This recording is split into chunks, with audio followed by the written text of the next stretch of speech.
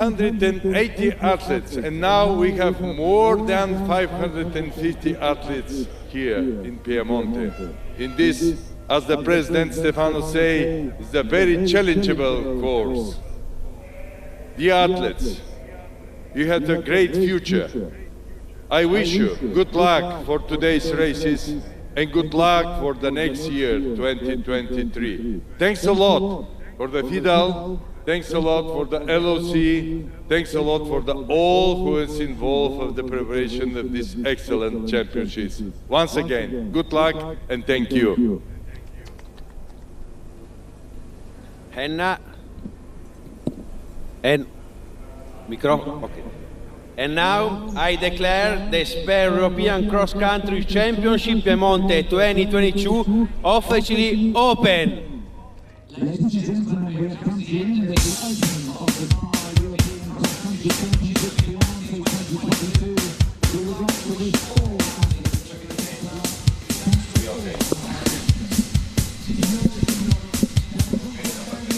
Well, good day to you and a very warm welcome to these 28th European Athletics Cross-Country Championships, coming to you from La Mandria Park, just on the edge of Turin in northern Italy. Myself, Tim Hutchings, and Hannah England with you now for the next 3 or 4 hours as we go through 7 races on this day.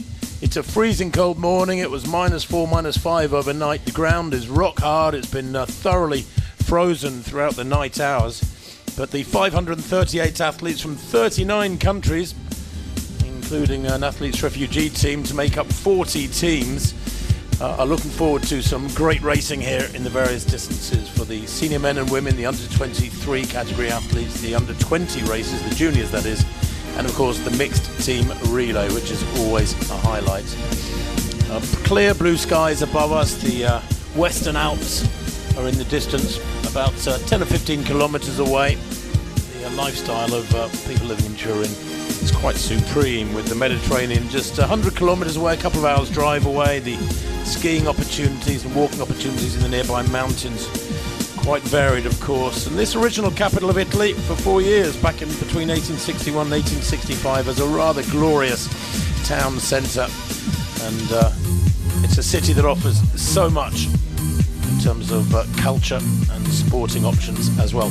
Hannah, I'm looking forward to every race today. We've been working on it for the last couple of days, and the quality of athletes that have turned up for this year's December European Cross Country Championships, I think, is probably the best ever.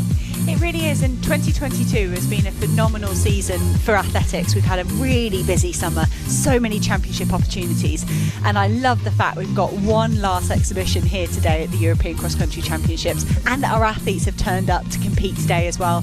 6 out of the 7 races are going to see the defending or the reigning champions. It's just the junior women's where we're assured of a new champion. Everywhere else we've got people returning to try and take that European title, and this junior men's race is going to be one of those races really to watch. The whole podium returning in this race that we saw in Dublin back in 2021. But Tim, and we were surprised, weren't we, when we turned up at the course this morning. It was muddy yesterday. It was a mud bath. All of us had our shoes covered in mud, our clothes covered in mud, and suddenly this morning it's crisp and it's frozen. And now I'm thinking, are you going to roll an ankle on some rutted mud rather than slip over on a muddy corner? I just hope all the athletes here kind of have flexible footwear options, because if I'd been here yesterday I would have gone long spikes, and then this morning you could get away with racing flats. Well, this under-20 men's race is due off in 5 minutes time. There's a long lap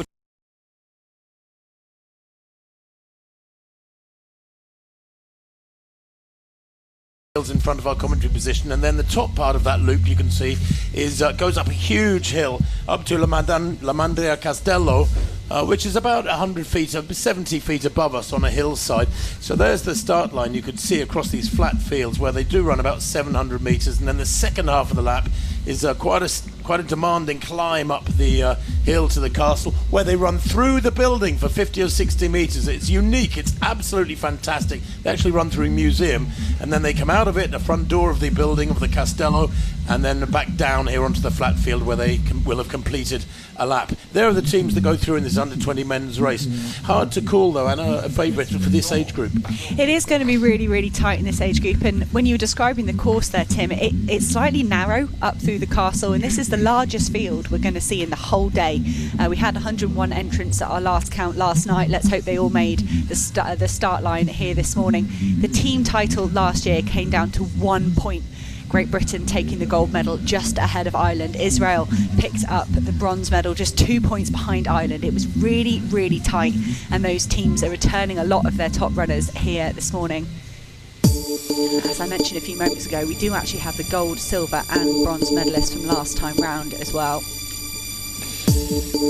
Well, it's 5,772 metres. There's 4 long laps for these junior men. There's 101 starters, 26 nations represented. And Great Britain have been the most successful team. You see some of their athletes stripping down. 8 times they've taken gold here. The French are next best with 5 team golds. Spain 3, Russia 3. Italy have won this race just once in the team competition.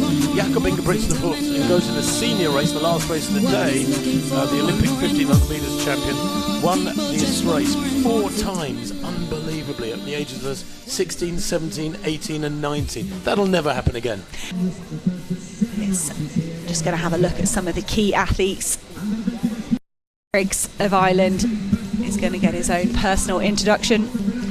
Coached by an old mucker of mine, Mark Kirk, great 800 metre runner for Northern Ireland in years gone by, European Junior 3000 champion last year. He is one of the top 3 or 4 favourites. But it was apparently, from what I'm hearing, awful travel for the Irish team, up till 5 a.m. with their travel, so let's hope they've recovered well. This is Will Barnicott, Aldershot Farnham and district athlete, coached by Tim Eglin in the UK. Will ran away with the British trials here. He was the first scorer last year in Dublin, coming back in 9th place. This is the first of 2 very talented young Danish men. Joel Iber Lilesso took a bronze medal last year, but he did take the gold in the 5,000 metres on the track last summer in Tallinn. This is Abdullah Rabi of Norway, trains with Lilesso, so it would be interesting to see if we see any team tactics between the Norwegian and the Danish athlete. Yeah, Rabi was the silver medalist in the European Junior Cross Country last year in Dublin. Lived in Norway since she was 14, the former Somali. There is Christensen of Denmark. He too will be very much amongst the favourites. He's the defending champion, Anna, and he has to come into this with enormous confidence. He really does. Axel van Christensen was a runaway victor last year, 25 seconds his leading margin, but there's no way these men are going to let Axel van Christensen run away like they did last year in Dublin. Well, the first 300 metres is dead straight. That should be lightning quick on this hard going. I came here on Friday and walked around the course. It was like a quagmire. It was really muddy and squelchy underfoot. I wished I'd bought my Wellington boots. I hadn't, but as they get underway for this men's under-20 race here in Turin, in La Mandria Park, we are wondering if the ground will be a little bit challenging and tough on the ankles because it is so hard and frozen rock solid. Good going compared with very squelchy ground where you can slip and slide and not really great much grip.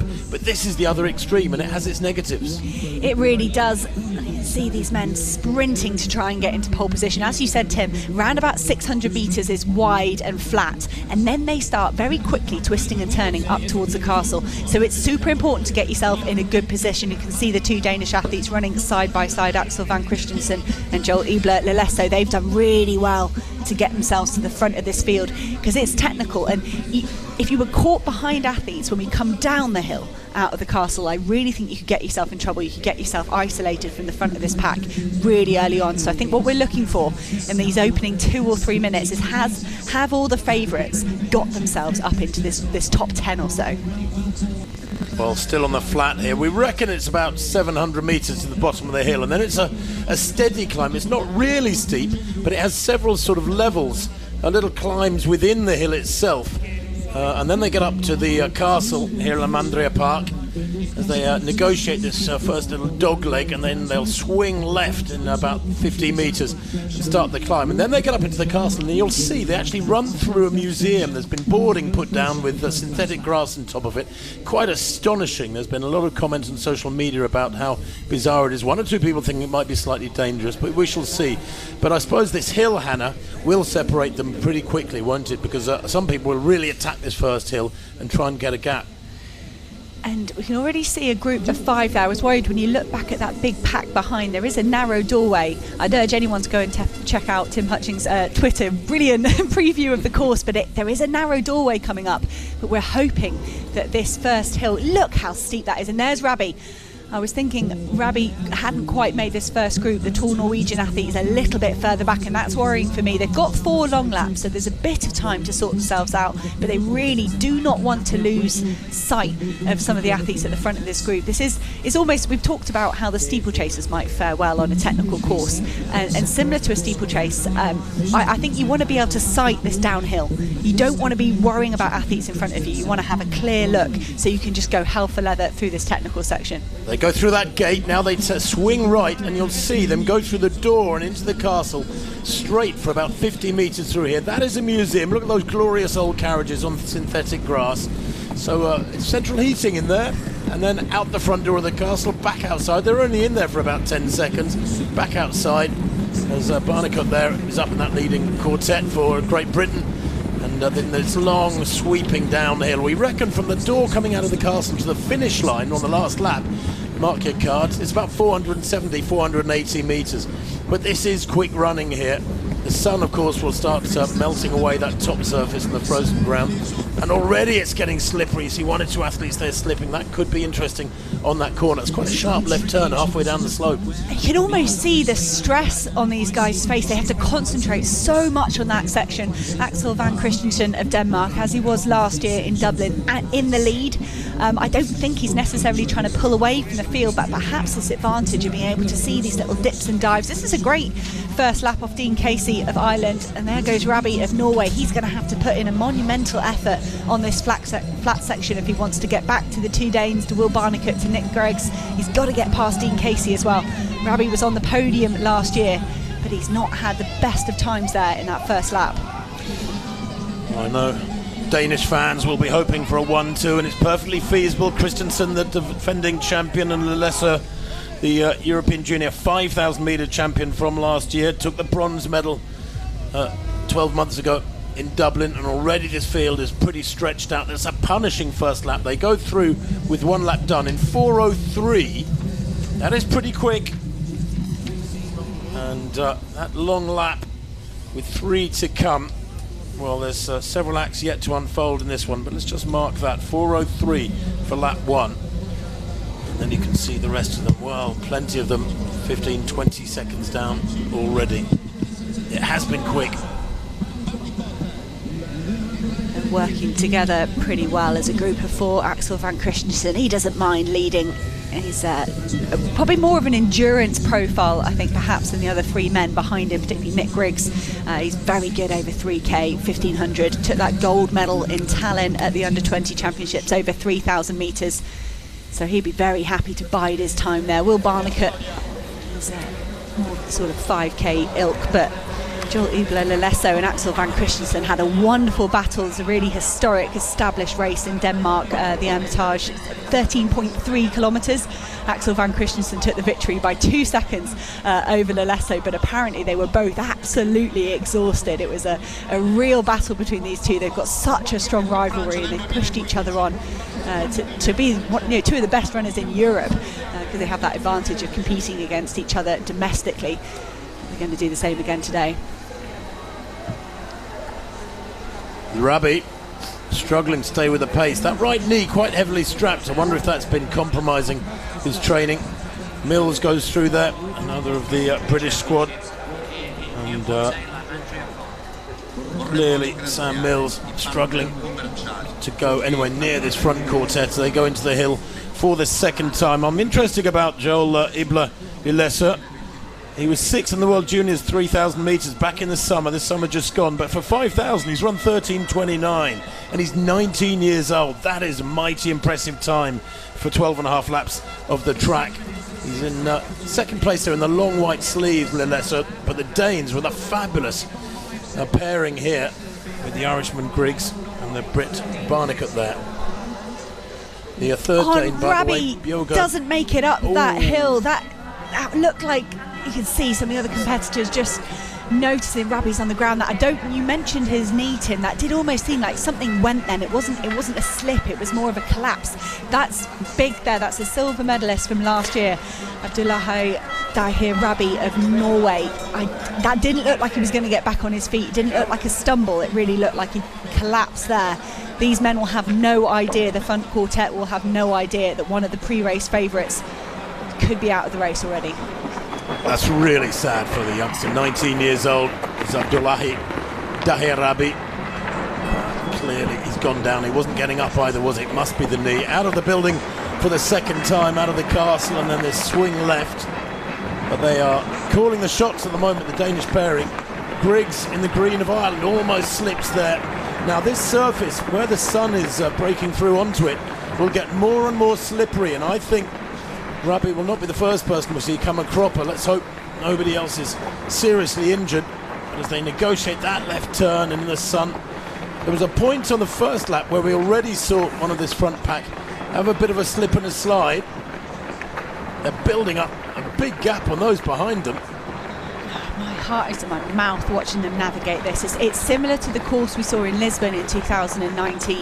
That had some really sharp downhills, and we saw people come off the course when they were going round corners downhill at that speed. But these four do seem to be managing it, but they'll be learning every lap they do. They'll be learning about the competitors and about themselves, because that looked a little bit hairy for me. Axel van Christensen didn't look as comfortable as he did a lap ago, and he could maybe sense Lesso and Griggs getting alongside him.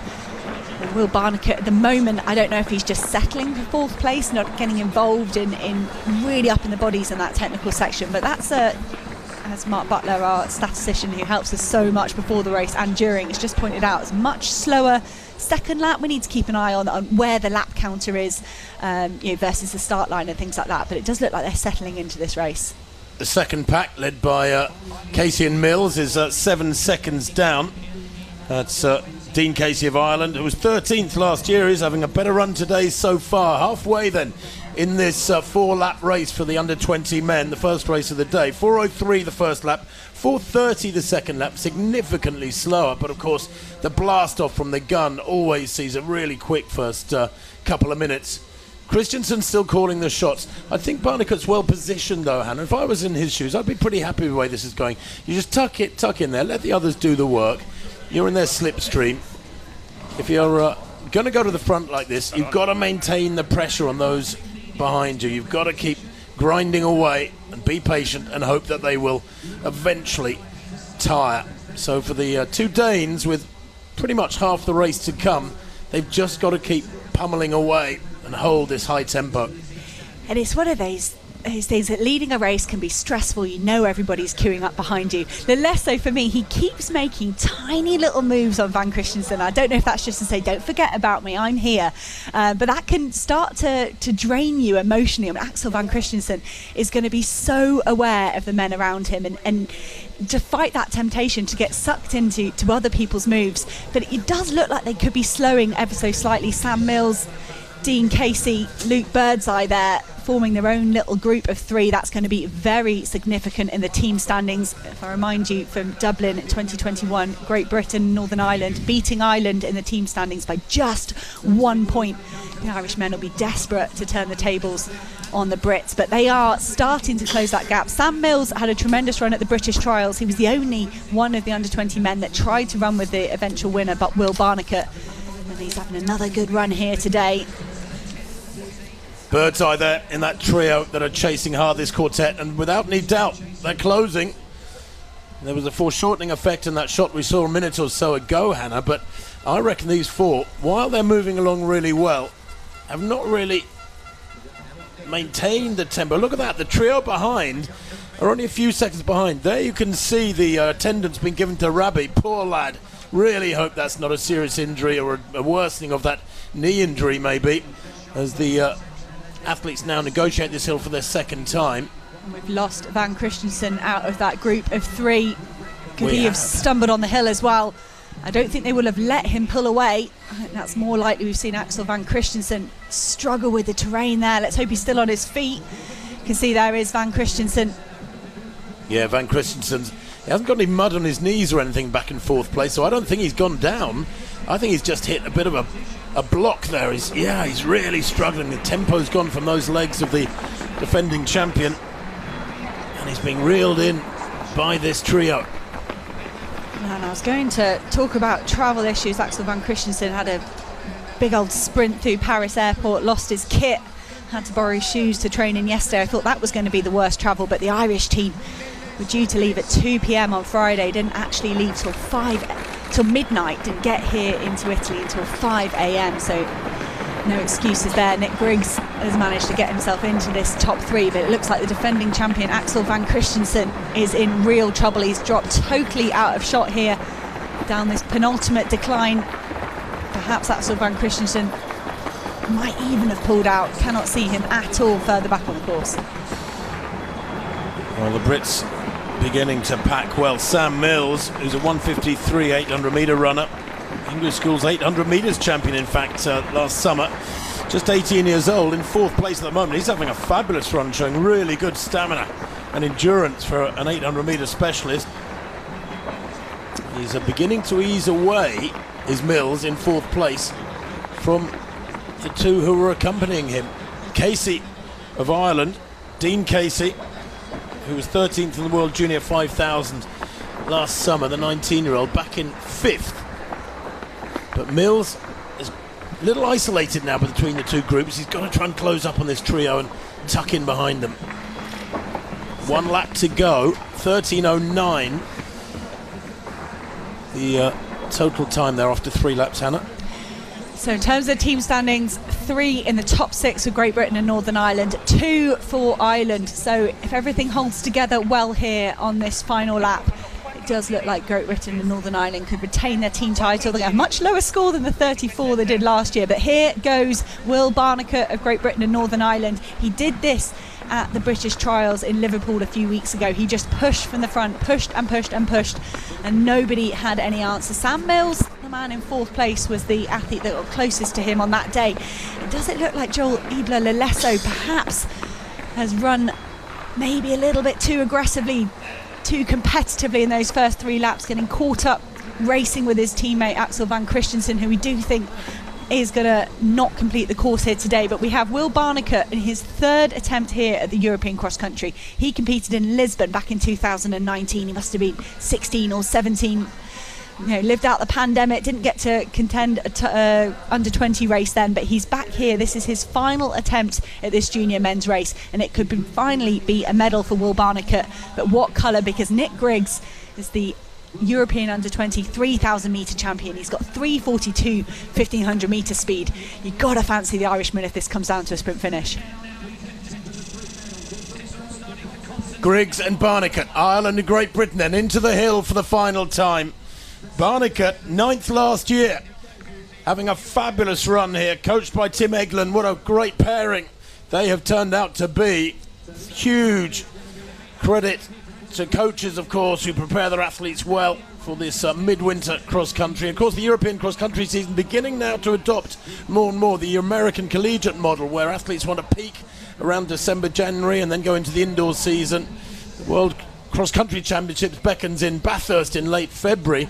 Whether or not many European athletes will choose to make that long trip to Australia remains to be seen. But for these 2, Hannah, this is turning into a wonderful day at the races, and I wonder who is going to push first, lose their patience and try and break the other, or will one of them just be happy to tuck in?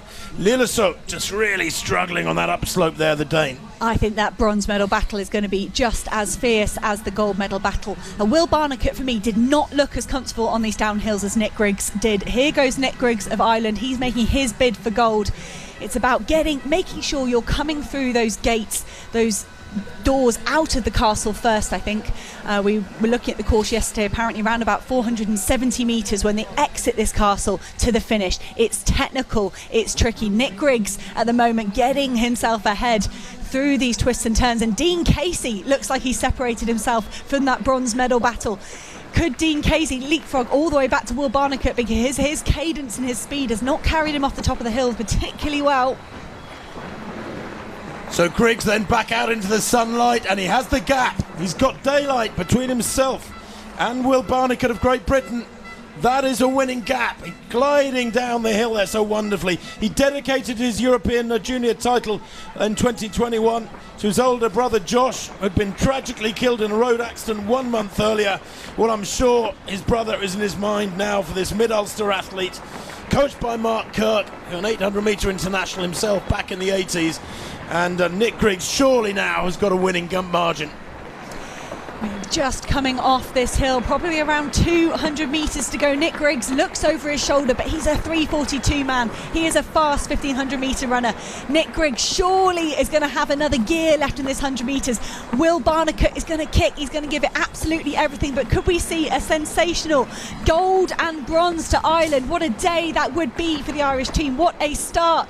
Nick Griggs is kicking hard. Will Barnicott, you can see he's going to drive all the way to the line, but surely he's running out of ground. Nick Griggs stumbles on the icy ground here. He's weaving around. Will Barnicott in the last closing metres snatches the gold medal from Nick Griggs. Dean Casey, a brilliant bronze medal for Ireland, punches the air. Nick Griggs, hands in his head, sitting there to the side of the finish gantry. Sam Mills comes through in fourth. Luke Birdseye in fifth. That's the gold medal for Great Britain and Northern Ireland. But Will Barnicott held his nerve. He never ever gave up. You have to run all the way to the line. Tim, we walked down that finishing straight around about an hour ago and said, that's tricky. That's ankle turning territory. It's frozen, rutted ground, and heartbreak there for Ireland and Nick Griggs. I don't know if that was a combination of a slip and the legs giving way, or a twisted ankle, or what there from Nick Griggs. I thought he was a nailed-on winner with a couple of hundred to go, but all credit to Will Barnicott. Finished like an absolute bullet over the last 17 metres, and that is critical. It's like track racing, isn't it? Let's not forget the winning time is 17:40, and the full distance, only 5.7 kilometres. It's like a 5,000 on the track effectively, so sprinting ability does matter. It really does, and that's what I absolutely love about cross country. You're combining the 1500 metre runners with the 5k guys. In the senior side, we're going to see marathon runners.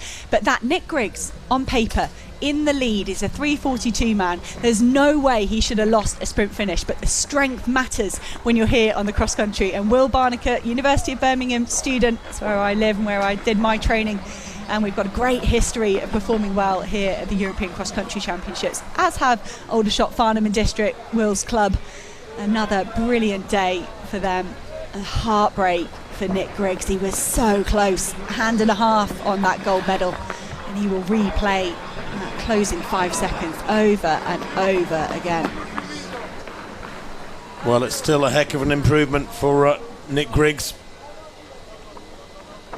A wonderful run from him, but Will Barnicott, 17:40, winning by 1 second from Nick Griggs.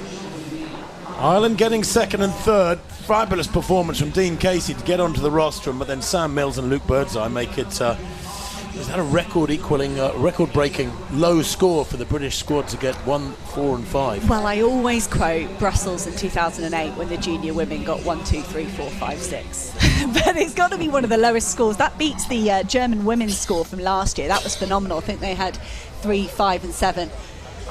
But Will Barnicott, that's been a fantastically well executed autumn for this young man. He's trained hard, raced sparingly, but raced well. I think he will be a little bit shocked. He would have known he was capable of it, but you can see the replay there. Nick Griggs just stumbling ever so slightly there in the last 40 metres. And Will Barnicott was building momentum anyway. He was going to empty the tank, he was going to run to the line, but he must have been counting his lucky stars in that last 15 metres when he realised there was a stumble from Nick Griggs and his momentum was going to carry him through. But any athletes watching, any young athletes, that is why you run through the line, because you never ever know what's going to happen. Nick Griggs, he didn't give up, he didn't ease down. It wasn't that, it was simply just a technical aspect of cross-country running that left him unstuck a tiny bit there in the closing stages. Well, Great Britain are the team champions, no doubt about that. Ireland second, Spain third, Turkey fourth, Norway fifth, and France sixth. At the moment is the unofficial team rankings. We will confirm that for you. Will Barnicott, 17:40, judged it to perfection. Absolutely brilliant running from the 19-year-old. And we've been talking for the last 24, 48 hours. What will this course bring? It's hard, it's technical. And we came into this under-20 men's race with all 3 medalists from last year. 2 of them didn't finish. Joliba Aliso, he was up there till the last lap. We saw him coming across the line, must have been 15th, 16th. Really struggled. And if that's any prequel to what we're going to see for the rest of the day, then wow, we are in for some excitement, because you would never say all 3 returning medalists and none of them anywhere near repeating a medal here at Piemonte La Mandria Park. Well, Ed Bird was 9th for Great Britain, didn't get into the scoring trio. He's in single figures and he didn't get into the scoring trio. That is tough. Well, Ireland, if you told Ireland they were going to get 2nd and 3rd, but not win as a team, yeah, they'll be shaking their heads wondering what more they could do. Well, here is the race again. The early stages saw the 2 Danes, Axel van Christensen, the defending champion, only 18, won 12 months ago in Dublin at the age of 17, and his teammate Joel Ibla Lilesa, the 19-year-old, pushing on the pace in the early stages. This 4 broke away with Will Barnican and Nick Briggs. The 2 Danes, well, while they looked fabulous through the early and middle stages, just crumbled a little bit in the last lap. Inexplicably, because they are fabulously strong runners. And there the collapsing of Rabi, European Junior Cross Country silver medalist last year for Norway. That was a very sad sight. We can only hope and pray that he is okay. We saw him getting a lot of attendance after that collapse on the second. It's only the second hill, I think, the second climb. There's the exit from the Castello of La Mandria. This quartet locked together, as they were for most of the race. This is, I think, coming into the final lap. We lost Axel van Christensen, the defending champion, going up into the castle for the penultimate time and embarking on this last lap. It was all still changed. I do think Nick Briggs' tactics were very interesting. Took the lead into the castle. It was a winning tactic until he hit this tricky finishing straight there, and it was Will Barnicat that was there to pick up the pieces. Dean Casey, fantastically well judged race for the bronze medal.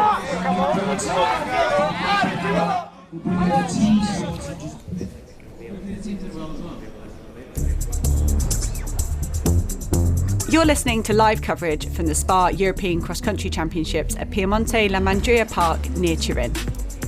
Head over to the European Athletics website to check out results and reactions, and to watch, go to allathletics.tv.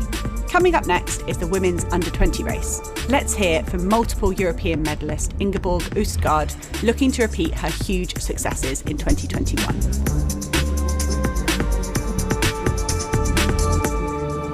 Last year was really special to me, mostly because winning the European under-20 gold in the 1500. So it's my biggest experiences in my career so far. And the cross-country silver in Dublin last December is also one of the biggest experiences for me. Mostly because I didn't have any expectations before the race, and it was my first European cross-country championship, so I didn't know anything about my competitors or how the race would set. So I went to Dublin not knowing so much about the competition, so it was really unexpected to win the silver. It's pretty special just turning up at a cross country thinking I'll have a go, and then coming away with a silver medal. It was a brilliant run on the day. What have you learned from last year that you think in Dublin that you might be able to bring to Turin, and how well do you think you could race this year? I think we were about 100 girls in the competition, so I learned that it's important to be like fast out when in the start. So. But this year I don't know. I don't have any big expectation this year either. I think cross country is fun, so I just run for enjoyment. The course in Turin looks really interesting. You even have to run through a castle, and it's got some short, sharp uphills and downhills. Have you had a look yourself? Like, how do you think it will pan out if you race it? Well, I don't really know that much about the course yet, but I figure out it will be in a park, I think, yeah. So it will mostly run on grass, and I also saw that the course has a decent uphill, so I think the course suits me well. But it's going to be exciting to come to Turin and test the course, of course, but it's difficult to only see it in a picture, so I'm looking forward to test the course. That was Ingeborg Usgaard speaking to me a few weeks back. You're listening to the SPAR European Cross Country Championships in Piemonte La Mandria Park, where we're building up to the next race, the Under-20 women. Ines Fitzgerald, just 16 years old, can you believe? All smiles. Gavin Pavey coaches her. Remember Joe Pavey, European champion at 10,000 metres back in 2014? Well, our coach Gavin down in the West Country has done wonders with young Ines Fitzgerald. As I said, 88 athletes from 26 nations will contest this distance over 3,812 metres. It's going to be a furious race. Ilona Mononen has made her way to the start line. That's Sofia Torgersen, who did win the Nordic cross country by 1 second ahead of Ingeborg Usgaard, who's a silver medalist from last year. And yesterday, when we looked at the course, I said, this isn't a course for a track runner. It's muddy, it's slow. And then suddenly woken up this morning and it's rock hard, could be a road race. So Ingeborg Usgaard could be better suited to this surface than we thought. But videos of the Nordic cross-country race, it was very hard. That was very hilly, very technical. So I think Sofia Torgersen's gold medal there at the Nordic cross-country championships could be a good indication of form. They are underway then. One short lap and then 2 long laps for this field. The ground, the surface at least, will be softening up as these hours go by. The sunshine is turn, and they are flying up at the front end really quick. These first couple of hundred for these young women. Fidanoglu is just 16 years old there in the red vest and black long sleeves for Turkey. Silver medalist in the European Youth 1500 earlier on this year. Good 800 metre runner, significantly better at 800 than she's at 1500 metres. And already fallers, 528 goes down there, just trying to see who that is. 528 falling, that's Clara Hansen of Denmark. So that's just shows how technical this course is. So we said in the junior men's race, I really felt like if you were real bid at getting on the podium, you had to be in the top 10 in this first lap, because it's technical. You can open up those gaps down that sharp downhill when they turn back round towards the start-finish area, and they hold by that, but you really have to measure your effort correctly. So we saw with Joel Ibler-Lelesso, he really came unstuck in the latter stages. Axel Van Christensen did as well, unsure whether that was injury or fatigue, because he actually didn't finish.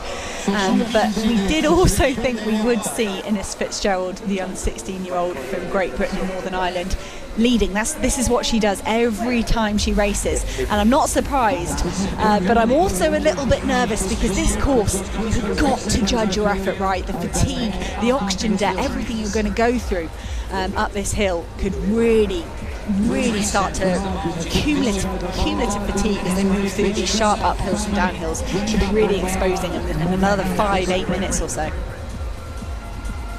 Well, there is Fitzgerald. Boy, oh boy, has she gone early. There's the short lap, the cut-off. They take a sweep round to the right like that, halfway up the slope. They don't go up to the castle on that small loop. So they've already negotiated that first turn, and they're back down now towards the start-finish area. And then it's 2 big laps to come. But Fitzgerald has laid out her stall very early on, hasn't she? She has the British Under-17 record. She broke 9 minutes for 3,000 this year, setting an age group record for Great Britain. She is a precocious talent, confident too, because she has blasted off of this first lap. small lap that it is. Varga there in second place at 18 is significantly more experienced, actually has the European Junior best for 2,000 metres steeplechase. And I was saying yesterday, chatting to people, I think the steeplechasers will enjoy this circuit. They're a tough breed, and this is a tough circuit, and this hill is going to find people out, as we saw in the men's race, in the men's under-20 race, where the two Danes, Hannah, looked so impressive for 2 or 3 laps and then folded. It takes its toll, this hill. We knew that would be the case.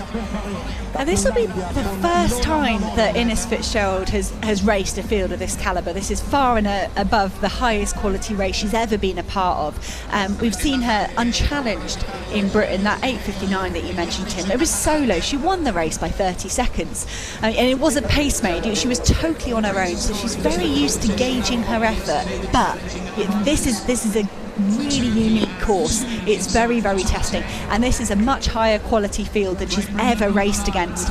And we saw Varga trying to go with her, and already Varga has drifted back and settled in that chase pack. The British athletes in this field, particularly the likes maybe of Alice Bates, they've tried to run with Ines Fitzgerald before and really suffered. So I think you can kind of see the rest of her teammates saying, no, we've experienced that on a domestic stage. We're going to let you get away down there.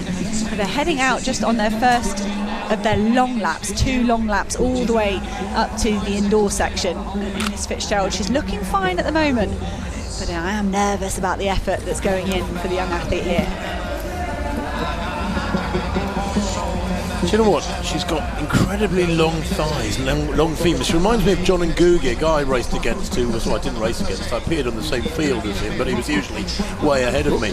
But he had these abnormally long femurs, that big thigh bone from your hip down to your knee. And I just get the impression of that with Ines Fitzgerald. She's got lovely long legs, looking fabulous here, working hard. As you can see, that first lap only took 2:56, under 3 minutes for that short lap. Yagiz of Turkey is giving chase. Adibe Yagiz, she's only 16-year-olds as well, European youth bronze medalist this summer at 3,000 metres, so they probably know each other, Fitzgerald and Yagiz. But Fitzgerald has a gap now. Now what she's got to do is maintain this pressure, not let them close up, because she's laid out her stall very early on. That gap is what? Only about 20 metres, and she needs to really drive into this hill and attack it and get a gap and actually create that sort of mental separation from the others. At the moment they've got a target and they are reeling her in, and I would have much preferred to get a big enough gap to let them settle down to racing themselves. Yeah, so Ferreira, I think it's her there, the Spaniard, that's just closing the gap up on Ines Fitzgerald. She's looked really good every time they've gone up and uphill. She's just seemed to be chipping away at the lead there of Ines Fitzgerald. Ilona Mononen of Finland, she's still up there as well. I think that's Torgerson going through a little bit further down. Megan Harris has drifted way back through the pack. There's a lot of change in this field, and you can see for the first time Ferreira has got herself on terms with Ines Fitzgerald. Now this is a scenario I'm not familiar with seeing Ines Fitzgerald in. She's not normally challenged. How will she respond mentally and physically to Ferreira pulling up alongside her? And the technique there, up those short, sharp inclines, couldn't be more different. Ferreira, tiny steps, pitter-pattering up. Fitzgerald trying to maintain her long stride, and that's just losing her momentum up those hills. Maria Ferrero, then of Spain, 3 years older than Ines Fitzgerald. She's closed up on her now. She's going to glance over her shoulder there, Ferrero, to see what's going on behind, and she's got a bit of daylight between herself and the athletes in 3rd, 4th and 5th. Fitzgerald didn't look great on that upslope. I wonder if she did go out just a little bit too much adrenaline, too hard over those first 3 or 4 minutes. She seems to have recovered well now. This will be telling how well will they cope with the downslope. Some athletes just love running downhill. They freewheel downhill, they can glide down and tear down with great speed. Others really struggle to maintain that cadence, have to lean back, and it looks awkward. The pair of them are pulled away by another 5 or 7 metres there, Hannah, just over that first 100 metres of the downslope. Yeah, they both look comfortable on those downhills, to be honest. Ferreira, look at that, shaking her fist to the side. She looked excited there. Was that Ferreira responding to some friends, to some coaching teams along the side? And that look behind, I don't think that's nervous. I think that's Ferreira saying, is this two of us clear? Do we keep pushing at this stage? At this point, I think when you've got a gap behind you, you can kind of go, well, let's go on, let's have a go. If she does something, I can go with it. If I start to suffer, I've got a big enough buffer behind that the silver medal is still mine. Why not go for gold? These two are going to be trading blows in the next 3 or 4 minutes as they embark on their final large lap. Monanen has really powered through the field. She had a really good hill, that second uphill there. She's got Jane Buckley of Ireland for company. Buckley was 49th at the NCAA Cross Country Championships. That's a brilliant result for a 19-year-old. She's showing her form in 4th place at the moment. Ferrero there on the downslope was gesturing. I don't know if that was to her coach, Jose Enrique Villacorta, or if it was to some teammates or what, but I wonder if it was a sign of confidence that she feels in control. The Spaniard there to the right of that pairing as we look down on them from the drone shot. 8:02 after the second lap. And this pair, working together, are beginning to pull away by the looks of things. One of the Irish athletes there, I think that is looking strong. And I'm just trying to see who that was. I think it's Jane Buckley, back in 3rd place now alongside Monanen. And then it's the Norwegian, isn't it? Looking strong there. I think it's, is it Haugen? No, Ostgaard. It's Ingeborg Ostgaard, and she did this last year as well. She was not in a medal position, then she just kept chipping away and chipping away. So the Norwegian 1500 metre specialist just at the back there. You can see from that graphic, so Turkey in the team standings at the moment in the gold medal position. That would be some turnout. The Germans romped away with the gold medal last year, but they all 3 of their scorers are promoted up to the under 23 age group here. You see Ines Fitzgerald, she's trying to push. She's so used to just shooting to the front and staying there, and she is not having this race all her own way. Ferrero perhaps running a better judged race, building momentum through it. I think she was better up the hills. I would expect Ferreira up this final climb to pull away from Fitzgerald, and we could have another really exciting sprint finish down the home straight. Monanen's got company for the bronze medal. Usgaard has got herself up alongside Ilona Monanen. Jane Buckley just staying in contention for the bronze medal, perhaps inspired by Nick Greggs and Dean Casey in the race before. That's a 3-way battle for the bronze medal. So no Turks in the top 5, but they are packing really well and actually leading the team race at the moment. Now Ferrero into the hill for the 2nd time, well the 3rd time in effect, because of course the first small lap had a bit of a climb in it. This is the final hill though, and Fitzgerald's beginning to lose ground on the Spaniard Ferrero. There's no doubt about that. Ferrero has the gap. Fitzgerald, Ines Fitzgerald, she will be in this race for what, another 2 or 3 years yet. She's only 16, but that gap is about 10 metres. And Ferrero now will lean into this slope. How well will she negotiate each of these little steps? Pretty good on that one. You've seen athletes really struggle with hands on knees on some of these sections. And there, Fitzgerald almost comes to a standstill at the top of that little climb. And the Spaniard, well, 3 years extra running in those legs is a very, very significant gap. Age gap and advantage at this age. You know, remember, Hannah, when you were a youngster going through the English schools, 15, 16, 17, every year you see huge jumps in your personal bests, in your strength and ability. And that gap's gone from 10 metres to 25 metres over the last minute. Well, Maria Ferreira, we said she's a really accomplished runner, 5th at the World Juniors. She was 13th here last year. She's made tremendous progress. And like you say, Tim, that cumulative training effect with age is brilliant. And Ines Fitzgerald has slowed up this hill.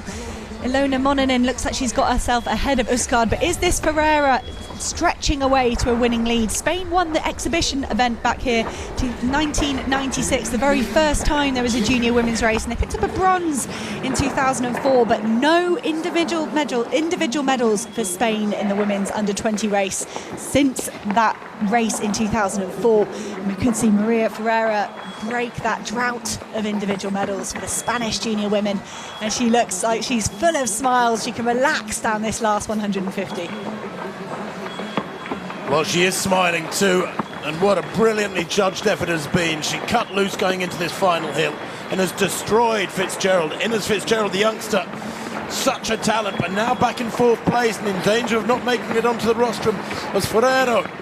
Is that a tear she's wiping away from her eye there? It might as well be, because this is a truly dominant run from the 19-year-old. As you said, Hannah, 5th in the World Juniors this year, and that's up against all the African talent that can be mustered, as well as the best of the rest of the world. Spanish junior 3,000 metres champion this year. She's a solid 5,000 metre performer as well. And she comes now down onto the level of the flat, arms aloft. She knows she's got a massive gap behind her. Brilliant running from the Norwegian Osgard, back in 2nd place. But it's going to be a very comfortable win, one of the biggest wins of the day. I'm sure this will turn out to be for Maria Ferrero of Spain, their first ever individual medalist at the Under-20 Women's Championship. Osgard takes 2nd, and a really close 3rd there is Mononen. Great running from Mononen as well for Finland, the European Junior 3000 champion last year. And those 3 way ahead of the rest. Great 5th place there for Jane Buckley, but Ines Fitzgerald untested really domestically, but she was incredibly tested here today. You can see her so fatigued, barely making it across the line. 4th place for Great Britain, but the emotion for Maria Ferrero is just lovely to see. This is, I think, her final year in this age group, and that's the lovely moment you want to see. You're going to get hugs from your teammates. Turkey 7th and 8th there, Vindanoglu and Yagiz, they could, and 10th for Sahin, that could be a gold medal for Turkey. It does look like the Spanish team have packed really well, could be close on the team scores between Spain and Turkey. Spain the silver medalists on the team standings last year, and a brilliant repeat of a silver medal there for Ingeborg Usgard. She's like I said, a kind of out and out 1500 metre runner. Do you know what's lovely too is that Mononen getting 3rd place for Finland. Well, she was 4th last year. She and her coach Mikko Rajaniemi deserve huge credit for persevering and getting it right this year, getting onto the roster and improving 1 place and getting that bronze medal. They've given everything, these young women. 13:04, the winning time for Ferrero. It really is a short, sharp shock to the system. It's bitterly cold, but these athletes don't care about that. Plenty of them are on their knees, lying on the ground, having given 101%. So Ferrero, the gold for Spain. Osgard, that Norwegian silver. Spain, unofficially, it looks like, are taking the gold medal for the team. Turkey 25 in 2nd place, Germany 3rd, Great Britain 4th. Well, that is astonishing. Great Britain have had medals every single year since 1999, and now that streak is broken. A 23-year streak, or 22-year streak, I should say, broken in 2022 with the British junior women, it seems, finishing in 4th place in the team contest. That was it was a wonderful win for Maria Ferreira, but it looked like a very well judged race from the whole Spanish team. Every time I look back, their 2nd and 3rd and 4th counters were just nudging up every few spots. You can see Ferreira there, she had time to celebrate, time to appreciate really what she was achieving here in Piemonte La Mandria Park. She looks utterly delighted. That could be her last race as a junior, and she has finished with a bang. Østegård and Mononen look pretty happy to get up on the podium. Like you said, Tim, Mononen missing out on that podium by just a few seconds last year. Gets herself a bronze medal this time.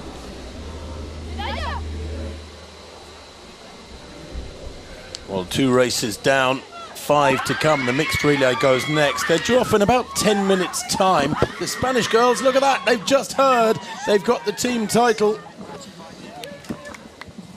And they are absolutely delighted. So a brace of golds for Maria Ferrero, just as for the winner of the Under-20 men's race. And, of course, Great Britain taking team gold in that one, meaning that Will Barnicott has his 2 golds from the beginning of the day, and his celebrations can begin nice and early. But there's the Spanish quintet. Boy, oh boy. Ferrero finishing in 1st, Iraya Mendia in 9th, and Antia Castro in 11th. The first 3 scoring Spanish athletes in the first 11 places. That's brilliant. Packing from the Spanish trio. Turkey on 25 points taking the silver medal. It's only 4 points down on Spain. It was pretty close. And then Germany with 33 points taking the bronze. Britain a little way back with 4th place in that team race on 45 points. Here it is, Hannah. And that was quite a shock. I mean, it is such a short race, 13 minutes. It's such an entertaining race, this junior women's. Just 13 minutes, just over 4 kilometres. Do you think it's too short? No, I think this keeps it nice and accessible for the track athletes. A few of these women have already made that jump up to decent 5-kilometre racing on the track, but I think by keeping it at 4K, you kind of maintain them in the kind of physical development they should be in, sort of 3K, looking maybe towards 5K. But Ingeborg Udsgaard, 4:09 1500 metre runner, she tops the under-20 rankings in 1500. It's brilliant to see her able to get a silver medal. No, you would say that as an 800, 1500 metre runner. It's very democratic. I mean, I like that aspect of it, but cross-country running to me is an endurance sport. And I'm surprised that winning times are coming out at 13 minutes for under 20 women. I think it's excusable when you chuck in a humongous mountain like that. It's not a mountain, you chuck in something like that. This is a test of endurance. I mean, you men race 5,000 metres in 13 minutes, and we call that an endurance race. So why can't some under 20 women run for 13 minutes? No, you're right. I'm saying it tongue in cheek. I mean, that was tough, and you could see the state of them as they finished there. It was like a war zone after that finish line, wasn't it? But I'd love to see that. I think you should be giving everything, finishing with plenty of energy. You haven't given everything. Well, Mark Butler's just shared with us that there are plans for distance equality next time we head into this championships. That will be in Belgium in 2023. I wonder what they'll do. Will the under-20s all run 6K or they all run 5K? Well, that's my point. You see, the under-20 men ran 6,000 metres, or more or less 6,000. The under-20 women, 4,000 metres. Now, there's plenty of people who've been arguing for roughly 150 years that women should have equality, and I'm all for it myself. There's the confirmation of the individual result. Maria Ferrero taking wonderful gold for Spain, 13:04. Oscar is silver for Norway. Mononen, that bronze for Finland. And Fitzgerald just outside the medals. Brave run from the youngster. She'll be back. She was in 4th place. Already can see the skies are that rich, gorgeous winter blue. From our commentary position here, just adjacent to the finish line, the Alps, they look like almost you could reach out and touch them, but I suspect they're quite a few kilometres away. But they are absolutely glorious in their coating of snow. It is a spectacular backdrop to much of the city in many directions. You glance up at the horizon and you've got this backdrop of the mountains. Look at that. Absolutely glorious. Picture postcard beautiful. It is wonderful. Yesterday it was shrouded in mist, and I was joking, surely the mountains are behind that somewhere, and then to see the sunlight burning through those clouds was brilliant. So we've got the mixed relay underway. They will do 4 short laps, 1 short lap each, around about 1,500 metres. So they won't go all the way into the building. They'll do that kind of cut off half of the hill that we saw the under-20 women do on their very first lap. 14 teams in total. That's what we had last night. I think maybe down to 13 today. And this is Great Britain and Northern Ireland have won this 4 out of the last 5 times it's taken place. The only time they've lost, they fell. That was in Tilburg. So Great Britain and Northern Ireland are very much the team to beat. There's so much debate in the endurance community about how you select these teams. Do you go on what they achieved in the track? In Great Britain, they have a trial. I think in many other countries they have a trial as well. There was a test event here in Turin. Some of the teams seem to have lent towards. The Germans have a short course cross country. That seems to yield their team. But there's also some squads out there that have got experience here in the mixed relay. France are on, I think, 3 consecutive silver medals, looking for a 4th here. Their team perhaps not fielding the big hitters that we've seen in previous years. But honestly, this race really doesn't always go to form. It's not as simple as adding up these athletes' track personal best. I've noted down a lot of 1,500 metre times, but that doesn't always translate, and it certainly doesn't over a technical course. Something they're recognising. Mauro Viceconte, great Italian distance runner of years gone by. They have had their moments in Italy, by the way. Well, they have a fabulously strong quartet in this race. Pietro Aresi will be their lead-off athlete, a 3:35 1,500 metre runner. And when you think that there are the 4 long laps in this, just each lap will take around 4 minutes. It is a real sprint event, in effect. It's only the 5th edition of this race, Hannah. It's a relatively new format, isn't it, the mixed relay? And it has to be man, woman, man, woman. You can't choose your order. Yes, and it alternates year on year. We saw the women start last year. We're going to see the men start this year. That's a Spanish team. They've been on the podium pretty much every year. They won in 2018. They were just off the podium last year in Dublin. That was kind of a weird race in Dublin. Great Britain, Northern Ireland, gold, France, silver. That's quite normal, but it was Belgium that whizzed through for the bronze medal. That's the Andorran team. Just introduced Pomoya, Anya Cinkabons, Carles Gomez Lanzano, and Xena Morello. Here are the Croatian team, which feature, I think, the new Croatian marathon record holder, Bojana Veljak. She will run the closing leg. I don't know how her muscles are feeling after her exploits in Valencia. Romanian quartet, Nicolae Marian Coman, Elena Adelina Panayet, Lavinia Madeline Chiz, and Cristina Daniela Balan is the Romanian quartet. The Hungarians just getting introduced. And here's the Flemish team. Like I say, they pick up that surprise bronze medal last year, largely due to Stijn Boten. He had a brilliant final leg. He'll go on the 3rd leg for that team this year. That's what I like. That's more with a 4x1. Was that 4x4 practiced or what? Oh, no. Totally spontaneous, I think, there from the French quartet. There's the Spanish foursome.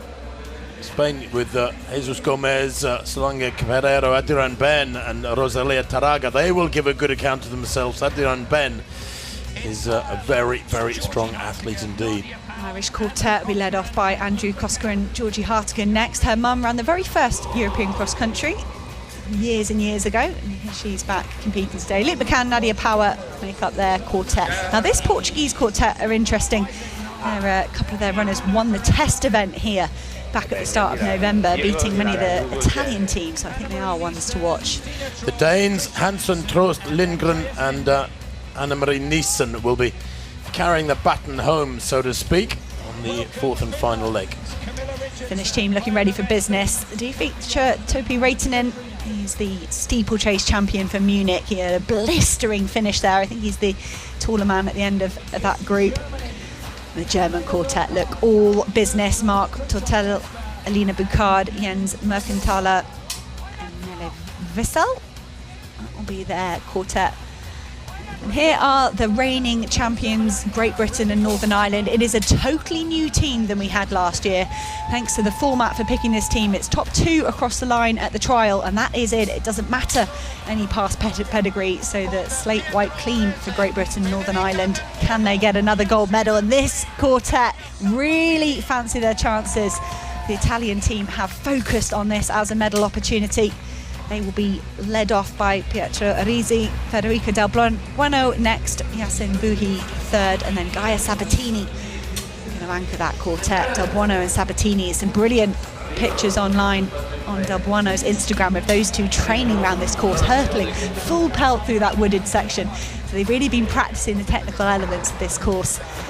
The rest of the teams won't have that advantage. Final instructions from Andy Henderson there, reiterating what he wants from that British team. What he wants is them to give everything.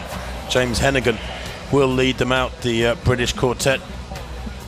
Hennigan, British University's 1500 metre champion indoors, representing the University of Wales this year. He's a 3:41 1500 fellow. He's a sub 4 minute miler. He will give a good account for that British quartet.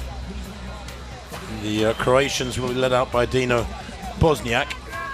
And Bosniak, well, he's a 13:38 5000 runner, 7:53 for 3000. This is very much the territory for the middle distance runs, the 8 and 1500 people and 3000 people.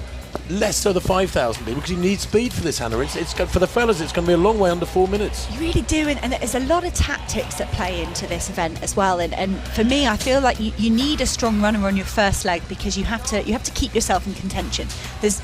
for me, almost no point in holding back a big hitter for later in the race, especially when you've got the technical uphills and downhills. And conversely, we saw Alex Bell of Great Britain and Northern Ireland leapfrog her team right back up into the lead in her third leg last year. So I could be wrong, but when you look at the Spanish team, and they've left Adrian Ben, one of their best runners, he's on the third leg.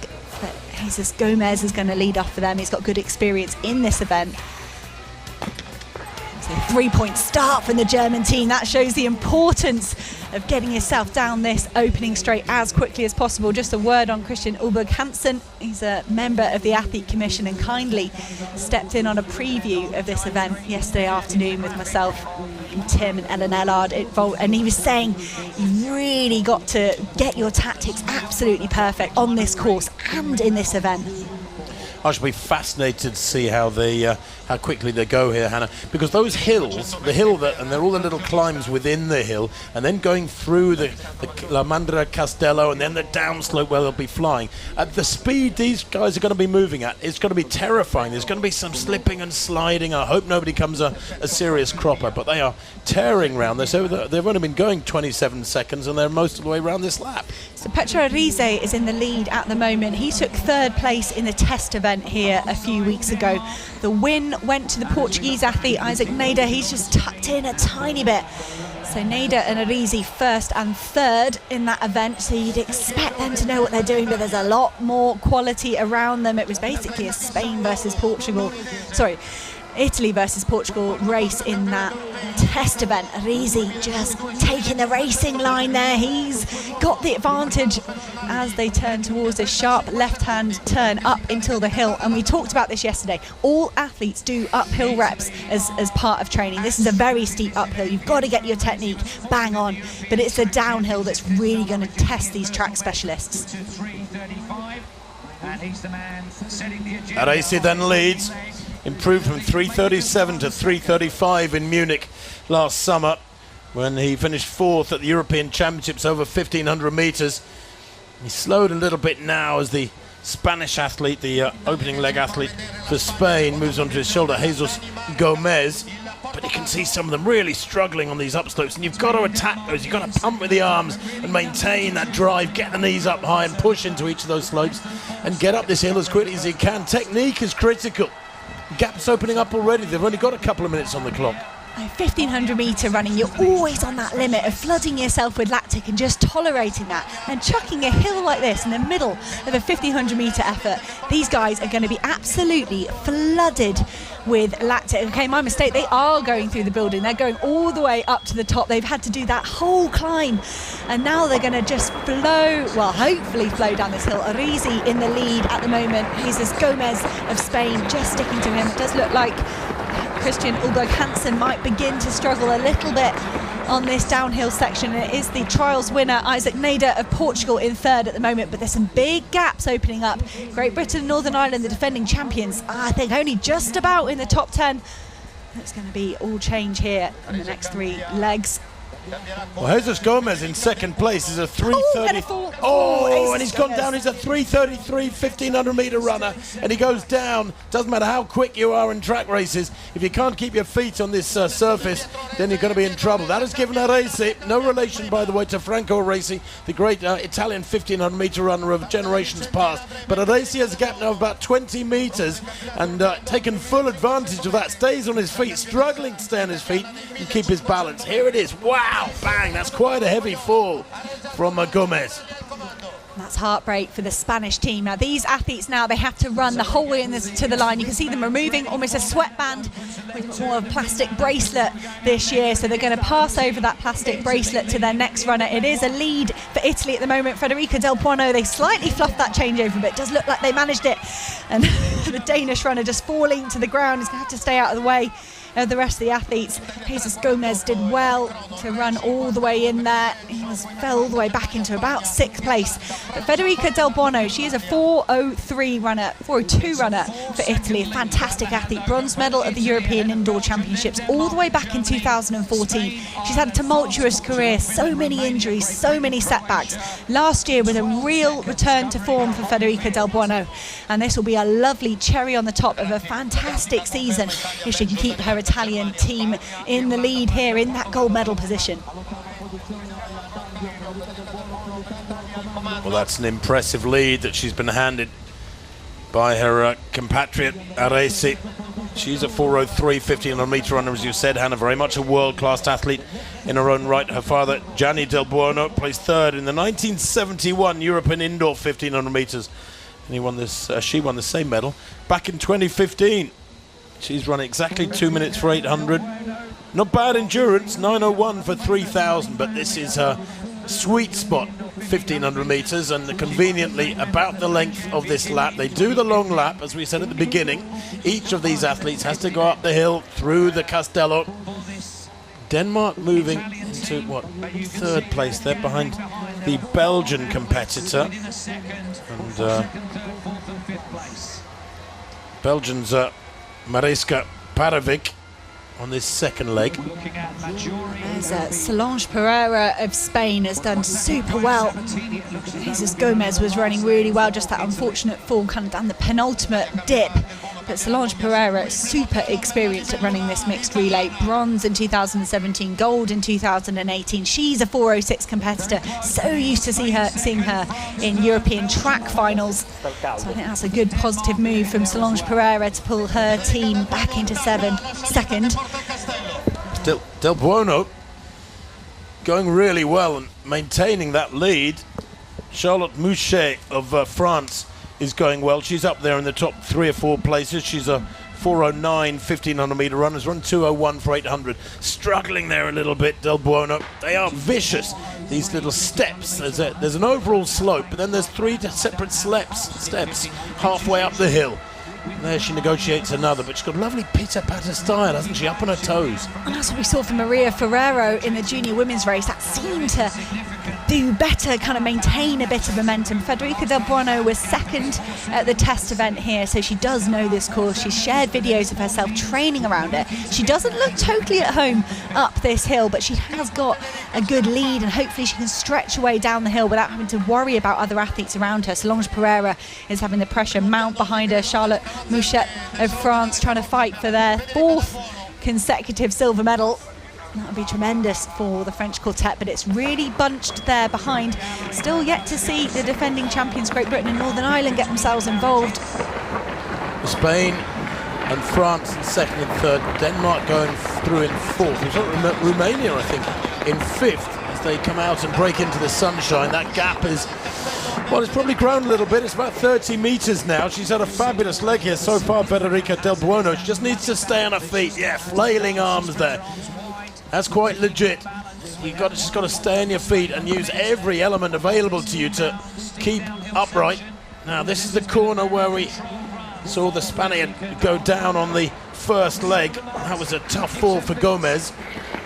It's a brilliant leg from Elena Panay of Romania. She's very at home. You see Elena Bucard struggling with the downhills. Reveille Walcott-Nolan, the Olympian from Great Britain. Georgie Hartigan of Ireland really struggling on those downhills, but Panay of Romania just looked so at home on the downhill.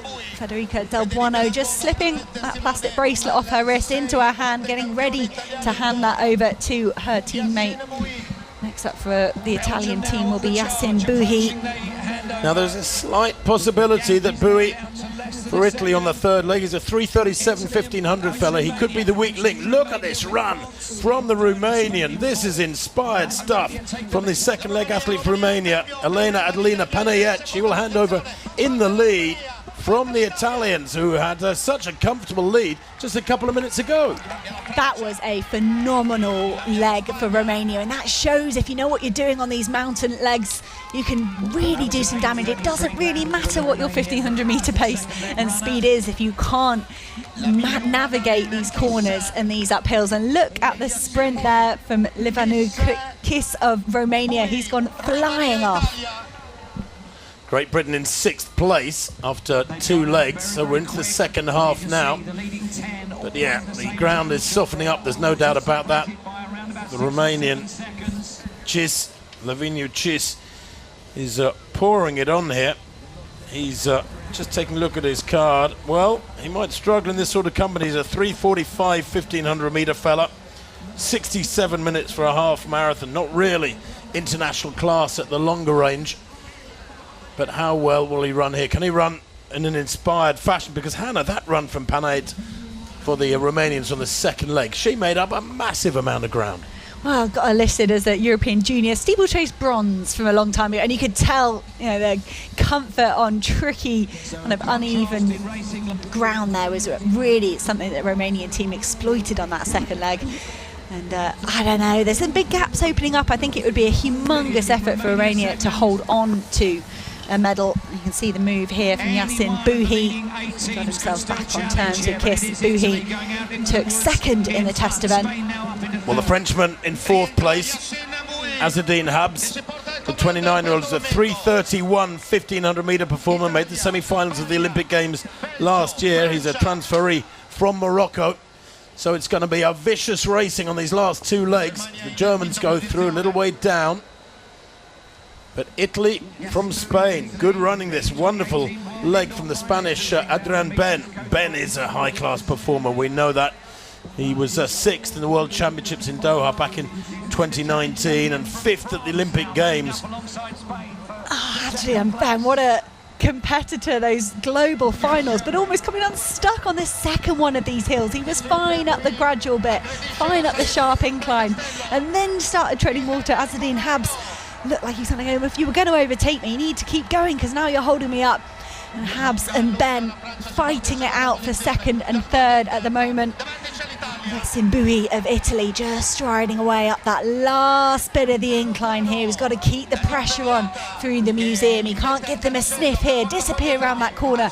And you don't want to give the French and the Spanish team anything to aim at. Good positioning there from the Danish team. They're up in fourth place at the moment. The Germans keeping themselves involved. Unfortunately for Romania, despite that sensational second leg, they do look like they've dropped out of the top 6, top 7 there.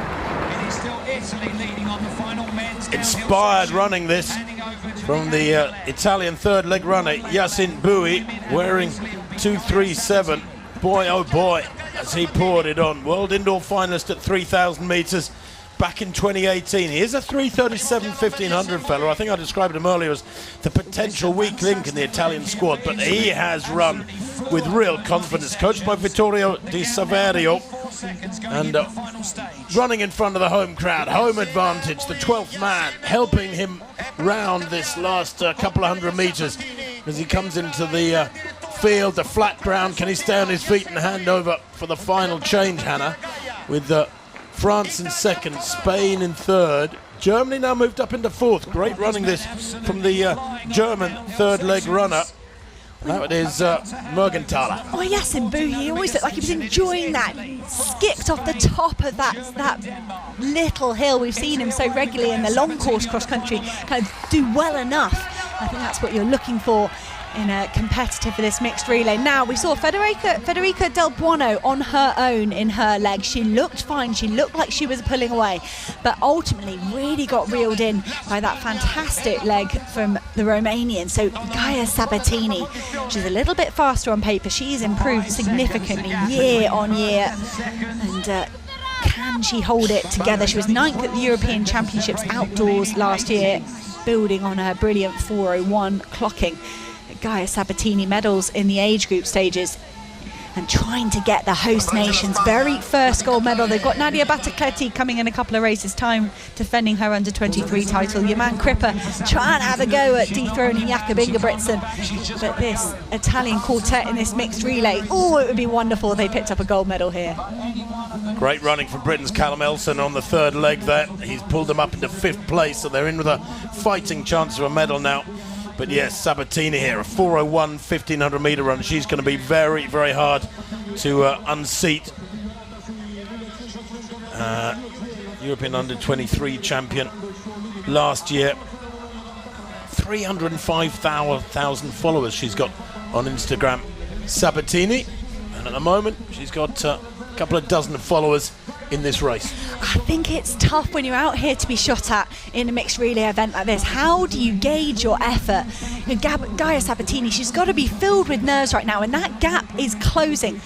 Wasilia Tarrega of Spain. She's not got maybe the track credentials of those around her. She's just a 4:13 runner. And Bourgeon of France vying for their 4th consecutive silver medal. But look at her, she's just staring down at the ground, intent, as a quick glance behind. Have I managed to shake off the challenge from Spain? But these two, I can see them certainly getting back on terms with Sabatini up this hill.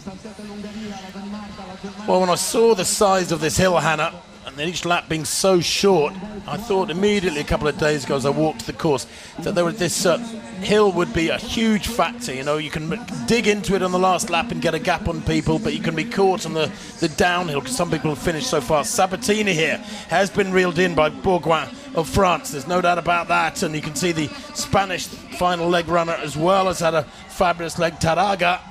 These three locked together, quite a big gap behind them. I can't see anybody else getting amongst the medals now, but who has got the legs? Who's going to judge it right? The right amount of effort on this upslope, saving enough for that fast downslope. Tarrega there, you could see her trying to carry her momentum. She knew she could get up these hills fast. Perhaps watch Maria Ferreira, her technique was brilliant. And what a story this would be from the Spanish team. Jesus Gomez falling, really hard fall on that first lap. And the team have worked tremendously well to get themselves back in a shot of a medal. But wouldn't that be tremendous if Spain could repeat their gold medal from 2018? And what about this French team? 3 consecutive silver medals, but they've never won. Could this finally be a gold medal for France? And Bourgeon pushing hard into this flat section. They will be absolutely flooded with lactic at this stage. Strong running from the German team in 4th place, but you'd think the medals have got to go the way of these top 3. They've got to safely navigate this technical, steep downhill section. Well, the French quartet took silver medals last year behind Great Britain. Belgium took the bronze medals. Can the French get a gold this time? Can they improve one place? Spain pushing on hard now. Really good running from Rosalia Tarrega of Spain. She's really attacked this downslope. She's let rip.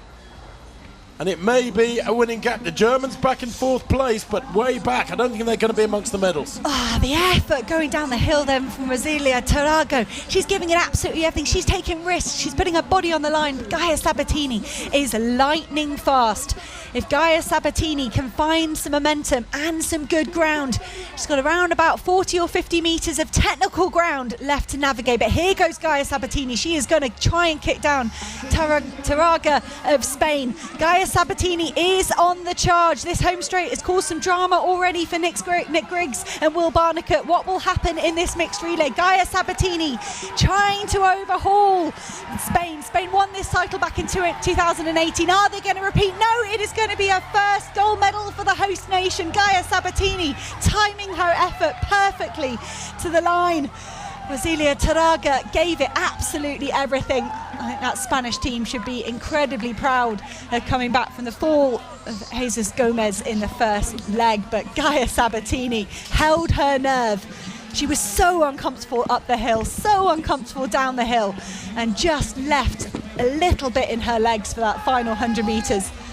And that will have the crowds here in Piemonte La Mandria Park cheering for the first of what hopefully is a few Italian gold medals.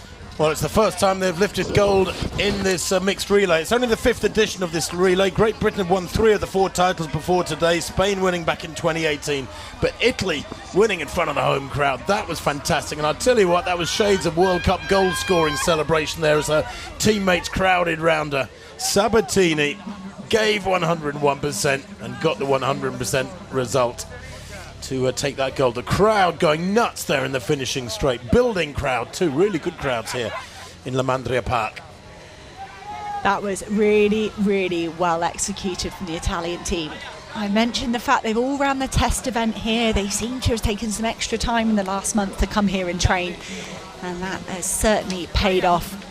I think Rosalia Tarrega of Spain, she looked, I don't know, probably just exhausted. I hope she's not disappointed. She really did make the right move. Trying to gap Gaia Sabatini down the hill was the sensible thing to do, but ultimately when you're up against someone that's 12 seconds better than you, if it was a track race, there's not much you can do about it if they're in striking distance in the last few 100 metres. Italy, Spain and France, 1, 2, 3. Germany were very close to the medals. They were 1 second down on France. Brilliant final leg there from Nella Wessel of Germany to get them so close to making the rostrum. Great Britain finished in 5th place and just another 3 seconds back.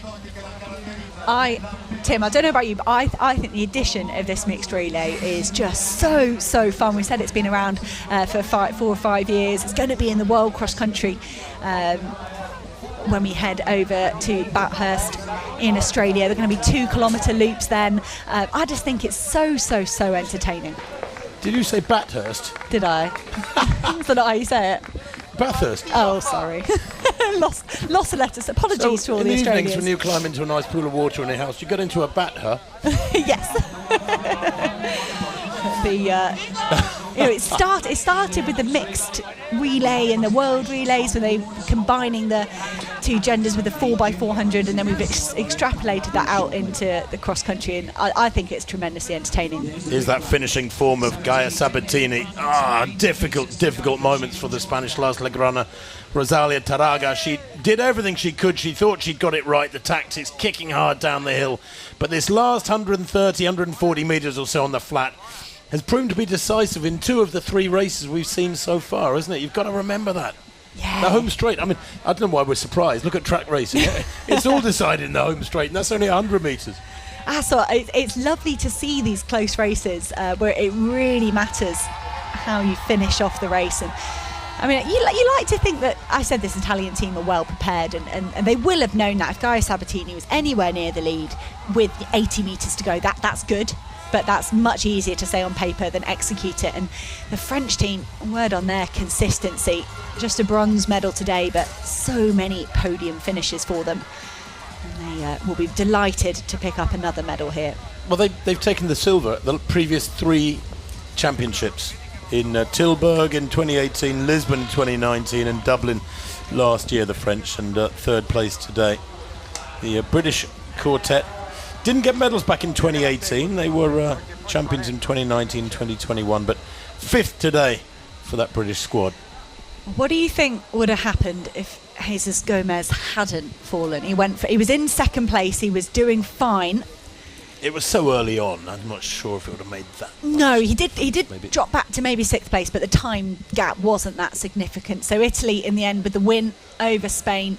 France picking up a bronze medal. The defending champions, Great Britain and Northern Ireland, having to settle for 5th. A good 4th position from Germany. That could be one of their best finishes in this event. All 14 teams making it the whole way around, which is great to see.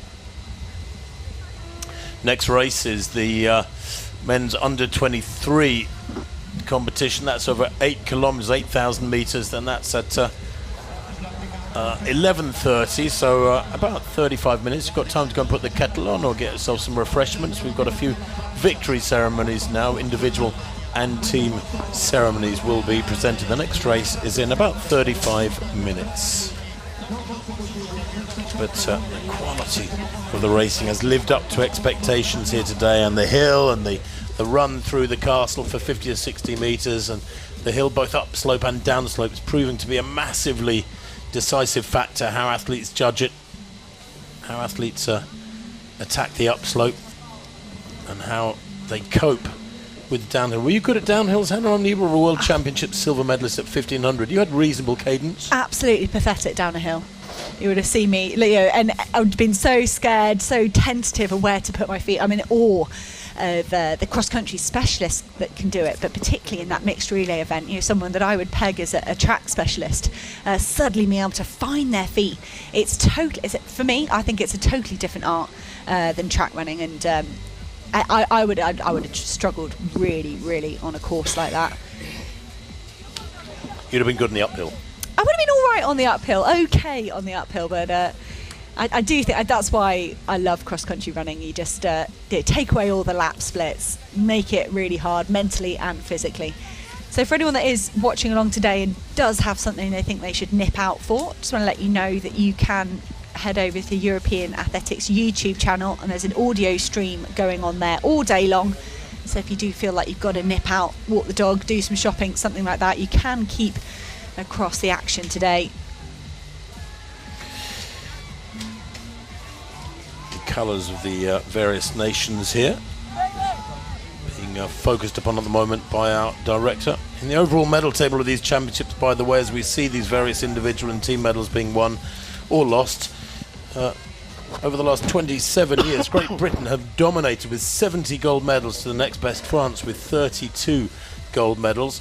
Great Britain's total of 166 medals in all before today, team and individual, actually is way ahead of the next best, France, with 94. And then the next third to fifth teams overall are Turkey, Spain and Portugal. Last year in Dublin, Great Britain had 5 golds and a total of 8 medals, and Norway 2 golds and 5 medals in total, and Italy 2 gold medals. Well, they've just added to that tally today with that fabulous win in the mixed relay. This is how it unfolded. Did set out an intent. Petro Risi backing up a brilliant 1500 metres season really well. Gomez just struggling down that final little climb.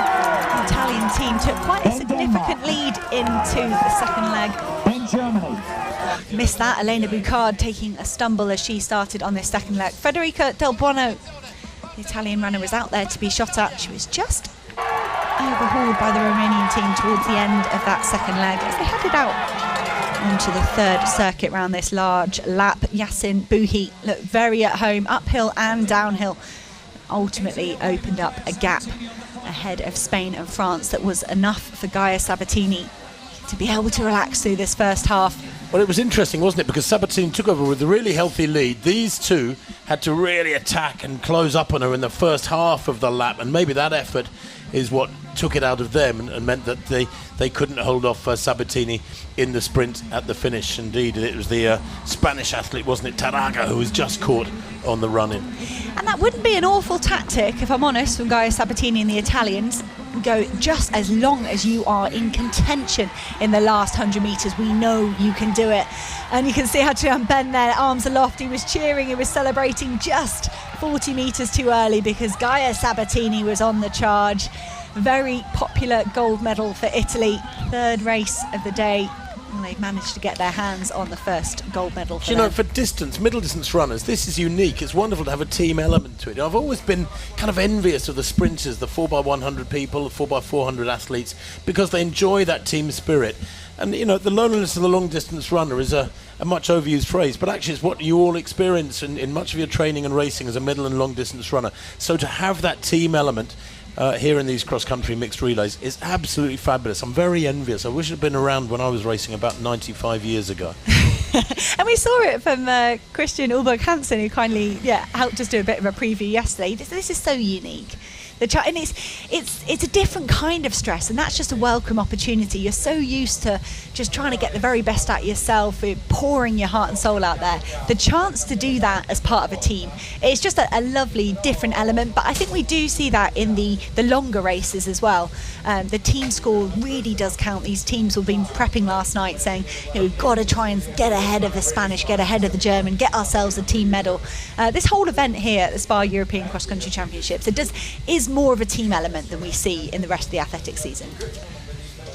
Look at that for a view. The capital of the Piedmont region, Turin. It was at one time an Italian capital before Rome took over. It's mainly on the western bank of the River Po, and it's surrounded by the Western Alpine Arch and the Superga Hill. It's a city of just under 1 million population, but was a major European crossroads in the 19th century for industry, commerce and trade, and it's got a rich historic cultural history. It's part of the industrial triangle of northern Italy, along with Milan and Genoa.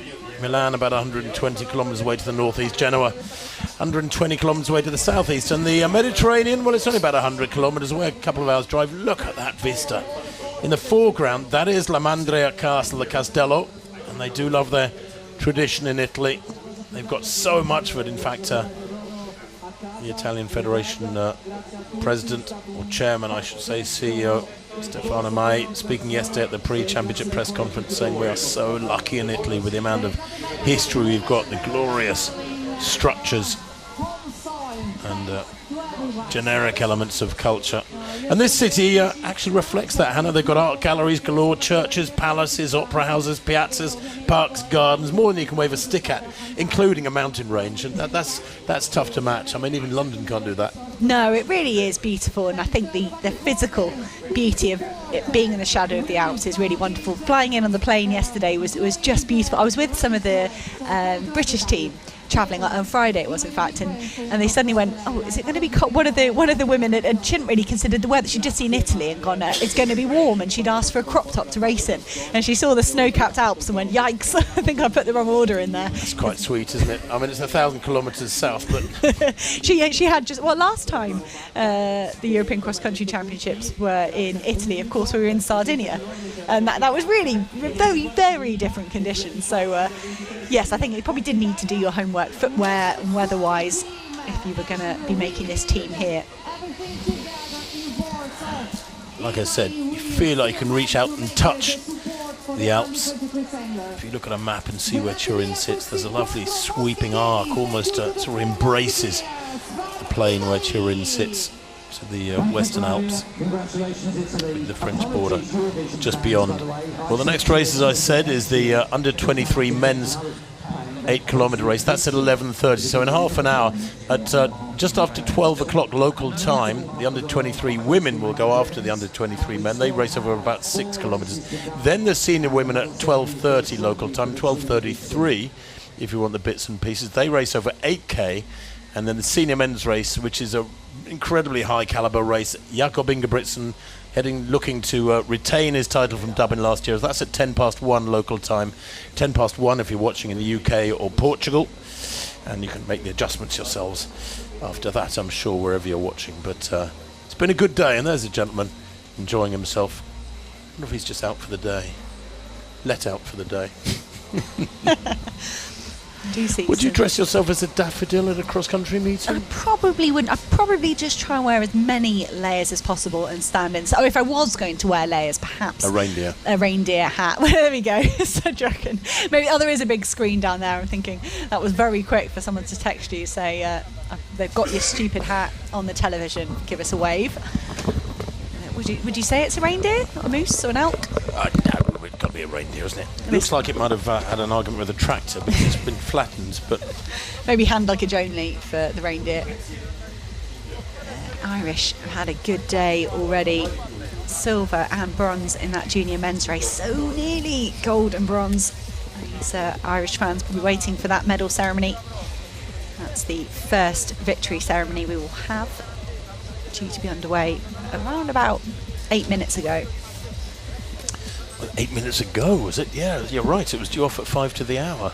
Yep, under 20 men's individual medal ceremony. I love talking to presentation teams at these major events, and that they say there is nothing harder than finding a full podium.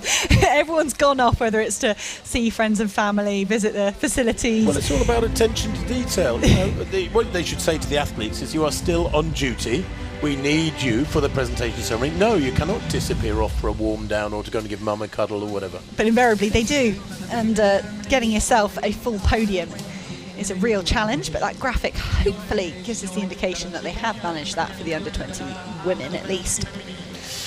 Well, La Mandria Park, that is La Mandria Castello, the castle. La Mandria Park, where we are situated, is the largest enclosed park in Europe, I understand. It's a glorious facility. It used to be an old hunting park, so there are boar and deer in the local forests. Well, it looks like we're going to go with the under-20 women's race presentation, so they've changed the order. Like you said, the fellas have gone AWOL.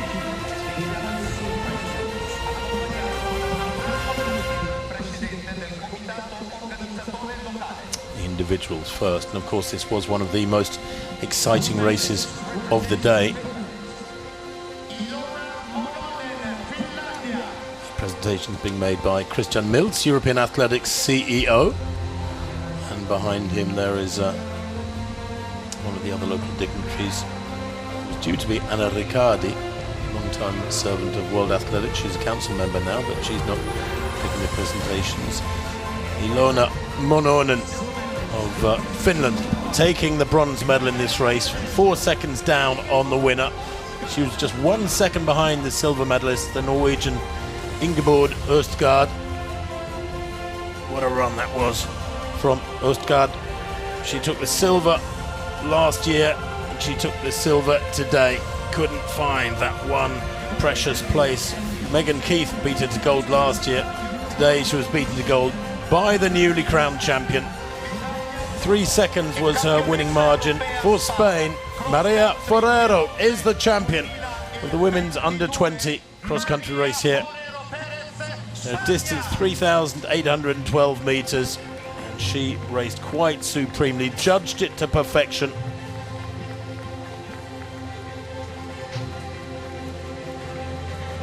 And helping Spain to team gold as well, so a brace of golds for Maria Forero.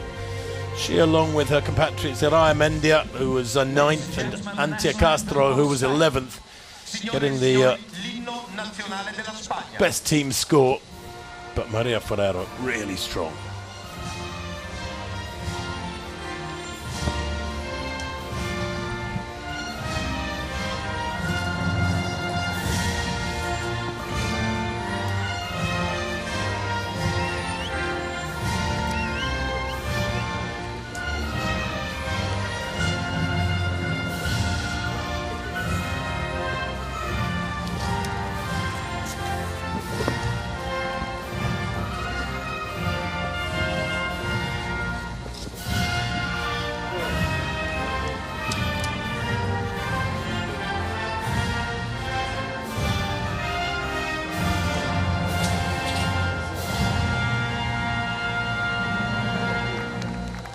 Ladies and gentlemen, the medalists. Signore e signori, il podium. Well, Spain had the first ever junior women's champion in the European Cross-Country Championships through Alessandra Aguilar. That was back in 1996. And they've had to wait a long time to get a return of one of their tracksuits to the top of the podium. Forero is champion.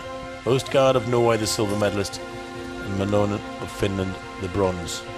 And Hannah and I are assisted at these championships, as have so many commentators over the years, by the one and only Mark Butler, a statistician who's prepared our biographical information for the athletes and so much more. And Mark, you're sitting here beside us. You're enjoying the racing so far?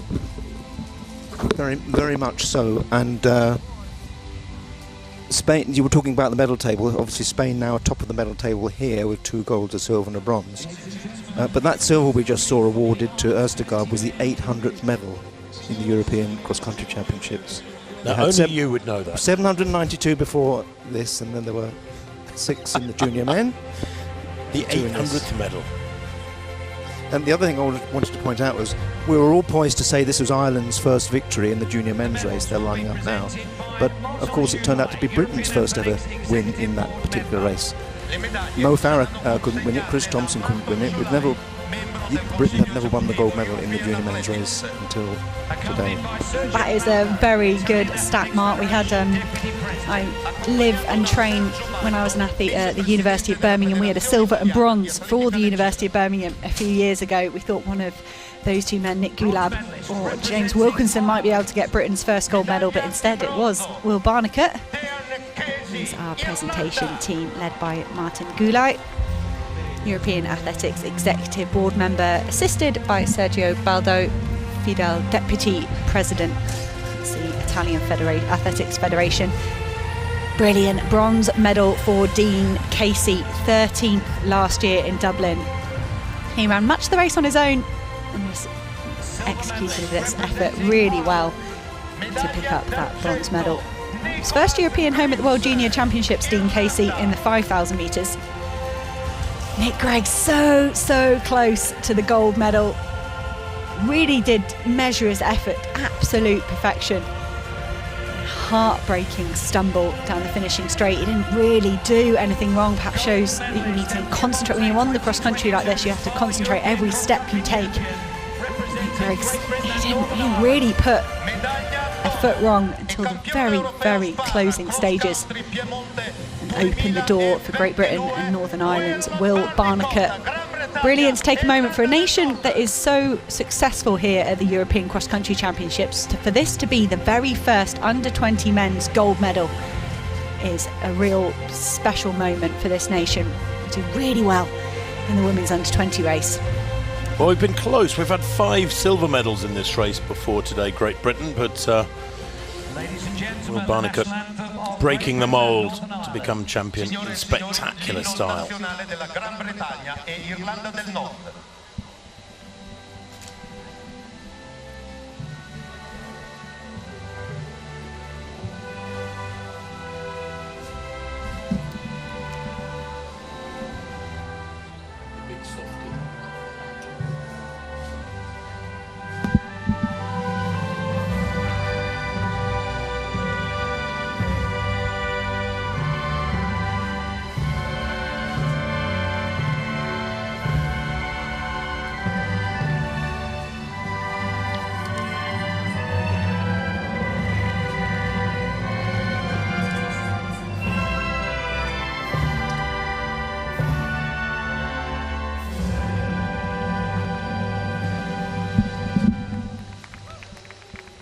Ladies and gentlemen, Lovely moment there for Will Barnicot, sharing that podium with Nick Griggs and Dean Casey of Ireland. Slim margin of victory, just 1 second. But 1 second that really counts. Irish will be incredibly chuffed to get 2 men on the podium. Next race up is the under-23 men. Those Irish men will try and defend their team gold. Darren McElhinney, can he upgrade his silver last year into a gold? He's going to have a battle on his hands with Charles Hicks. That Great Britain versus Ireland on the men's side. First win to Will Barnicot over Griggs and Casey. Ladies and gentlemen, the victory ceremony of the under-20 men's team competition. Well, Will Barnicot, a member of the famous Aldershot Farnham District Club and Birmingham University, as you said, Hannah, so rightly. Used to be coached by Trevor Raggett. These days, Barnicot looks after by Tim Eglin.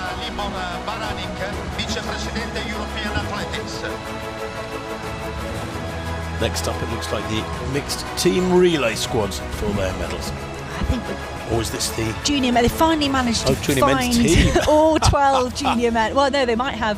Yeah, the whole squad gets to come up and get their medals. It was 3 to score, a maximum of 6 per squad. So it's a very busy spectacle up there because each person takes their part. Important contributors to their team score and to the development of that squad as well. They all race domestically, they all push each other on, keep themselves improving. That's what's ultimately given them a team medal. Presentations for this under-20 men's team done by Libor Barhanik, European Athletics Vice President, Fabio Gulivi, the municipality of Veneria. It's a very nice sash for the Italian.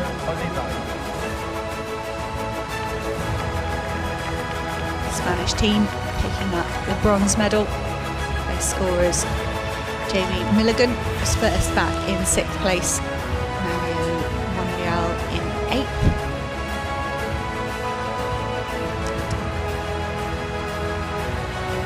David Cantero disappointed with his individual showing there 16th, but he will know that every position counted and he contributed to this bronze medal. Off the podium last year, bronze medal that day went to Israel in Dublin.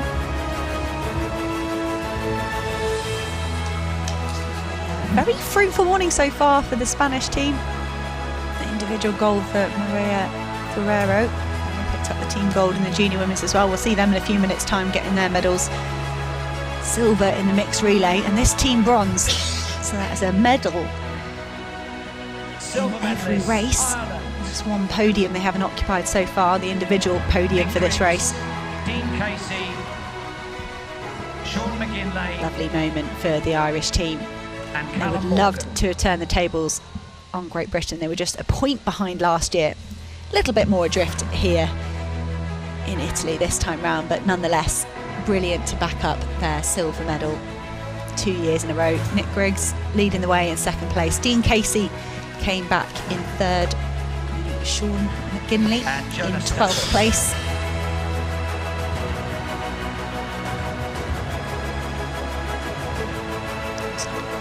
Callum Morgan still on my system, a photo finish. He was somewhere around 17th.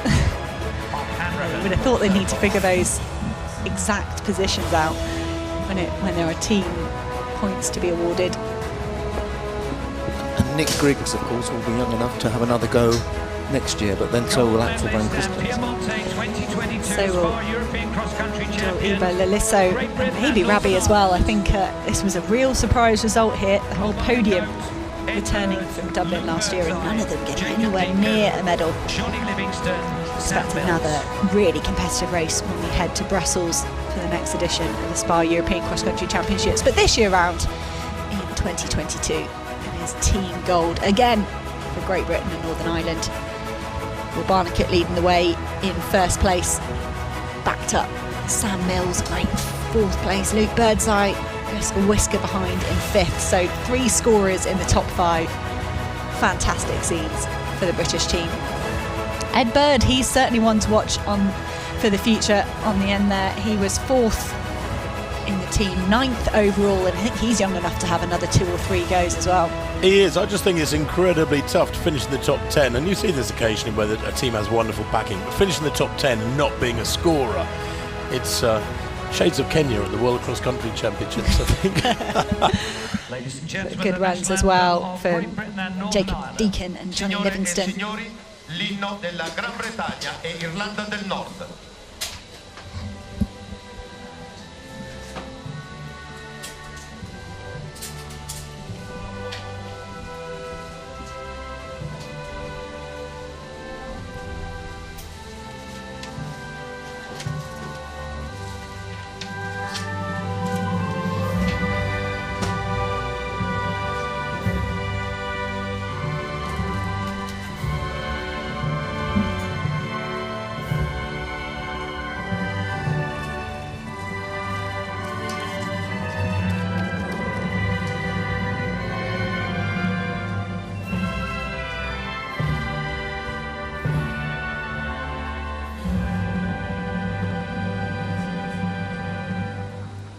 Ladies and gentlemen, the medalists. Signore e signori, il podio per team. So one more medal ceremony to go before we return to the racing action. That will begin with the under-23 men's race at 11:30. So not too much longer to go for that. Just confirmation of those medaling teams. Great Britain, Ireland and Spain, 1, 2, 3 in the under-20 men's category. Lovely if you can go home with a brace of medals, isn't it? Like Will Barnicott, individual gold, team gold. And yeah, you'd think Ireland with 2nd and 3rd, and only needing a 3rd scorer, would have been nailed on for the gold, but they had to wait a little while for their 3rd scorer to come through as Sean McGinley, back in 12th place, and that just eased them off top spot in that team race. Now the under-20 women's team presentation ceremony. And again, a brace of golds for one Maria Ferrero. She took individual gold, and her compatriots enabled them to take team gold as well. Germany, well, they're a growing force in cross-country. It's never been a major sport in Germany, cross-country running. It's a bit of an anomaly when you look at the Low Countries and how they love their cross-country running, and France and Spain and Italy, and in the UK, of course. Most countries surrounding Germany, indeed Poland and so on, absolutely have rich cross-country traditions. But in Germany, it's never really been a major part of running culture. They've had their great runners. Back in my day, there was a fabulous runner, in fact a bit before me, was Hans-Jörg Ortmann, I think, who was a world cross-country champion, beat Nick Rose. Actually, no, I think he was 2nd, but I think he beat Nick Rose behind one of the Americans. But anyway, Germany, are doing really well at European level, but they don't have lots and lots of cross-country races around Germany through the winter months, like we tend to. They do in France and Spain and the Low Countries. But the women are certainly just bit by bit chipping away. They've picked up a bronze medal here with almost a new squad. They didn't have many of these athletes last time round. Johanna Pulter was the first, kind of the best of the ones that didn't score last year, but they've got a totally new 3 that scored today: Kira Weiss, Lisa Merkel, Sophia Benferes. And the 3 that scored last year that picked up that gold medal are all in the under-23 race. They're going to come up against stiff opposition with the Italian women in that under-23 race, but they're starting to infiltrate all the age groups, and especially the senior women. We could see them have a really good chance of retaining their team gold. Problem is that's their status at international level in championships and things, but what you want is a sport at the bottom of the pyramid to be well established, and there'd be cross-country races throughout a country, throughout a nation geographically, and through the calendar months of the winter, and that's just not really the case in Germany. They love their road racing. Maybe they're the wise ones. Why go out and get covered in mud and be cold and uncomfortable if you can enjoy a more civilised surface road race? The Turks took the silvers. Brilliant running from Ayka Findanoglu to take 7th overall. Adiba Yagiz in 8th and Pelinsu Sahin in 10th place. Really good packing from the Turkish squad. They won team gold back in 1998 and retained it in 1999, but haven't taken a gold since then. They also had silvers back in 2000, but haven't had any medals since then. Silver medals. They were the bronze medalists 3 years ago in 2018, but that Turkish squad, well, 7th, 8th, 10th was their finishing trio.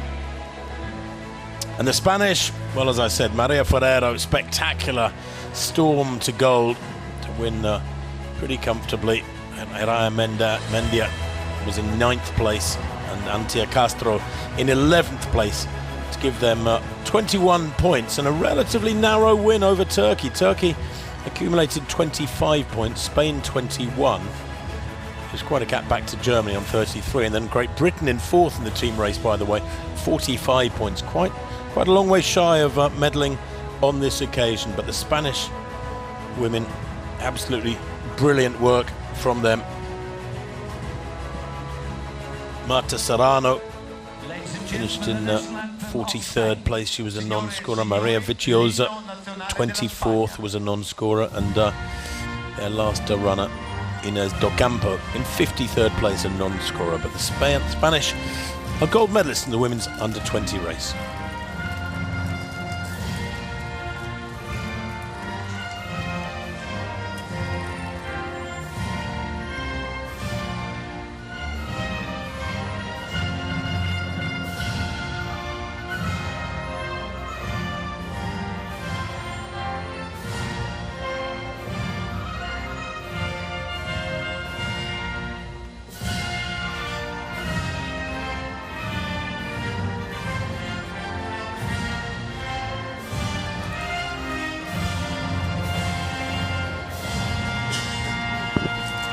And on that podium, Tim, the daughters of 2 great athletes from the past, Antonio Serrano's daughter and Isaac Viciosa's daughter, 2 runners you probably run against.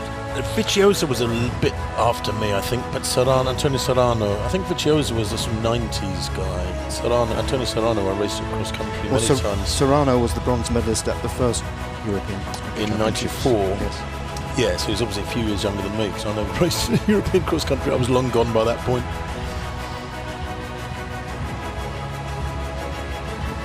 Well, we are now, according to the timetable, and of course these victory ceremonies, presentations have taken just a little bit longer than was expected. Allegedly, about 6 or 7 minutes from the next race, the men's under 23 should be off at 1:30, but we have the mixed relay presentation to come yet. I wonder if they'll squeeze it in. I can see the under 23 men on the start line, they're all still doing their strides. They've got long sleeves on. They are allowed to kind of keep an extra bit of kit onto this last minute so they don't get cold. It's got to be warming up a tiny bit in the crowd here. It was about 0 degrees when we came on air. It might be as much as 1 or 2 degrees. Still looks pretty firm underground. Starting to soften up a little bit. Just a nice moment there between a a couple of the people in the crowd. It does look like I might be trying to squeeze in this mixed relay medal ceremony before we head over to the under-23 men's race. So 4 races left to go. We've had 3, both under-23 categories, and then both senior races coming up.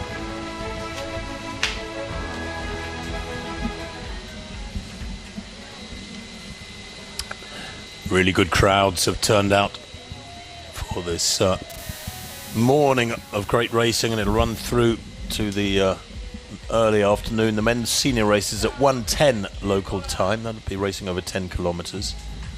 So proceedings won't really be done here until about 2 o'clock in terms of the actual racing, and then there's various victory ceremonies coming after that. But I think it's more important to get races underway on time than it is to have victory ceremonies on time. So I hope they give priority to getting this men's under-23 race started in 5 minutes from now at 1:30. There is the slope. It looks quite gentle like that, doesn't it? But it is pretty vicious. It is anything but gentle, but you are right, Tim. I think sometimes the camera angles can make these hills look a bit simpler, but when you zoom in and you see there's the momentum sapped out of these athletes and the different techniques they're using to try and cope with these short, sharp kickers up this hill and down the other side as well. And it was very evident in that mixed relay, just the importance of navigating yourself around the course really well. Graphic suggesting we might get the mixed relay ceremony, but if they didn't get on with it, I'm going to eat into the time allotted for that men's under-23 race. There's obviously a balloon knotter out there having a good day. I've always wondered about that. I'm certainly wondering about why somebody who knots balloons into funny shaped animals would come to a cross-country meeting, but hey. And I wonder if during the week, do they work in a sausage factory and then at the weekend they can make balloon animals? A similar skill set. There's a gag there somewhere, but I'm not sure it's territory we should start delving into. No, probably not, no. But good to see. We're on the outskirts here of the town. It is a beautiful setting, and it is great to see local fans and fans that have travelled a long way as well. As always, a strong representation from Ireland. Hey, there was awful travel disruptions for the athletes and a lot of the fans, so it is great to see that a lot of people have made it here eventually. Beautiful skyline of one of the structures in the city. Have you been to a sausage factory? I haven't actually, no. Do they make anything other than sausages? I don't know. It's got to be some different sizes. Is it haggis? Haggis, kind of like is that when a sausage Black goes? pudding? Yeah, stuff like that. More generic. Here we go. Congealed. The ceremony will be completed over the next 3 minutes, we hope, in time for that men's under-23 race to get underway at 1:30. About as fast and furious as the racing was. Medal presenters down there. Panagiotis Dimakos, European Athletics Council member. He's just there on the right-hand side of your picture, assisted by Stefano May, the president of FIDAL. He spoke yesterday at the press conference about saying this course was brilliant for a spectator. If he was an athlete, again, he wouldn't enjoy it. 10,000 metre champion of Europe back in the 80s. So very relieved to just be spectating. Bronze medal went to France. Brilliant quartet, Romain Monet, Charlotte Mouchet. She had a good second leg, didn't she? Azadine Habs and Anaïs Bourgeon. Really tight three-way battle as they entered the building, and it just started to stretch out as they hit the downhill section. Anaïs Bourgeon put in a tremendous effort to get them back in contention for that silver and gold medal, but ultimately just got outrun down the home straight. But really building up a bit of a reputation of picking up medals here. They had 3 consecutive silvers and now a bronze. And winning time 17:31.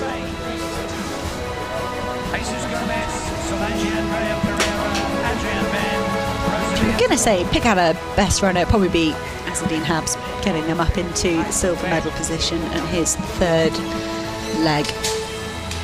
But ultimately there was a bit of a gap in the end, around about 8 seconds opened up in the closing stages.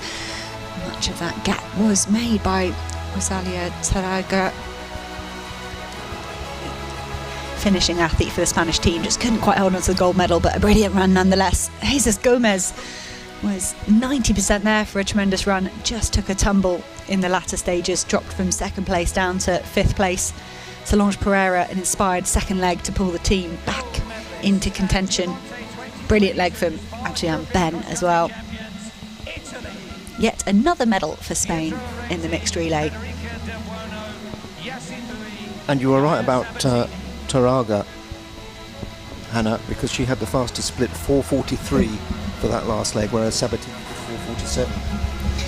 Yeah, Sabatini had the lead coming into that home leg. Really strong showings from the two Italian men, Petro Arisi, 4th at the European Championships in Munich. He looked delighted with that performance and a new personal best back in August, and he looked equally delighted today, sprinting up and down this finishing straight, waving his flag aloft.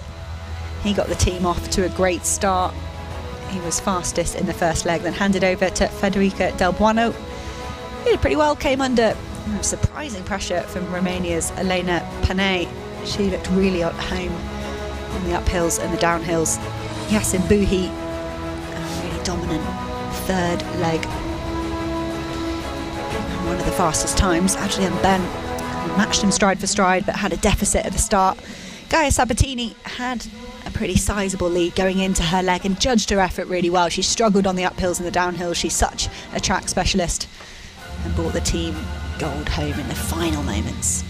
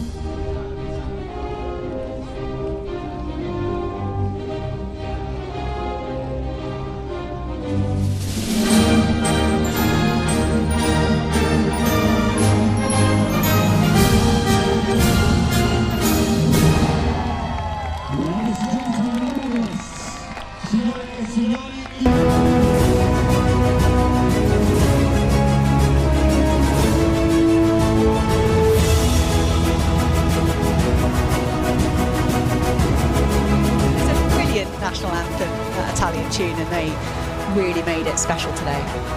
And they're making it special for the thousands of spectators gathered around the course too. Most of them on this flatter area where the start finish is and the opening loop. Of course, they see the athletes so often on a course like this where you've got a short sharp lap covered many times. It's brilliant for spectators. I can't see nearly as many up on the hill, which is a shame in a way, because I do like, you quite often in European cross country, certainly in the UK and Ireland and so on, you see crowds gathered around the slopes. They like to see the athletes suffer up close. It's like the water jump and steeplechase, isn't it? It's almost you're waiting for something to go wrong. I think you're right, Tim. If they'd had a big screen up there on the hill, so you could also appreciate what happened in that dramatic final straight, I think people would run the risk of being up on the hill. But if you're going to miss the end result, but there are still people. Yeah, there's reasonable numbers up there. I get the impression it's mostly teamed. The next race, though, almost ready to go. The under-23 men's, 2 short laps, 4 long laps. It's the longest race of the day we've seen so far, just over 7.5 kilometres. There's the shorter loop. They'll do 2 of those and then 4 long laps right up through the Castello della Mandria. Well, there are 83 starters in this race from 27 nations. It's only the 16th edition, by the way, of this age group race. They didn't have them back in '94 and the early noughties when these age groups were introduced. It was first held back in 2006 when Hungary's Barnabas Benne took gold. The champion last year is Charlie Hicks of Great Britain. He is one of a very strong British squad here today. He's looking to retain his title. The Italians will give a good account of themselves. They've had just one winner in this race. That was Andrea Lalli back in 2008. But Ireland taking team gold last year. As we see the athletes going through, just one Norwegian, this one, Mira. But he will be a good competitor. Magnus Tuv Mira, fourth in European Under-23 race last year. And the British squad, well, they will be hoping to improve on their silver medal last year. Ireland took gold in front of the home crowd with 21 points ahead of Great Britain's 24. France took bronze last year. Charlie Hicks at the press conference yesterday sounding very confident and assured. Won the NCAA title, US University's cross-country title 3 weeks ago in Oklahoma in freezing conditions, and he is a fabulous performer. Said things have gone very well since then. The gold and silver medalists indeed are back from last year. Charlie Hicks took gold in Dublin. Dara McElhinney breaking Irish hearts and being forced back into second place by Charlie Hicks. He was some 4 seconds down. That's Valentin Brest. Decent steeplechaser from France, 8:36 this season. The French athletes so dominant in this race historically, but they haven't got the big hitters we've had in the past. Las Heras of Spain, you highlighted down there. Now, he was a very good 26th at the NCAA cross country a few weeks ago. Not the accolades of first place in Charles Hicks, but very good nonetheless. There's Magnus Tuv Mira, the 22-year-old. 7th in the European Championships, 10,000 in Munich. He's a very useful performer, 13.27 for 5,000. He's run 28.02 for 10,000. As I said, 83 starters in this one. There's McElhinney, the silver medalist last year for Ireland. And had a team gold as consolation. Did the now 22-year-old, one of the favourites. Had a great summer, improving his personal best to 3:37 1500, 7:42 3000, 13:17 5000. We had a quick look there at Charlie Hicks. His mum likes to call him. His mates call him Charlie. I'm going to call him Charlie. I thought, go for it. Sure, last year we were calling him Charlie. I want to be his mate. Don't we all? So about to get underway then.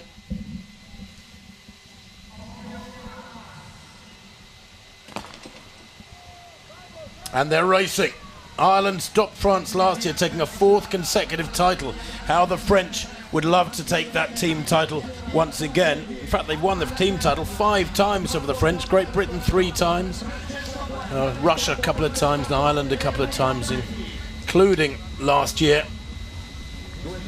That French dominance, Jimmy Gressier, Hugo Hay, that was a real period for them. They promoted that up to a senior gold last year, but Hugo Hay and Jimmy Gressier are not here.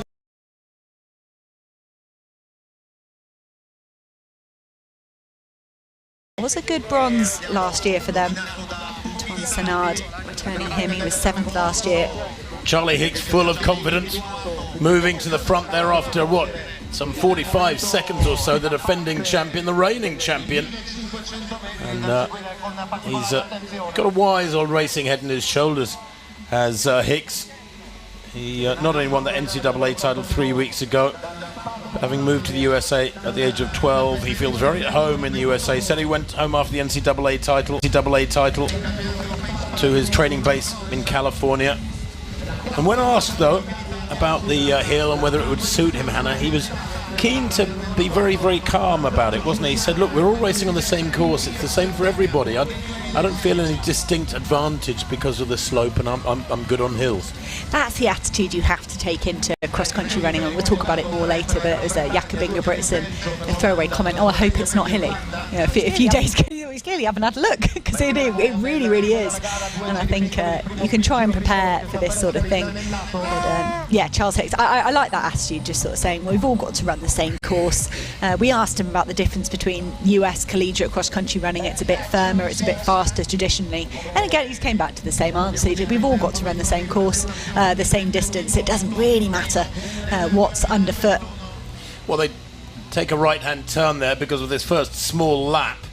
McElhinney there just having a little stumble behind Hicks. They've gone very quickly. Hicks deciding to throw the gauntlet down and try to dominate this one. He's a smart racer, is Hicks, and with that speed and strength combination, he will be a tough nut to crack on this day. Doesn't mean to say he's going to get given the gold medal on a velvet cushion. Musa there of Finland is looking quite comfortable in third place in that blue strip. Mustafa Musa, he's only a 14:02 5,000 fella, 3:46 rather for 1,500 meters, but coached by Adi Reiter, who's a well-known coach, looks after a lot of top athletes. I wonder if he'll be a surprise package here today. Mustafa Musa of Finland, Somalian heritage, and right up there at the moment, although there's a Norwegian vest easing into the top three. That's Magnus Tvmeyer. It's not been a brilliant...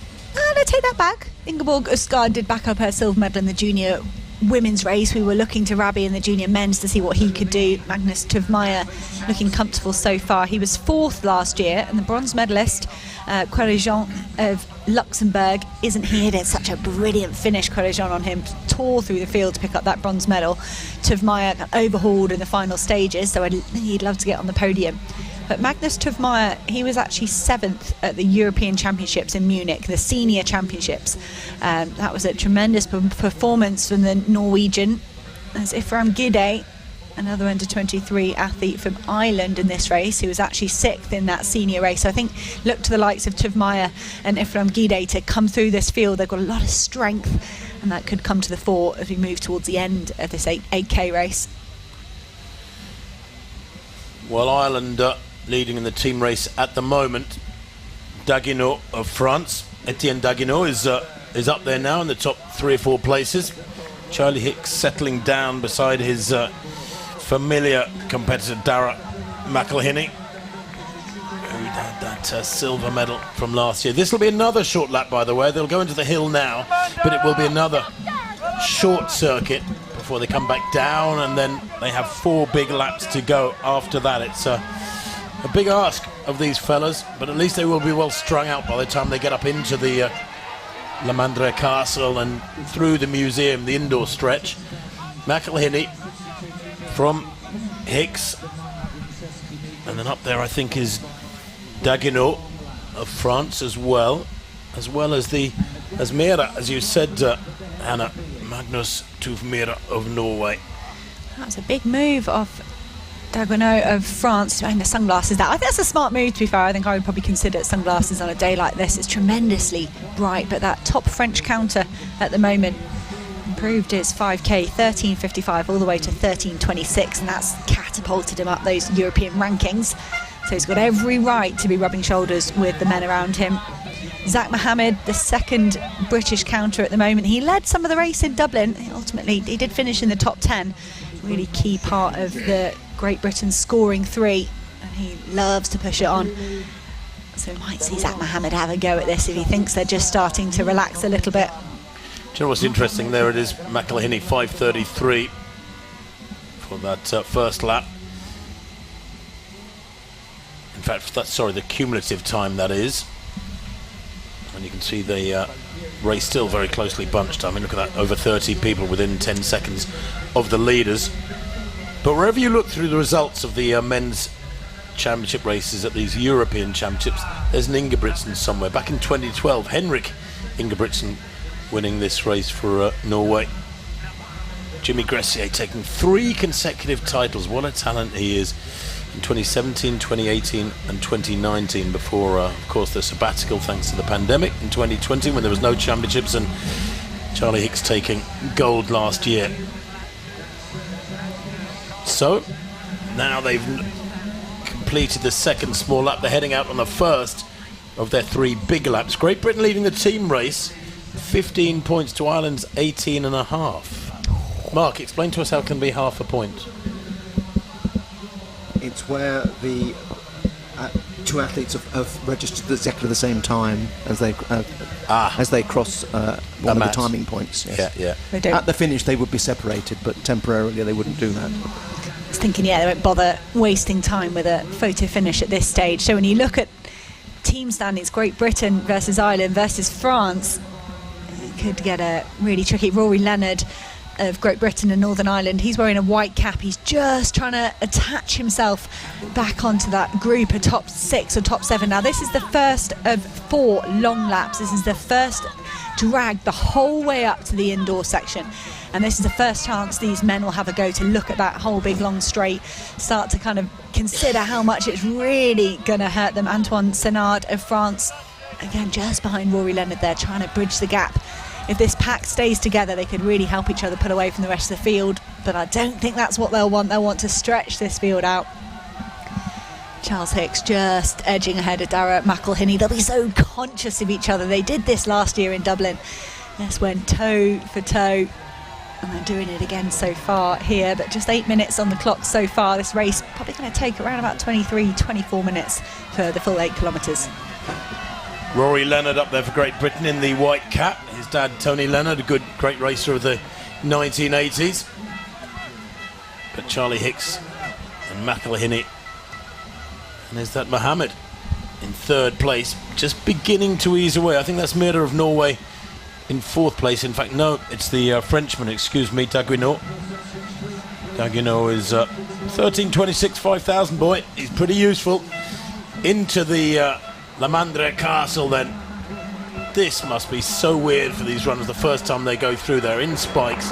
That synthetic grass put down on top of thick synthetic grass, by the way, put down on top of wooden boarding. But they're only in there for about 8 seconds, something like that, before they break out into the sunshine again. And McElhinney goes to the front once more. He and Charlie Hicks trading blows, so to speak, at the front. You know what I'm liking about this, Hannah, and most of the races so far, is that they are fast and furious at the race. They're not tactical.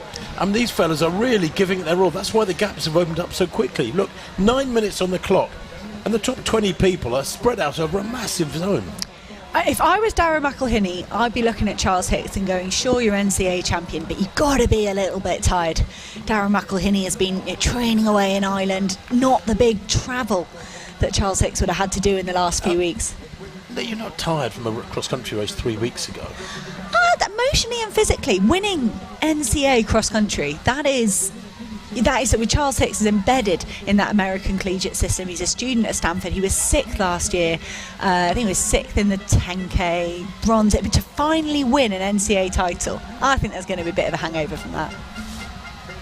We'll have to agree to disagree on that. 3 weeks ago, he won a big cross-country race. He's, if you're a great distance runner, you can race every weekend without any trouble. In fact, you get into a nice rhythm. He did say he put in a really good, strong block of distance running. He does over 100 miles a week. But that for him, because his summer ended pretty early, that was sort of July, August, September. He put in a really good block of training. He's sharpened up since then, obviously getting into the racing season for the collegiate athletes. And he said he is aiming to get into the indoor season as well. He'll have a slight break after this, and it'll take him a while to adjust and get his speed up. But 10:02 for Charlie Hicks there after the first 2 small laps and 1 big lap. The first small lap, by the way, was 2:36. The second small lap, a lot slower, 2:57, some 20 seconds or so slower. So he did go off lightning fast. That's why the gaps opened up so quickly. But now it's beginning to settle down, and we're seeing the pattern of the race established with these 4 getting away. Good running from Mohammed. We haven't really talked about him much at the moment. The Briton there, who's right up with these fellas. And I sort of feel Zakaria Mohammed at 22, Hannah, perhaps we need to give it more of a mention. His coach Idris Hamoud at Southampton University. Zach Mohammed, he was 9th last year. He pushed the race on like this. It was a bigger group, but he still felt he wanted it to be sort of a more honest, even pace. He didn't want it to get tactical. But I've watched Zach Mohammed race for years. His brother Mohammed is in the senior team as well. He picked up a medal in the age groups moving through. But Mohammed took a great 2nd place behind his brother, a course in Britain in Milton Keynes, which is for me very similar to this. Includes a short sharp uphill, a short sharp downhill. So I was kind of intrigued when I saw this course in person, and I thought, well, if the Mohammed brothers were all right on that, I think they could be quite handy on this. And Zach certainly learned his trade in European cross. He's made this team many times, so I'm not surprised to see him trying to mix it up the front with Charles Hicks and Dara McElhinney at all. And I think that's a great move from Mohammed. So this is the 2nd long lap. This is the another look at this big, long hill. Charlie Hicks attacking now. McElhinney going through a bad patch. That gap is growing. Back to the Irishman left of picture in 4th place. Charlie Hicks, if he has a little glance over his shoulder now, he may take some sucker from that and push on. Yeah, McElhinney really struggling up that little slope. You've got to lean into them and accelerate into them to maintain the momentum. What you don't want to do is come to a stop at the top of the slope and then have to pick it up again. That's really hard. It takes extra amount of energy from your engine to pick up the speed again from what was more or less a standstill. You have to try and maintain momentum up those slopes, just there like Hicks and Mohammed do. Yeah, Hicks and Mohammed are managing that really well. I think the junior women's race was the big eye-opener for me. Maria Ferrero alongside Ines Fitzgerald, sort of totally different techniques, and a short pitter-patter versus long strides. Seems to me like that shorter stride, like you say, Tim, leaning into it, maintaining that momentum. It is super important. We cannot overemphasise how sapping these hills are, and to grind to a halt and have to create momentum halfway up that slope is lung-busting. I don't know what's happened to Dara McElhinney, but he has hit the blocks over the last 90 seconds or so. The former soccer player, Gaelic football player as well, who was second last year. Where is he? He's dropped way back. He has lost, 100 metres in the last 3 minutes on that leading trio. And in fact, it's another of the French vests going through in 4th place. See, Darren McElhinney was trying to get himself back past Rory Leonard there. I don't know if there was a slip on one of the uphills, but you're right, Tim, that was a significant drop for Darren McElhinney. He lost a few athletes, few favourites up that short, sharp hill. The likes of Rabbi and Axel van Christensen in the first race, they really came unstuck on that hill. Even less so as well at junior men's race. They were perhaps kind of too overzealous up that hill. It doesn't take much to tip yourself into that point where you're just not recovering, you're just not able to maintain your momentum, and that's going to be... Zach Mohammed did look round, and suddenly the Southampton man would have seen there are just 3 in this group. And the 4th place athlete is Valentin Bresque of France, 10th in the junior race back in 2018. He's an 8:36 steeplechaser. He's a tough customer, ran that this year, 3:43 for 1500, so he's pretty useful on the flat as well. The man from Marseille, he's in 4th place, is Bresque, just 21 years old. His club is the Dessines Messieurs Athlétisme. New name to me, but they will be roaring away at their TV screens, and I suspect a good number of them are here watching them. Zach Mohammed then leads after the first of the 4 big laps. A long way to go though. I think they're entering the penultimate lap. I might be wrong. But we can look out in front of us. We are actually here on site. I can't see the lap counter, but it's. I reckon they've got around about 9 minutes left to run. 15 minutes on the clock now. Two big laps to go then. Yes, so, excuse me. 2 big laps all right. to go. Rory Leonard there, 3rd scorer for Great Britain. 4th scorer, Matt Stonia, 3:32 1500 metre runner, and he's not even in the scoring 3 for the under-23 European race at the moment. The Brits looking, I don't want to jinx it, super strong for that team title at the moment. They're just ahead of France and Ireland. 3 British vests and 3 French vests in the top 10. Now, Mark Butler, I'm a little surprised that it's 6 to run and 3 to score. Have they done that to enable more teams to close a scoring trio? Because normally you'd expect 4 to score in a race of this format. Yes, that adjustment was made a few years ago. It does open it up to teams that aren't able to field huge scoring fields, and I think that is one of the reasons why that adjustment was made. I think it's a good adjustment. It opens it up, makes it really international. We don't see the same nations over and over again on the podium. I like 3 to score. I guess so. I just think strength in depth is a good thing. I think it's kind of tough when you finish the top 10 in a race and you can't make a scoring quartet. But invariably, those are the nations we see winning. It's the ones where they're 4th the year, they could have skipped their 3rd scorer and still won. So I think you still get that strength in depth developed in these nations because they're so keen to make their squads and to score. But what about this? At the moment, 1 and 2 with Great Britain and Northern Ireland. Charles Hicks, the defending champion. He led most of the race in Dublin, and that battle was with Ireland's Dara McElhinney. they slowed a bit in the latter stages in their race, almost opened the door back up to Quarajon of Luxembourg, but ultimately they did stretch away again in the closing stages. But Zach Mohammed, he's been racing the senior domestic competition in Britain. He's been doing pretty well. Charles Hicks, of course, has been over in the American collegiate system, so even though they're from the same nation, this is probably the first time they've gone on the same start line since this point last year, and it's looking pretty good at the moment for Great Britain and Northern Ireland. Great effort from Etienne Daguenot of France. Through the Castella then for the penultimate time. Etienne Daguenot in third place. Isolated, tough for him really. He hasn't let these two go, which means he's redlining, and he knows there's people pursuing him. Brits in 1 and 2 negotiate that little left-hand sweep and then the right-hand sweep down the slope. And Charlie Hicks maybe beginning to feel now is the time to turn the screw. He doesn't want to leave it late. A telling little glance over the shoulder there, Hannah, from Zach Mohammed to see what was going on behind. But Charlie Hicks, I wonder, even though it's a teammate, will want a bit of separation. I think you're right. That was a telling look from Zach Mohammed. And if you're Charlie Hicks at this stage, are you relieved you whittled this down to 2? Could we expect a big last lap off the defending champion? I feel like he's not shown us his full capability. There's going to be an extra gear in there, and he could stretch away in this last lap. But they have got a whole another large lap to go, around about 1,500 metres left to run. Well, Zach Mohammed's 5,000 best from this year, 13.53 against Charlie Hicks's somewhat more impressive 13.17. In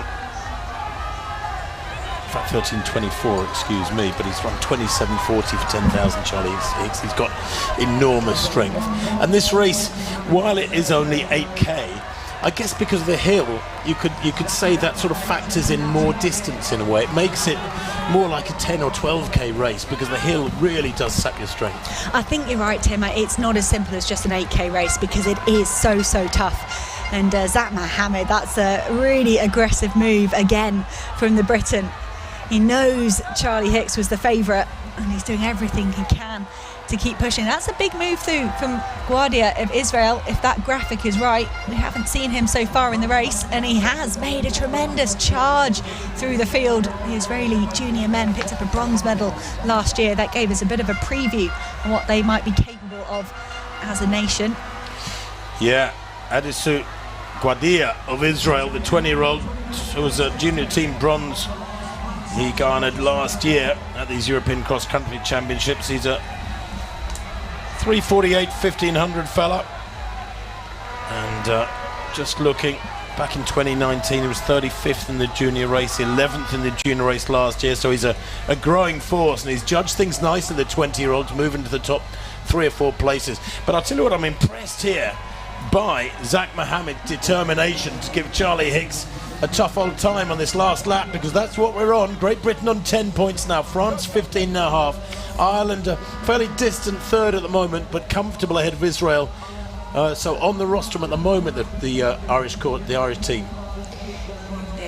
When we were moving through the field with that graphic, Darren McElhinney is still in the race. He's dropped out of that scoring 3 for Ireland.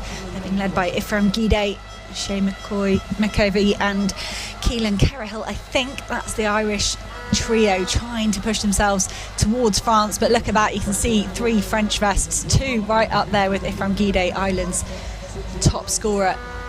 Can Great Britain and Northern Ireland hold on to the team gold? But Charlie Hicks, the defending champion, moves to the fore again. They're having quite a dust up, these two. They've swapped the lead 3 or 4 times in the last 3 or 4 minutes. There's a battle royal going on for the bronze medal. That's a quartet of vests as they come into the hill for the last time. Now, can Hicks get away from Mohammed here? He probably has better speed than Mohammed, better strength than Mohammed on paper, but I love to see it when you have to rip up the paperwork and just watch racing unfold, and you can't predict it. Zach Mohammed has got a target, and that's on the back of Charlie Hicks's vest at the moment. I want to to say Charles Hicks, he's looked good every single time we've come up these hills. He has looked relaxed. Zach Mohammed had to go down in the flat section in the field. For me, Mohammed's got to feel a little bit demoralised now. It was like he tried to drop Hicks before they got to this hill, because Charles Hicks is just, for me, getting half a metre every few seconds ahead of Zach Mohammed. And I do think that's a winning hill sprint there from Charles Hicks, if he can just stay on his feet down the sharp downhill, because that is certainly not a given. Through the Castella della Mandria for Charlie Hicks and Zach Mohammed for the final time, and he's got the daylight now that he's been searching for the last 10 minutes. So is Charlie Hicks. There's a real bounce as he leans into that left-hand turn. He's a beautiful looking runner, moves well. Zach Mohammed has thrown everything at him to try and break him, and has done well to hang on to him and actually been dragged well away from the pursuers. He's surely assured a silver medal now, but Charlie Hicks just skips around that left-hand turn, the most awkward point on the course. In fact, we've seen 1 or 2 fallers there. It's going to be 1-2 for Great Britain, barring disaster. Brilliant running. Is this Bresque in 3rd place? It is Valentin Bresque of France in 3rd place. Dagenot in 4th for them. They're in 3rd and 4th. Then Ephraim Guide of Ireland in 5th place. Guide very experienced at this level, but Charlie Hicks, the real deal here. It's great to see that form of the NCAA's, Hannah, here in Europe. That is a formidable 12 months for Charles Hicks. NCA win a few weeks ago, and now he is backing up his gold medal performance here at the European Athletics Championships. It is going to be a 2nd gold for Great Britain. He had a glance over his shoulder there just to make doubly sure, but he celebrates as he crosses the tape. Charlie Hicks retains his title from Dublin. He said last year he was banged up before Dublin, wasn't in as good shape as he is this year, which underlines what a great run that is from Zach Mohammed to take the silver for Great Britain. This is a supreme run for the Frenchman Bresque. He comes through for that bronze medal. That's not expected necessarily. 18 seconds down on Hicks. The Dagenot, the 2nd Frenchman, in 4th place, and the 3rd French vest there crosses the line just ahead of Matt Stoney. As Matt Stoney, the 3rd British scorer. It's going to be tight, but I think the Brits have probably taken the team race very marginally. 23:40 from Charlie Hicks. I think you called that right, Hannah. You said it'll be about a 23-minute race for something just shy of 5 miles, but they've probably been running at 5-minute miling, which is not bad when you see the size of that hill. Oh, I think that's a hard race for these men. I'd love to hear Charles Hicks' reflections. It's a tougher course than Dublin, but and probably a similar winning margin. You would have expected Ireland's Dara McElhinney to run into the line as well. Dara just coming across the line here for Ireland. Not a great day for the previous silver medalists, but a great day for Great Britain and Northern Ireland. Will Barnicott winning the under-20 men's, and Charles Hicks winning the under-23 men's. So often our male cross-country runners in Great Britain overshadowed by their female counterparts, but not today. Well, there's the leading pair for Great Britain, 1 and 2 for Charlie Hicks and Zach Mohammed.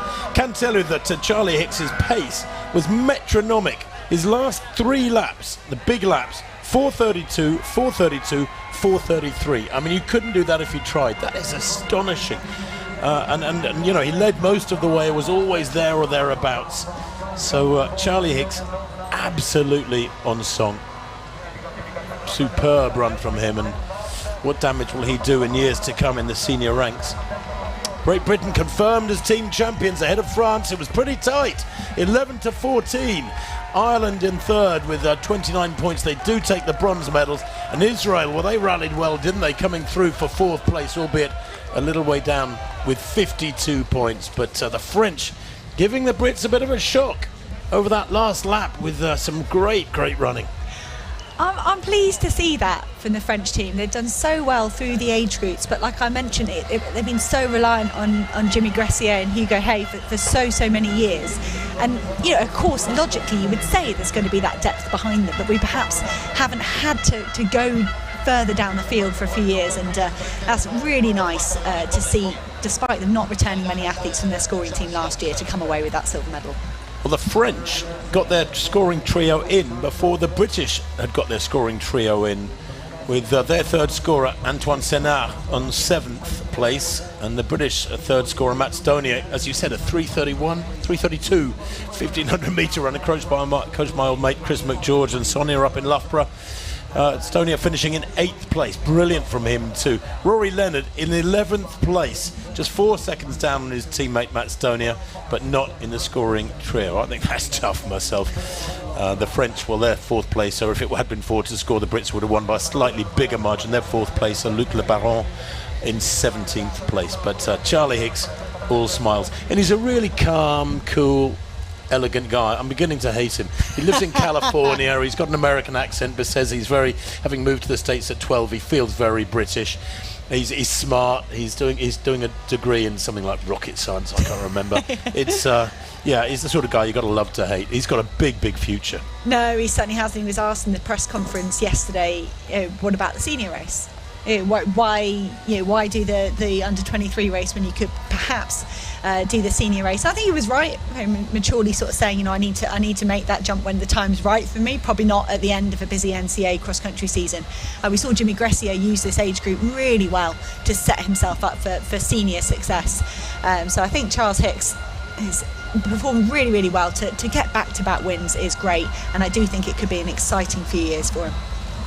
Charlie Hicks then, the student of cognitive science at Stanford University, if you want the nuts and bolts, is the champion. His time 23:40, put him just 8 seconds ahead of Zach Mohammed, his teammate who took 2nd place. Great Britain taking the gold medals thanks to Matt Stonia's third place scorer in 8th overall from Great Britain gold medalists from France and Ireland. Israel in 4th place in the team race. Belgium were in 6th. It was Italy actually who were 5th place behind those 4 teams. Belgium 5th. Spain down in 7th. Not a great day for Spain in this under 23 category. No, not. I did think with Aaron Harros, Paul Auriac, Adam Mayho, I thought they might be capable of a little bit more. But hey, this course is throwing up a few surprises, and it's been really entertaining. Which is great. I mean, what is sport if not sort of leaning towards boring if it's predictable? Well, that's our first defending champion that's actually had a good day. Ingeborg Østgaard matching her silver medal I think was very impressive, but if you look through the other races, everything for the mixed relay as well, the Great Britain and Northern Ireland only down in 5th place. It has been a really testing course with some really interesting results. You're listening to live coverage from the SPAR European Cross Country Championships at Piemonte La Mandria Park near Turin. Head over to the European Athletics website to check out results and reactions, and to watch, go to allathletics.tv. Let's hear from one of today's medalists, speaking to us here in Piemonte La Mandria Park. Greg stumbles on the icy ground here. He's weaving around. Will Barnaker in the last closing metres snatches the gold medal from Nick Griggs. Great race out there. A bit of an unexpected ending. Could you talk about it? Talk about what you were thinking about when Nick started to pull away and then you realized you had a chance. Well, basically, he pulled away at me on the hill. I was sort of struggling a bit, and then on the downhill, I could see he was starting to struggle. So I've always had quite a strong finish. So I started to kick in, and he sort of blew up on the last 20 meters or so. And I just sprinted and it was unbelievable. I mean, I was just so. It still hasn't sunk in yet. I'm very chuffed. I'm sure we'll see soon. But. Okay, that was a big struggle out there. Talk about it. What did it feel like when he started to move away, when he started to pull away? What were you thinking? Did you think, okay, I'm not going to settle for silver, you had one more thing left, or was that just an opportunity that kind of fell in your lap? I think I thought I had something left, and I did. It was just more about my self-belief, just kicking through that other gear, trying to push myself to that level which a lot of people are afraid to go to, and so I just dug really deep, just thinking about all the training. I mean, this is my chance. That's what I've been thinking about since the summer. So I've done it. I've believed in myself, and now I've harvested the fruit. So now I'm just going to reap the rewards. So I'm very happy with that. Okay, question about the course. Was it to your liking? It was cold and hilly. Yeah, I guess.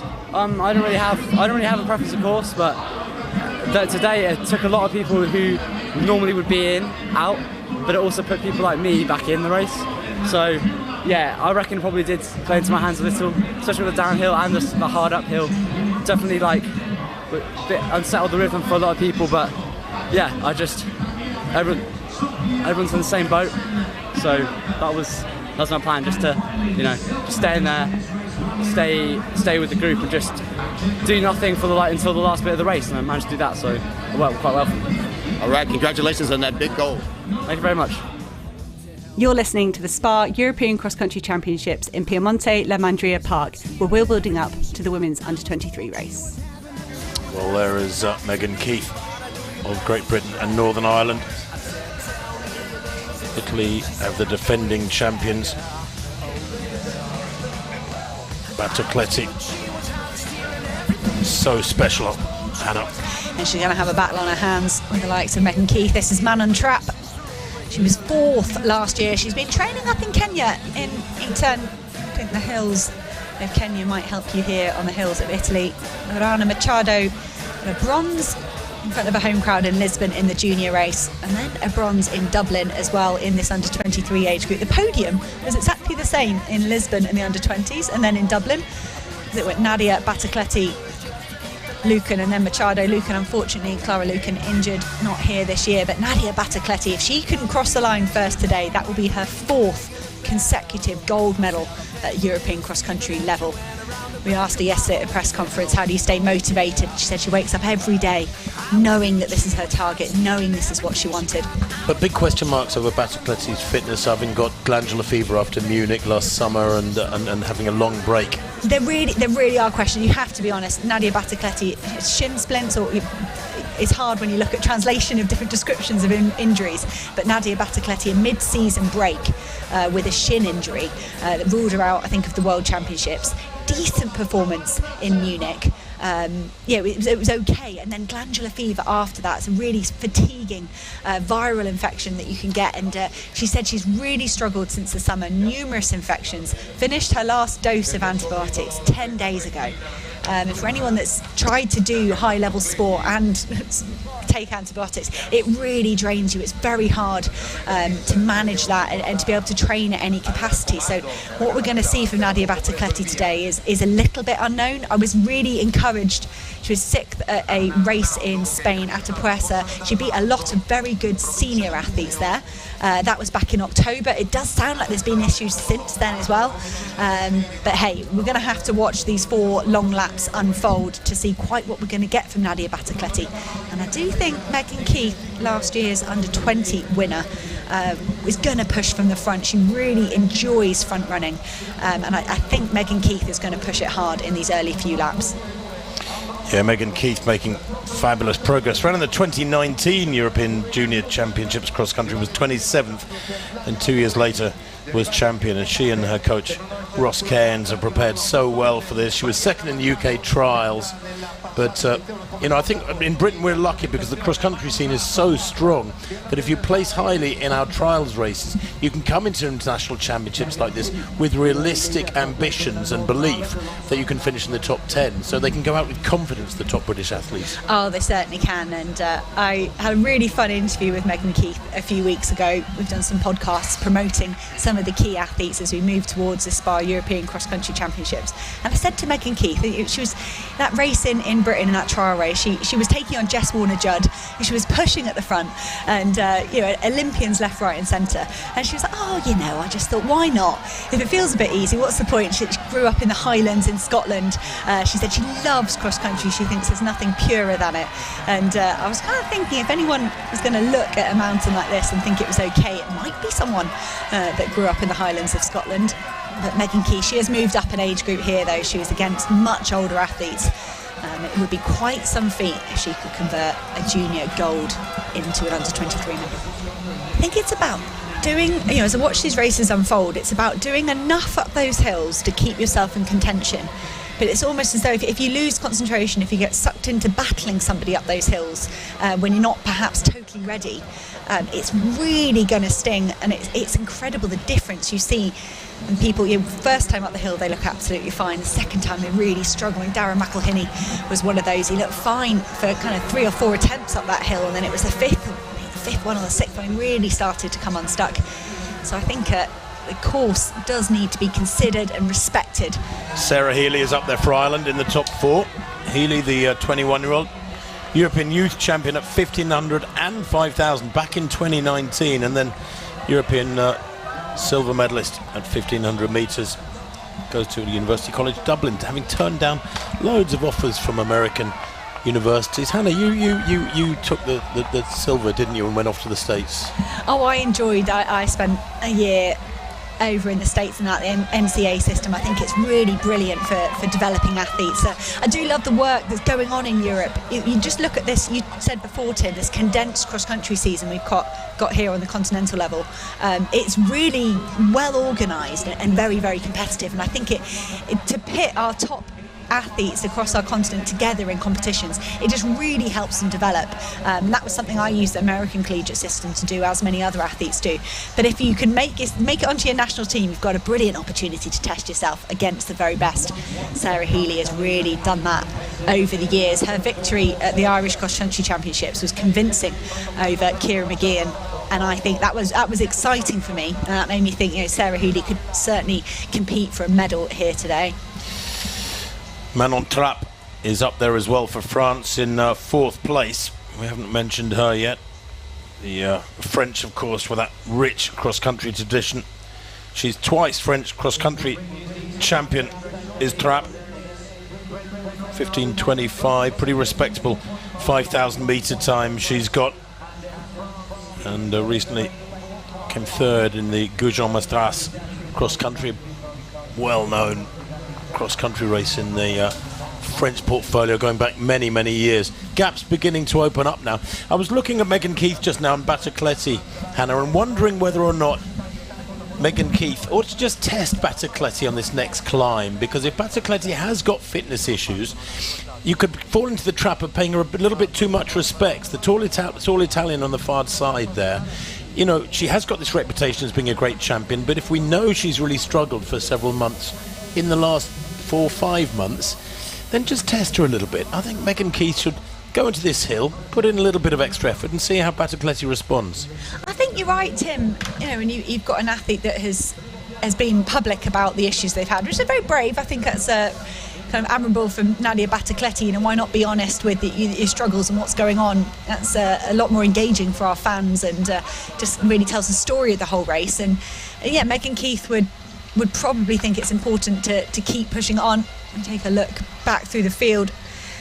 See, Eloise Walker, I think, is kind of 2nd in the under-23 rankings. Those are in the 5,000 metres. That is led by Nadia Batacleti. It's been a tricky year for Batacleti, but she's still around 15:10 for 5k, and that is head and shoulders better than Sarah Healy and Megan Keith could aspire to for a few years over 5,000 metres. So if Batacleti is fit, I think she should be able to live with anything that Megan Keith throws at her over this 6-kilometre course. But I do think you're right, Tim, that Megan should have a go and keep pushing.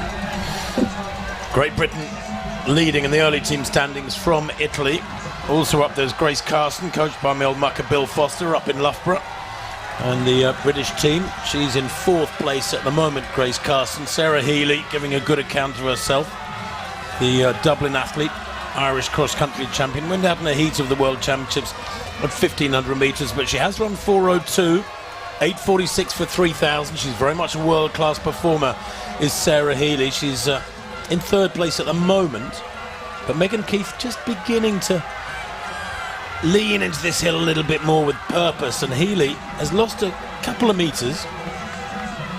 I think Sarah Healy, she's very good over cross country. I think she is a 1,500 metre runner. That's her strength. She was very public about sports psychology issues that she had going into major championships this year. She ran brilliant times on the circuit and just failed to convert that at championship performances, and I applauded her honesty, particularly at the European Championships, just saying I need to sort this out, and she's working really hard, and we've seen some great results so far this autumn. We really hope Sarah Healy can continue to show us her very best in the championship environment.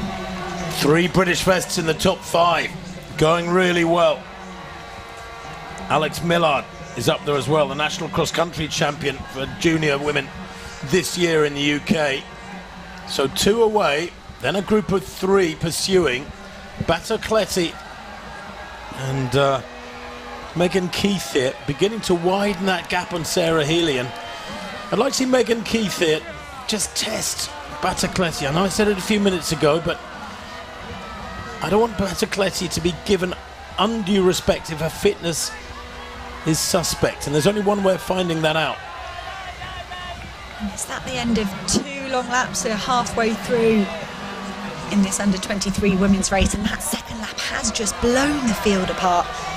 Apologies, they're not quite finished this second lap. I did think, before looking at this race, that if it went how I expected, it'd be Megan Keith pushing on, Nadia Batacleti the only one that could live with her, and then we'd see what happens through the latter stages. But it's halfway through, and already for me the 2 pre-event favourites toe for toe.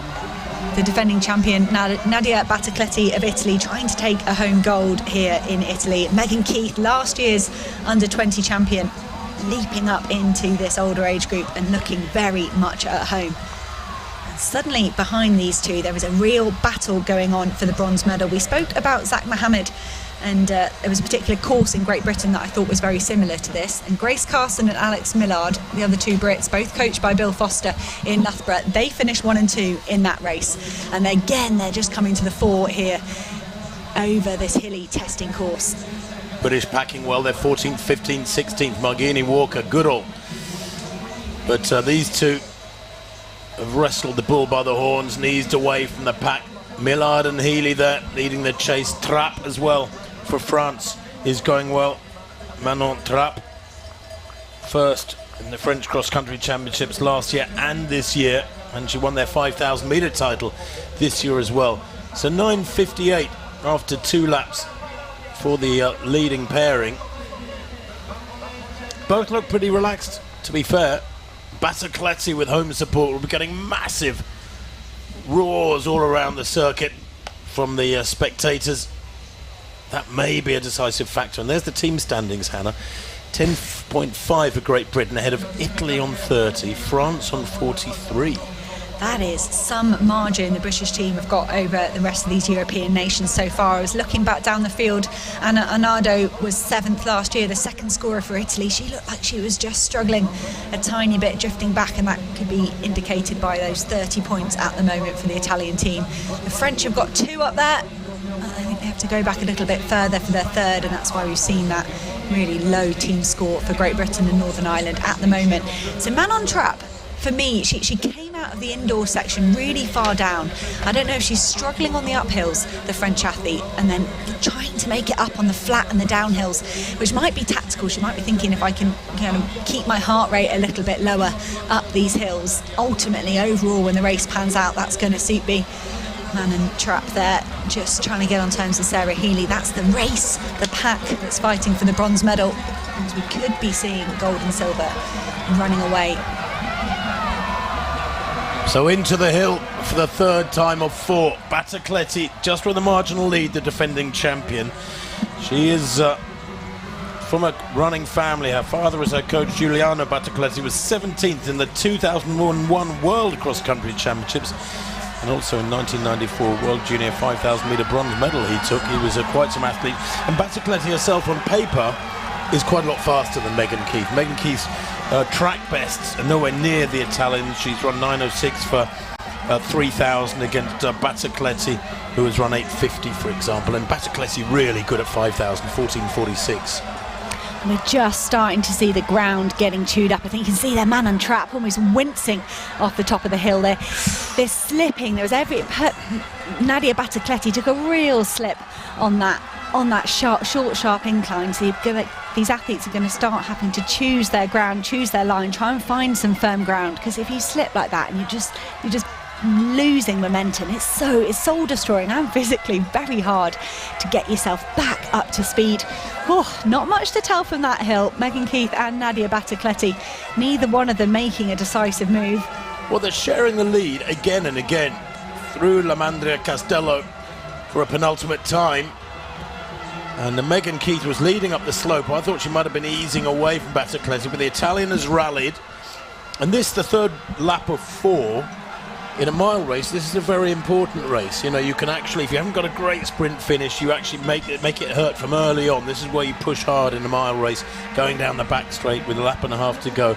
But Megan Keith here, I just get the feeling now that Battlecletti has turned it up another notch. Yeah, look, I think she's testing the Brit here. I think a lot of the Italian athletes seem to grow up doing mountain running. Johan Crippa has spoken, he is a mountain running background, but I do think the Italians seem very good at running up and downhill, and Nadia Battlecletti getting herself in front, I think that's a good tactical decision for that downhill descent. You don't want to be having to worry about what the person in front of you is doing. You want the clean sight, you want to be able to relax. But she's not shaken off Megan Keith at all, and this could be a big last lap from Nadia Battlecletti. She pushed off the top. She won kind of the race to the top of the hill, pushed through the flat section, but Megan Keith has navigated the descent really well and has got herself onto the back of Nadia Battlecletti again. Well, there's that turnaround junction where they enter the hill and leave the hill area. Megan Keith up alongside Battlecletti, glancing across there. I don't know if she was getting a shout from her coach or from who just then, but I'm sure Ross Cairns is here and roaring her on, giving her advice with a lap to go. This is the decisive lap now. They go through, locked together. There's not much let up, I think because they've been swapping the leads so regularly, that indicates they're both pushing hard, Hannah, and that's why the gap behind them has widened up. It's almost like Nadia Battlecletti swung wide on that bend. It's like a track race. Megan Keith seemed determined to get herself back towards the lead. We can see Alex Millard, Grace Carson have pushed themselves ahead of Manon Trapp. She was struggling up that hill.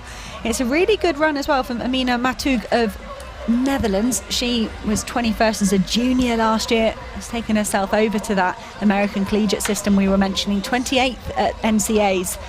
So Amina Matug looks like one to try and stake a claim to that bronze medal as well. It's very, very competitive in that chasing pack.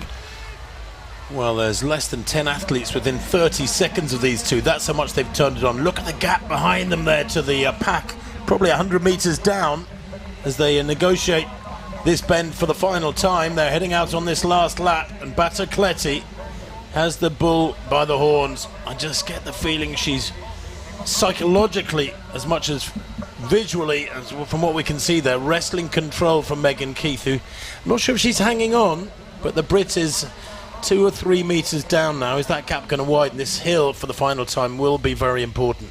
It will be really showing. I think Nadia Battlecletti won the race up the hill on the previous lap. She did push through the flat section, and then Megan Keith managed to get back on terms on the downhill. But if it was going to come down to a sprint finish, you'd have to look at Nadia Battlecletti. She's got that track speed, 14:46, 7th at the Olympic Games in 2021. And I think we can start to see what could be a definitive gap opening up. Megan Keith just starting to grind it out a tiny bit. As she looks over her shoulder, she'll see some great performances from her teammates. Well, the team standings after 3 laps: Great Britain, Italy and France, Spain in 4th, Germany in 5th. Great Britain outstanding with the lead they've got, but outstanding at the moment is Battlecletti, Hannah, because that is now becoming a decisive gap. She's really turned the screw over this last 100 metres or so, where they take this little dog leg and then head into the hill. That 10-metre gap could well be decisive. We had a chance to talk about the course with a Danish athlete, Christian Ulberg Hansen. He was competing in the mixed relay. He very much said he thought the race is won going into that indoor section. He wouldn't expect much of a change in positions when he come down that. Not quite seen that. We've seen a bit more drama in that closing 400 metres, but in this kind of race where it's been a head-to-head, saw it with Charles Hicks and Zach Mohammed. If you can just manage to drop your opposition as you get to this indoor section, I think that gold medal could be yours. But Nadia Battlecletti, so many disruptions coming in. Do you think she's perhaps run the first 3 laps conservatively, a little bit nervous, just trying to see how she is today, and then she could relax and put her foot down on this final circuit? Well, she is the real deal, isn't she, Nadia Battlecletti? And to be fair, she is so supreme by going by a championship racing record. Maybe at 90% fitness she's still better than the rest. I mean, 14:46, her 5,000 metre best. Megan Keith has run 15:53. I mean, she's over a minute slower at 5,000. That is a huge margin. She's got a great engine, as Battlecletti. She moves. She moves well. She's got a lovely, relaxed style, and she's opened up 60 meters over the last 90 seconds. I mean, that is a huge gap. Brilliant running from Megan Keith now, who surely has secured a medal. Looks to be the silver.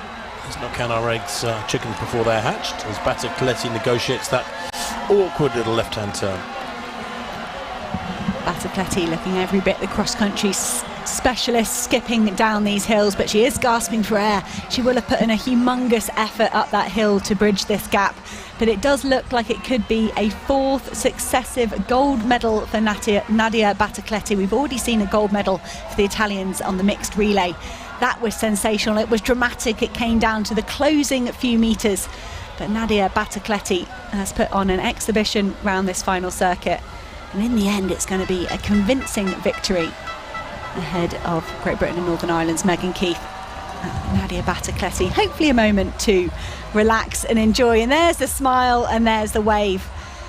Big pressure on this young woman's shoulders, and she has delivered here in Piemonte La Mandria Park, a 4th consecutive gold medal for Italy's Nadia Battlecletti, and a inspired silver medal from last year's under-20 champion Megan Keith. She gave it everything to live with Nadia Battlecletti and couldn't quite handle the strength of the older athlete. But she'll be in this category for another couple of years, Megan Keith, if she so chooses and doesn't want to do the senior race. Brilliant run from her. She's given everything. Battlecletti quite supreme on the day. Another gold medal, 2nd gold for Italy. 13 seconds that winning margin eventually, Hannah. Alexandra Millard, the Bill Foster coached athlete, with a brilliant bronze medal there. She looks so excited. What a 4th place for Amina Matug in her first race in the under-23 category. And a very tired but very happy Grace Carson coming home in 5th place. 3 scorers in 5 for Great Britain and Northern Ireland. Same as the under-20 men, slightly different order. Can tell you that Battlecletti, well, the 2 previous laps, the 2nd lap was a 5:06, the 3rd lap a 5:04. The reason she opened up that gap on Megan Keith because they ran a 4:53, or she ran a 4:53 final circuit, and Megan Keith probably maintained her tempo really well through that final circuit, Hannah. But Battlecletti, with her strength, her speed, her experience, able to turn it up a notch and take it into territory that Megan Keith just couldn't live with as yet. Megan Keith, though, is 2 years younger than Battlecletti, and that is a lot of ground to give. It certainly is. That was gutsy and brave, as we would have expected from Megan Keith. But, when you've got an athlete of the calibre of Nadia Battlecletti, that's kind of the result you'd expect. But I'm really impressed with Nadia Battlecletti. She would have had every excuse under the sun not to make the start line today. And that, for me, is a sign of a true champion. To put yourself on the line when things haven't gone your way in the past few months. She's had major disappointments. There she is with Stefano May, and she will be, I think, probably equal measures relieved and happy with that gold medal. And that must be Dad, I guess. Giuliano Battlecletti, quite some athlete himself back in the day. Stefano Mai, the CEO of the Italian Federation, stepped into those big shoes to fill, and then they had an incredible Olympic Games last year in Tokyo, did the Italians, so he was covered in gold dust immediately, and it continues well. And Stefano, a former European champion at 10,000 metres, knows all about this sort of achievement. So while Nadia Battlecletti's defended her individual gold, I don't think that Italian women's team will have managed to keep their hands on a medal, well, certainly not a gold medal. That will go to Great Britain and Northern Ireland, with all 3 scorers in the top 5. We have to look to the French and the Italian to see how their points will have panned out in that last lap. And when you think that Battlecletti has Olympic Games experience, 7th in the Olympic 5,000 in Tokyo, you know, when you can bring all that to bear to a championship race like this, it is so important. It gives you so many little, I don't know, psychological advantages as much as anything else. It does. It's strange, isn't it? Because going to Olympic Games where it's just opportunity, isn't there, versus coming here and with trying to get your 4th consecutive title is a different kind of pressure. The British team looked delighted with their gold medal. They have always medalled in this under-23 category, and they'll be delighted with the gold. There are some team scores that we think will be final. Just 10 points for Great Britain and Northern Ireland. Italy did rally well. Silver medal to back up their gold from last year. And France in the bronze medal position, quite comfortably ahead of the Spanish team in the end. Well, of course, the lowest score you can get, I guess, is 6, 1, 2, 3. 10's not bad. 10's not bad. That's a very comfortable win by the British women. Superb running. And that's the 5th gold medal by Britain here, making 75 in total from the championship.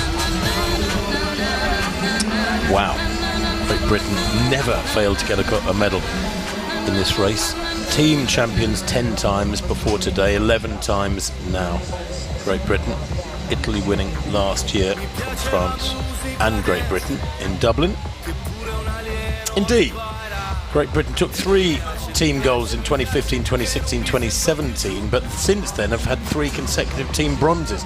So for you and I, Hannah, nice to see the British women back on top in the under-23 category, but great running elsewhere, of course, from Italy and France.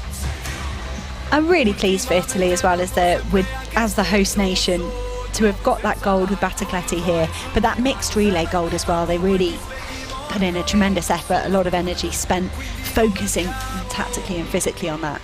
So it's good for the host nation so far, but Nadia Battacletti issues this year perhaps bided her time, but ultimately opened up a huge gap for the gold medal ahead of Megan Keith, and a brilliant bronze for Alexandra Millard, the best race of her career, contributing to a very low overall score for Great Britain and Northern Ireland, with the team gold ahead of Italy with a team bronze with bronze. Mariana Machado was in 9th place for Portugal. She was the bronze medalist last year, so clearly working her way back to full fitness, the Portuguese. You're listening to live coverage from the SPAR European Cross Country Championships at Piemonte La Mandria Park near Turin.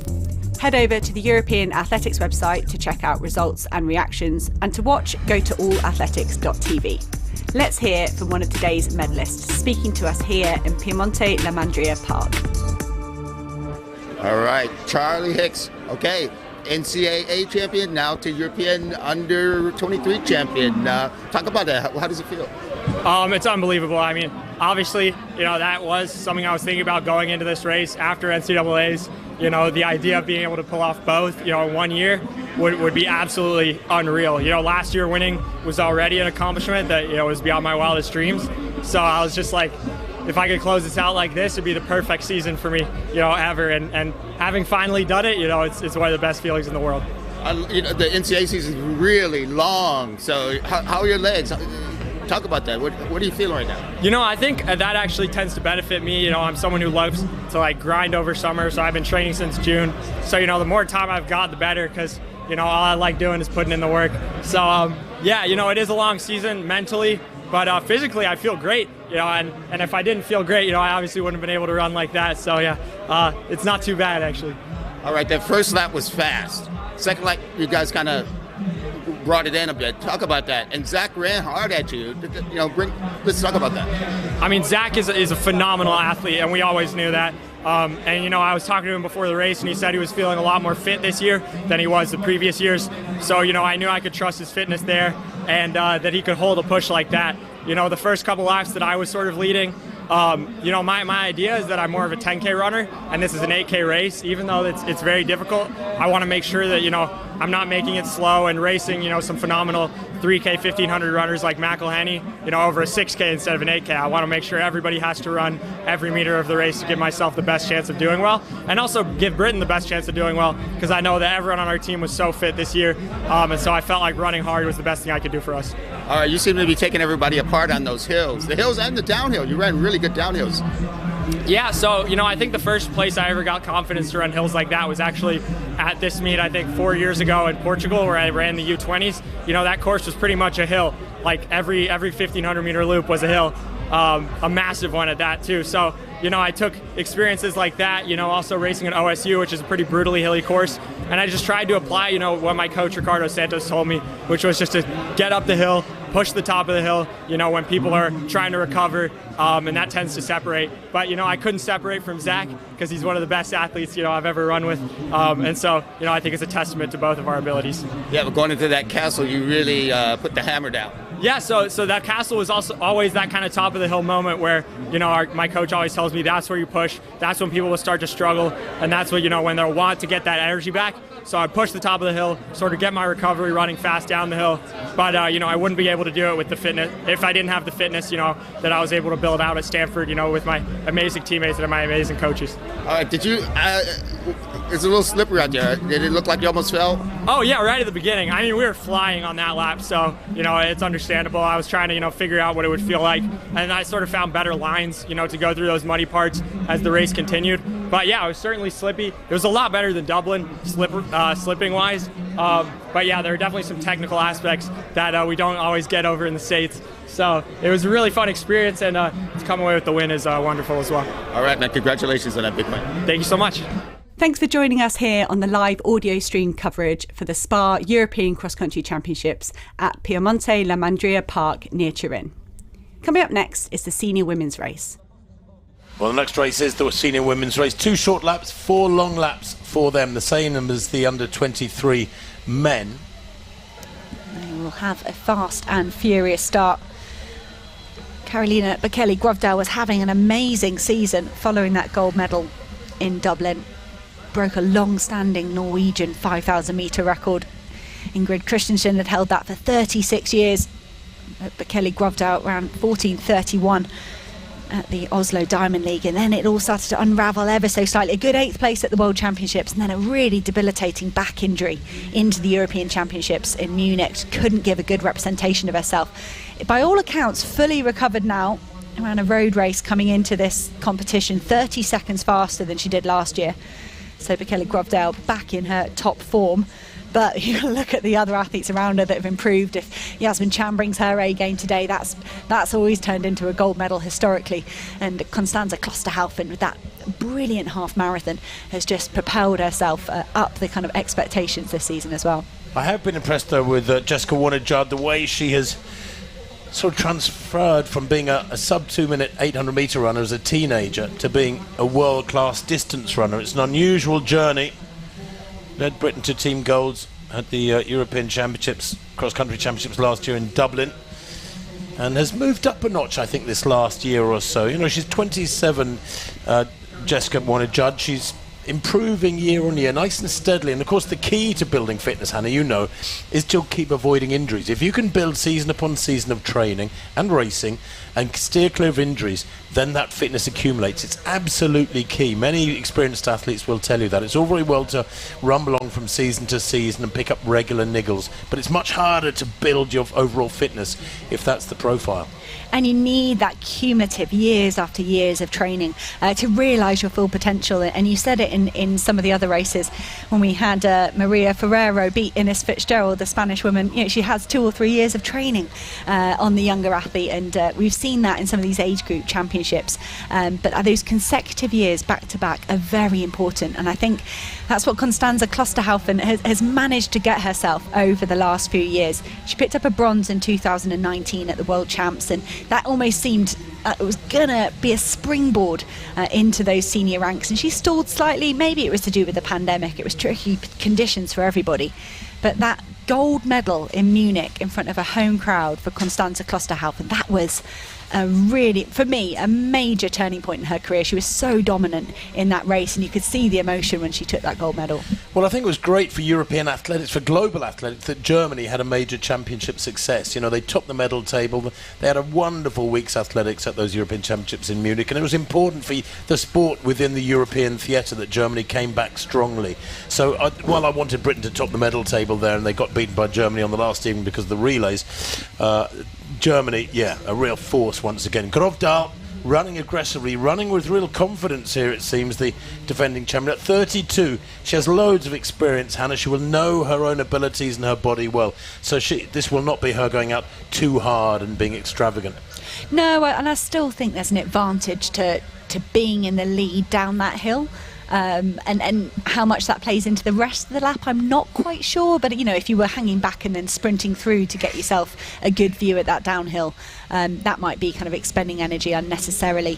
Karolina Bekele-Grovdal has been training in Flagstaff at altitude, so she's done that altitude training stint that so many of our senior athletes like to employ. There's an early look at the team standings. We did think Germany would have a chance at a gold medal here. And they're packing well at the moment, in the lead with just 24 points. They've got the likes of Hannah Klein, Miriam Datka to back up Constanza Klosterhalfen. I hadn't seen Alina Ray, but she does often go off more conservatively and then move through tremendously well.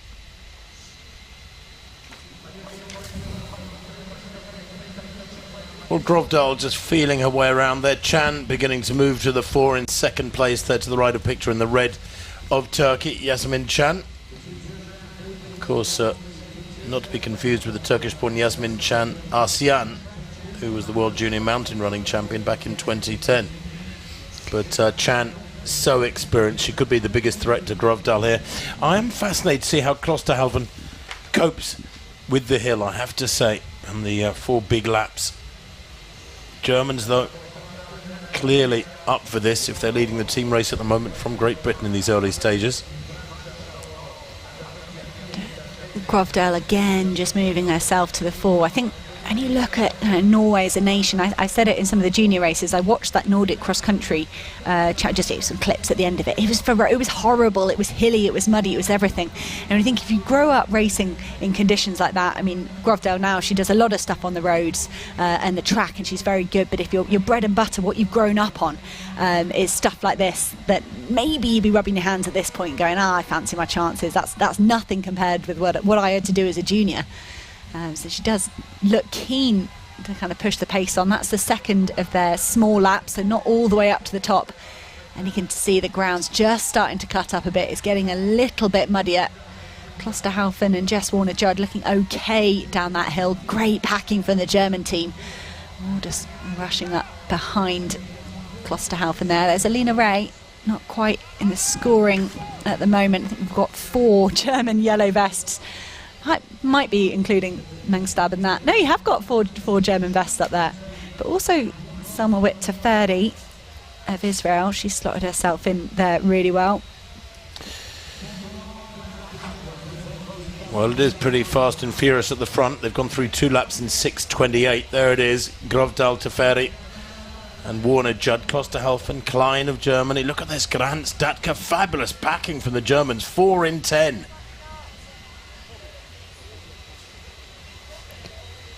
So, what about 25, 26 athletes within 10 seconds of the leaders? That's a big old bunch behind. You can see Markov back there as well in British vest, former European indoor 3,000 metres champion. She's got a bit of running to do just yet to get back on terms. But of course, the pace is not going to slow at the front now. Chan has hit the front for the first time.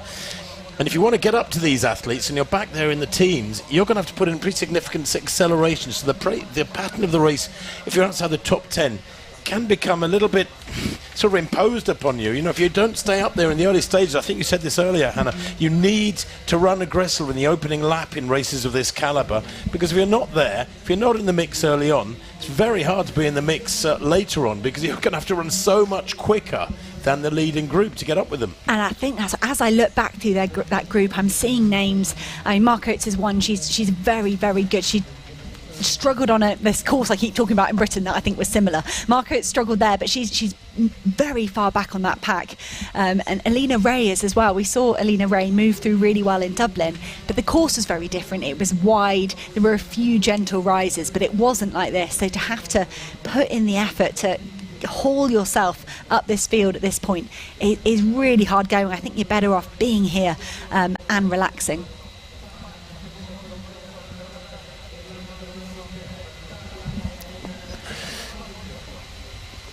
Into the hill then for the third time, but this time they will make the full climb. They've completed 2 small laps, 8.5 minutes on the clock. Chan from Grovdal. Klosterhalfen is there as well. Teferi moving well into third place.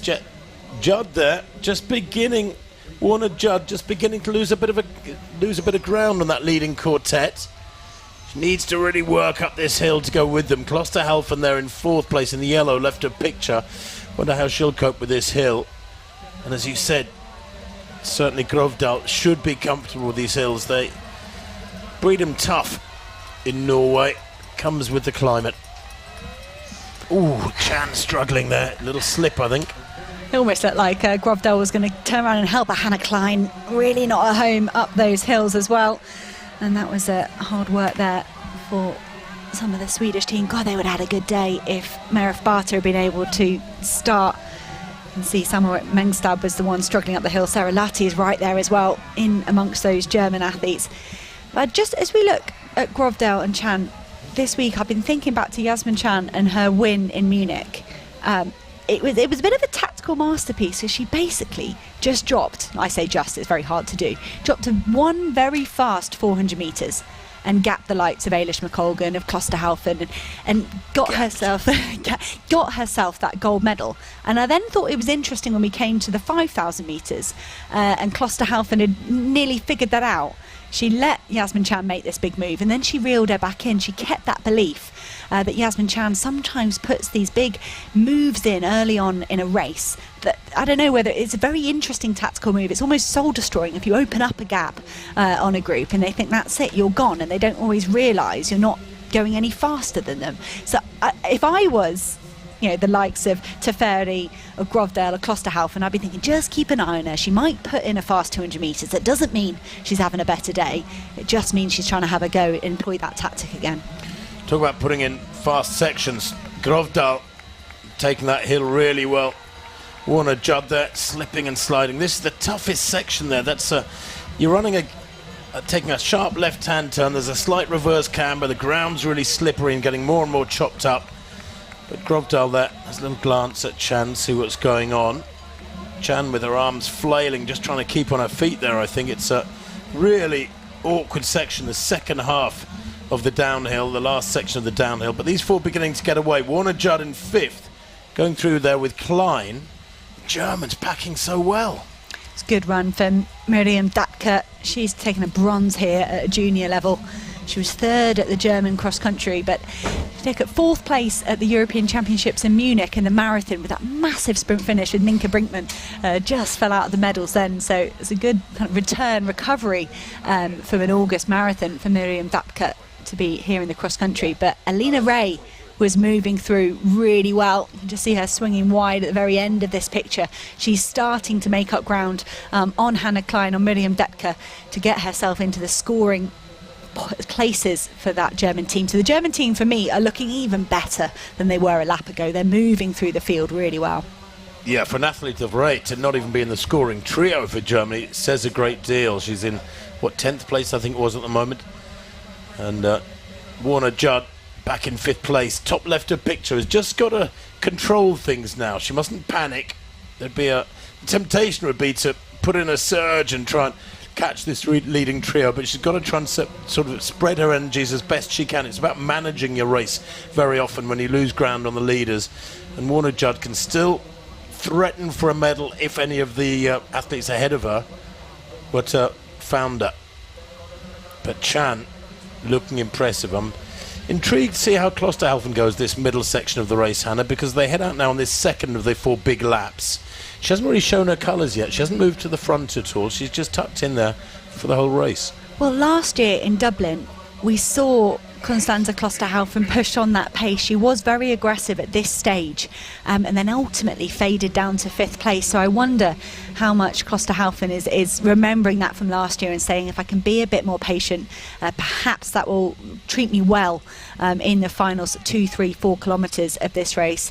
Karolina Bekele Grovdal was very conservative as well in Dublin. She let the other athletes show their cards, do a little bit of a push, this, that and the other, and then move through at about this stage and started to push. 12 months ago it was only Merif Barter that could really go with Grovdal in those closing stages. She's got more company. Yasmin Chan is looking better than she did last year, and we'd expect that off her tremendous track season. But I think Klosterhalfen, if she should just try and stick with these athletes for another lap and a half or so, and then see what's going on. I agree, let them throw everything at you that they can, absorb it, and then take stock of things with, say, a lap to go. Teferi, by the way, has lost a bit of ground. She was in 4th place. She's now been caught by Warner Judd. And was it Datka of Germany, I think, there as well? Here's the leading trio. Grovdal now, leaning into the hill. And Chan, we saw Chan really struggling on this hill the last time they came up it. The first time they were negotiating a major big lap. This is the second big lap of 4, so a lot of racing to come. But Grovdal, nice and strong there, leaning into it. And look at Chan there. Oh, comes to a standstill almost. She's really not comfortable on these hills. Tells me that she knows she's got to make the most of the downhill, and in particular the flat section. You know, this is a fascinating course because in the background there through the trees you can see the flat field. So about half the course is dead flat, half of it is this challenging uphill and downhill, and Chan is going to have to do a lot of hard running and try and stretch the others on the flat, I think. That camera angle's great as well. It gives you that elevation, a perspective on that elevation. You can see the flat section below and how far down it is, quite how far our athletes are having to climb as they come up this hill. Grovdal piling on the pressure, and that was a canny move off Klosterhalfen. She sensed that Yasmin Chan was starting to falter and just moved herself round the Turkish athlete right back on to the coattails of the Norwegian athlete. Well, they come through now. Here is Chan in 3rd place, but the top 3 are of the very highest caliber. This is a superb battle building here, although Chan has lost a lot of ground. She's lost 50 metres in the last 2 minutes. Now you are looking at the reigning European cross-country champion, just ahead of the reigning European 5,000 metre champion, and the current 10,000 metre champion is just a little bit further up the hill. I do think Yasmin Chan has slowed significantly on this hilly section. She looked all right on the flat, but we saw Grovdal look much more at home on the downhill section than Chan, and it's the same picture there. I do think Yasmin Chan could come under threat from that group behind it. Well, Grovdal's been preparing at altitude in Flagstaff in the USA, in Arizona. But I really admire Grovdal because 32 years old now, she's had her fair share of injuries. She's worked really hard to claw her way into world class, and she is very much a world class performer. You think, look at her range, 403 for 1500. She's run 8:33 for 3,000, 14:31 for 5,000. She's very much a world class performer, and a 68-minute half marathon. You know, she ticks all the boxes, Grovdal, and she's a smart racer.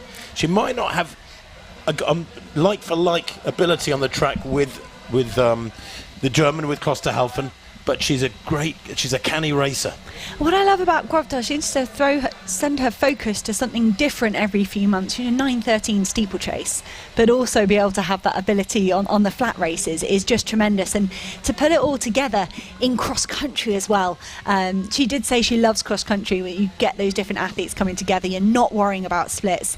She loves the tradition of doing this European cross country championships every year. She sees it as a lovely mini focus. Then you move past this and then look ahead to that track season. She's got the most individual medals of any female athlete. She has 8 across all the different age groups, but it took her all those years to get that gold medal last year. And wouldn't it be wonderful if she picks up another medal? That's tremendous, but defence of that title would be amazing.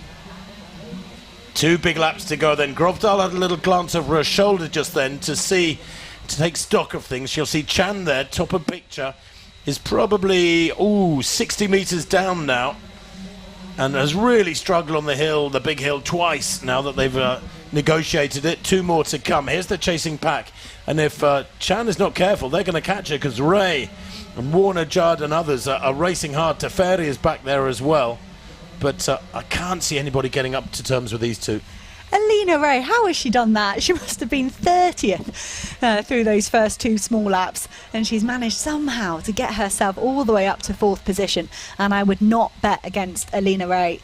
in terms of judging a race. She got that brilliant bronze as a senior in the 2018 European Championships in Berlin, bronze in similar fashion in Dublin, and she looks like she might be doing something similar here today.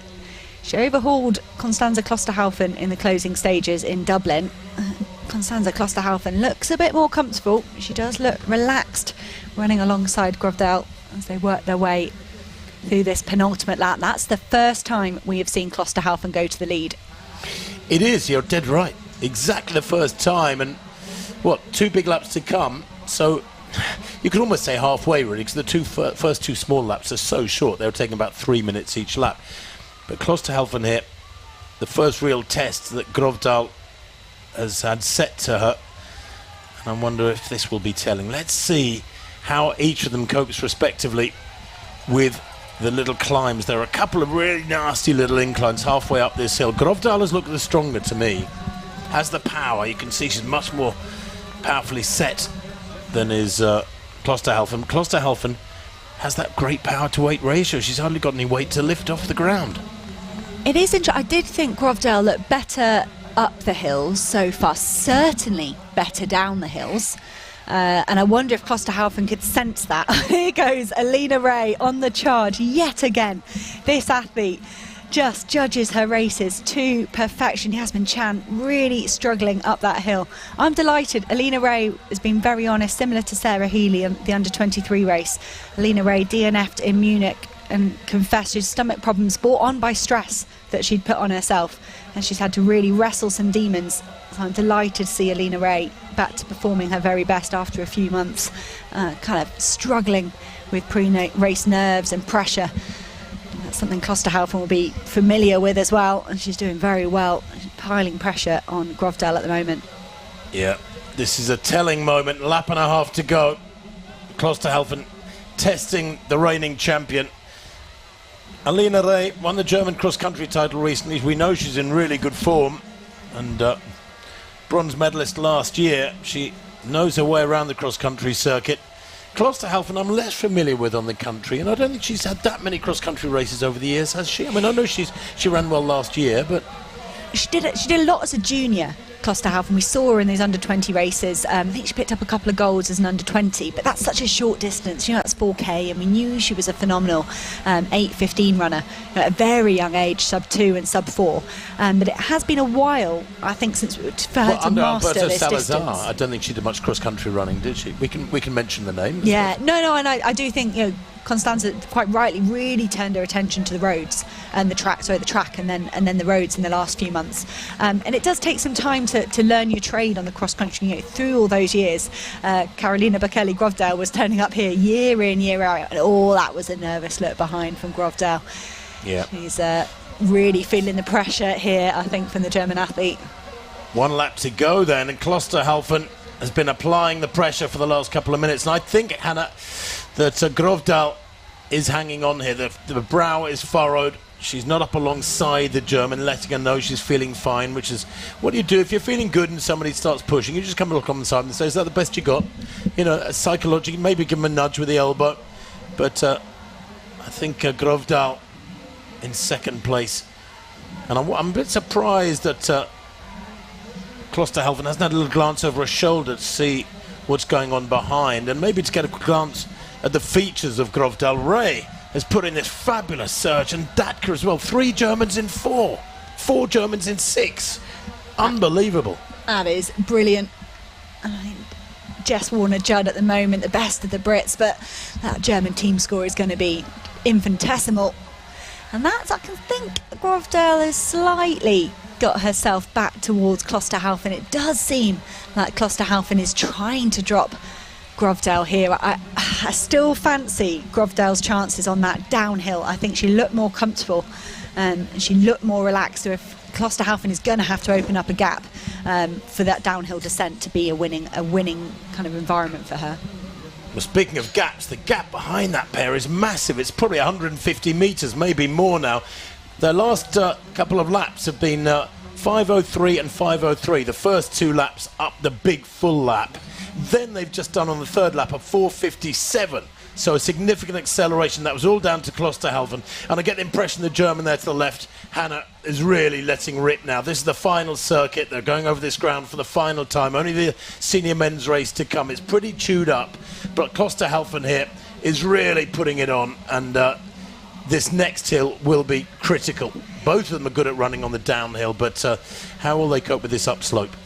8.5 points for Germany at the moment. That is an obscene team score, and it does look like their holder Miriam Datke has got some athletes queuing up behind her. But Alina Ray, if she gets another bronze medal, she's spoken about those emotional difficulties she's had in that competition environment in the last few months. I would be delighted for her. And Miriam Datke does falter at all, Hannah Klein will be there to pick up the pieces. But I put in my notes, Karolina Grovdahl, she has improved since last year, but has she improved as much as Constanze Klosterhalfen? And I think that's what we're going to find out. We've got around about 3.5 minutes maybe left of the race. This is that last big uphill push. You got to go for broke. This is it now. Make your winning move. You got to make your competitor hurt as much as you possibly can. Oh, a little stumble almost from Klosterhalfen there, pulls her sleeves up. I know she's getting too warm. Certainly our commentary cabin here, the heating has gone up. Somebody's turned up the heater for some reason the last half hour or so. It's sweltering in here. It's like a sauna, and we're looking out at countryside where it's about 1 or 2 degrees. But Grovdahl up onto the shoulder of Klosterhalfen now. Again, she's just smoother, a little bit smoother on that upslope than Klosterhalfen. Everything to run here for now. I guess when you try and put them side by side on paper, Klosterhalfen is the quicker of the two. Quicker over 1500, quicker over every distance. But this is racing, and you can throw the form book aside in that respect. Oh, what a race we've got on our hands here. Constanze Klosterhalfen, Karolina Bekele-Grovdahl, toe for toe as they come out of the indoor section. We think it's around about 470 metres from that point there. There's a school of thought for people that have looked at this course. If you come out of that building first, you are going to be first by the time you get to the finish line. But that really isn't what we've seen as these races have unfolded. Drama in the junior men's race. Nick Griggs just stumbling in the closing stages. Will Barnicut swinging wide. Gaia Sabatini in the mixed relay, she took advantage of the final flat section. What will happen between Constanze Klosterhalfen and Karolina Bekele-Grovdahl? Klosterhalfen, the track specialist, she's got the foot speed, but can you be strong enough to use it at the end of a testing 8-kilometre cross-country course? Well, Grovdahl hits the front once again. She's returned the punches that have come at her from Klosterhalfen with interest and kicked hard here. Now, she's no slouch. We've got to remember, Hannah, she was 8th in the World Championships 5,000 this summer, the Norwegian. She's had a fabulous year. At 32, she's going from strength to strength, and she's easing away from Klosterhalfen now. Barring disaster in this last 100 metres, it's going to be Norwegian gold. Karolina Bekele-Grovdahl waited years for her first senior gold medal at these European Championships. That came in Dublin 12 months ago, and it is a brilliant defence of that title, a second gold medal to Norway. And Karolina Bekele-Grovdahl, Constanze Klosterhalfen, with one of her best cross-country performances of her life, picking up a silver medal. What a battle between those two women. Hats off, and may we see that for many years to come. Alina Ray is going to come under pressure for this bronze medal. It's been a valiant effort from the German athlete, paced supremely well. It would be heartbreaking to see her miss out. Her training partner, Hannah Klein, the 1500 metre specialist, is gathering behind. Miriam Datke, the marathon specialist, surely she hasn't got one more kick.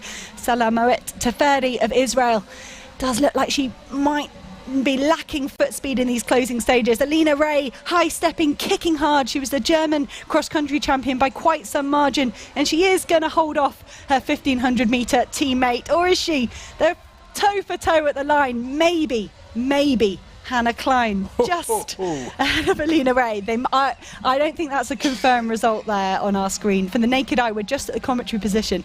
I perhaps think Hannah Klein might have nicked it at the last minute. We'll see. Well, that looks pretty conclusive when it comes up in 3rd and 4th. But you promise. And it's about their chips, isn't it? They are chipped. They are chipped. But what about the chest? Are the chips on the chest, or are the chips around their ankle today?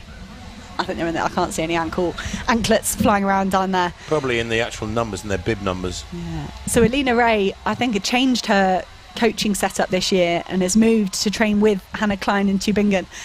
So for those two, they probably run every step together this autumn. So that's very ironic for them to cross the finish line almost together. An indication of just how quick it was up front. Only 5 athletes were within a minute of Grovdahl, her winning time 26.25, and 4 Germans amongst the top 6. That is the team performance of the day, surely. Great Britain. Jessica Warner-Judd in 8th place, Abby Donnelly in 9th, and Veerle Bakker of the Netherlands completing the top 10. That is brilliant from the Germans.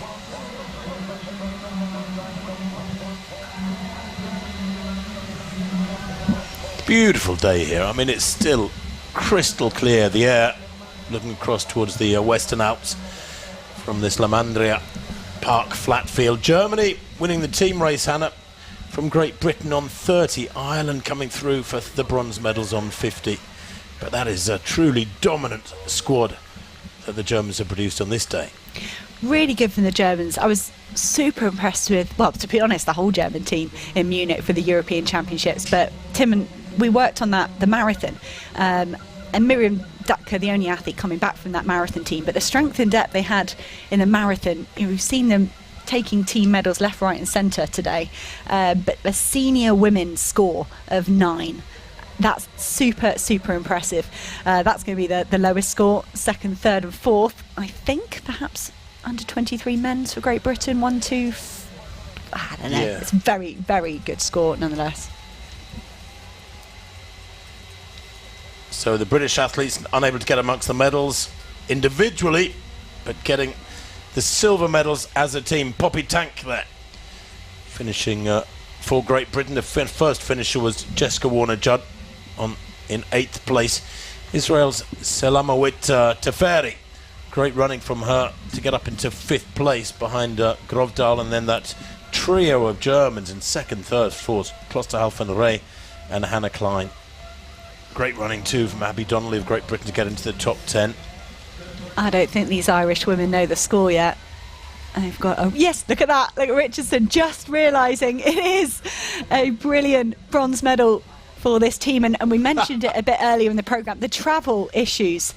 They arrived at 5 a.m. yesterday morning. They have had a torrid day. Yeah, look at that.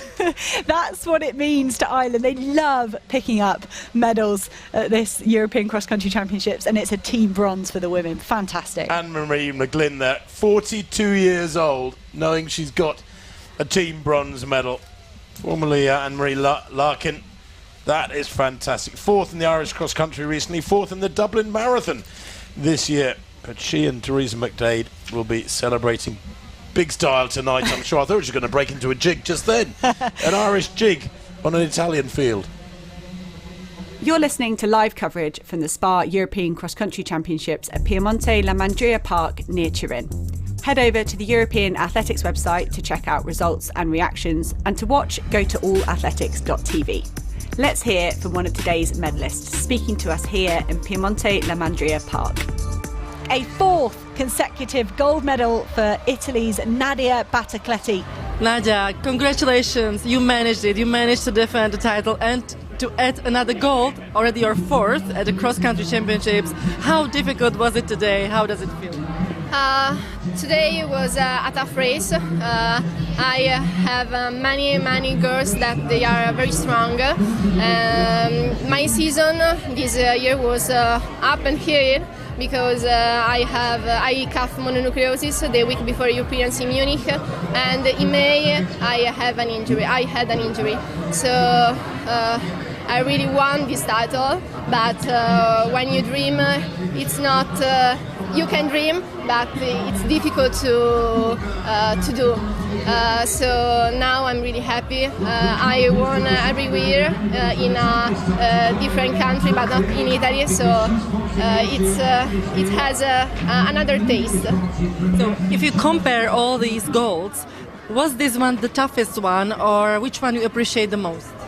Okay, the most I appreciate was my first title in Tilburg, because I ran with many girls that they were European champion and other. I remember I was no one, so it was like a dream.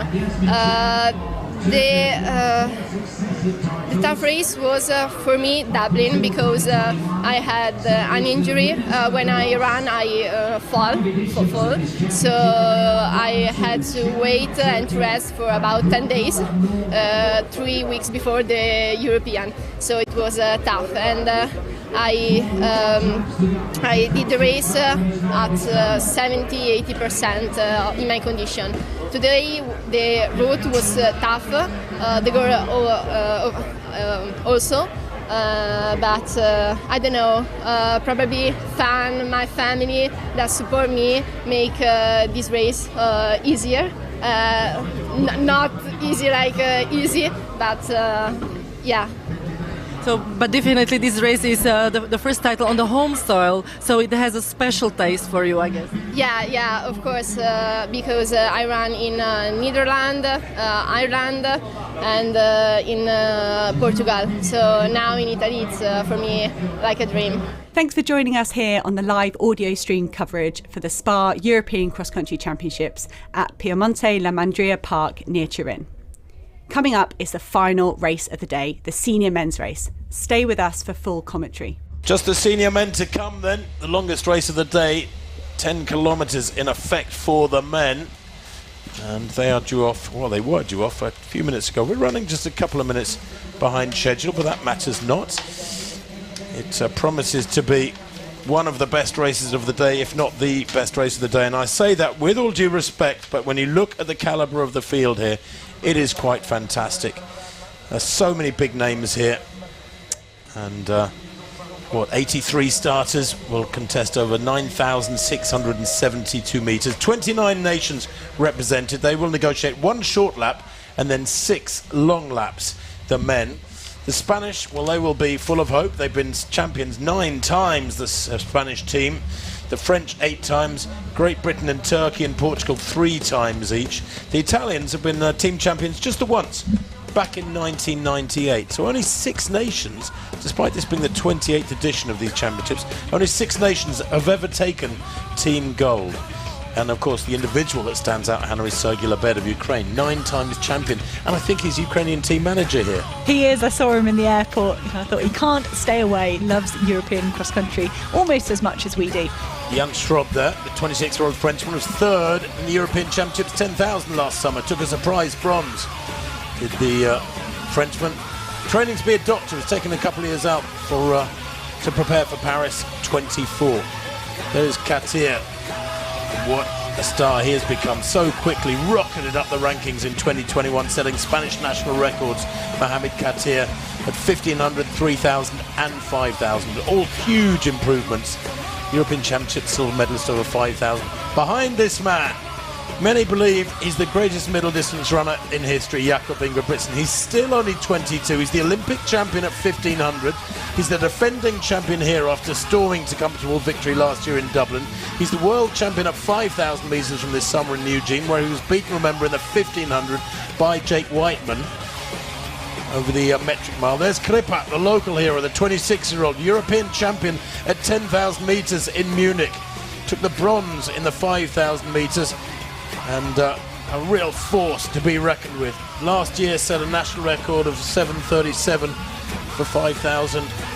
He's got the national record for 3,000 rather. 5,000 13:02 his national record. At 10,000 27:10 his national record. Throw in Carlos Mayo, Spain, Isaac Kameli of Belgium, and you have one heck of a race here for the senior men.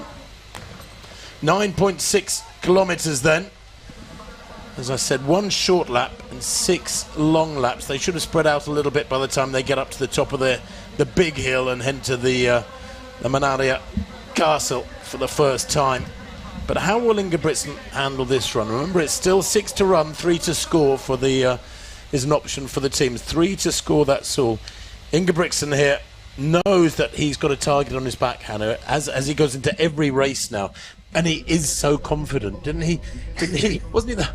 He voted very early about himself being a winner. A poll on the European Athletics Instagram. European Athletics doing a lot of good work on their social media. They put a poll: who is going to win the senior men's cross country? First vote, Jakob Ingebrigtsen voting for himself. He also voted for Ingeborg Usgaard, who took silver in the women's race, and he voted for Grovdale as well. She won, so he's kind of on the money, knows what he's talking about. But I love that about him. There is a confidence. It's not unfounded, and why shy away from it? Why waste time, entertaining other scenarios if you truly think you can win? And you've shown over the years that you deserve that. You deserve the prize of being the favourite. I think Jakob Ingebrigtsen, he's always welcomed that pressure, hasn't he? So this could well be the race of the day. The reigning champion Jakob Ingebrigtsen is up there in the top half dozen or so. Last year's silver medalist Aras Kaya, by the way, of Turkey, was a late pull-out. If you think about Ingebrigtsen, Kripa, Katir, Keres, Emil Keres, the British champion, he could be up there in the top half dozen or so. He's looking supreme these days, improving all the time, is Keres. Can he live with those big names, though, the big track names, more established names like Kripa and Katir? Ingebrigtsen there in the dark blue, to the right of that leading group, with that big Norway on his chest, easy to spot. He's a massive fella, actually. He's got legs like a bull, I always think, Ingebrigtsen, as they negotiate this first small lap, Hannah. He's really powerfully built. Just the one small lap. It's a big move early on from Amdouni of France.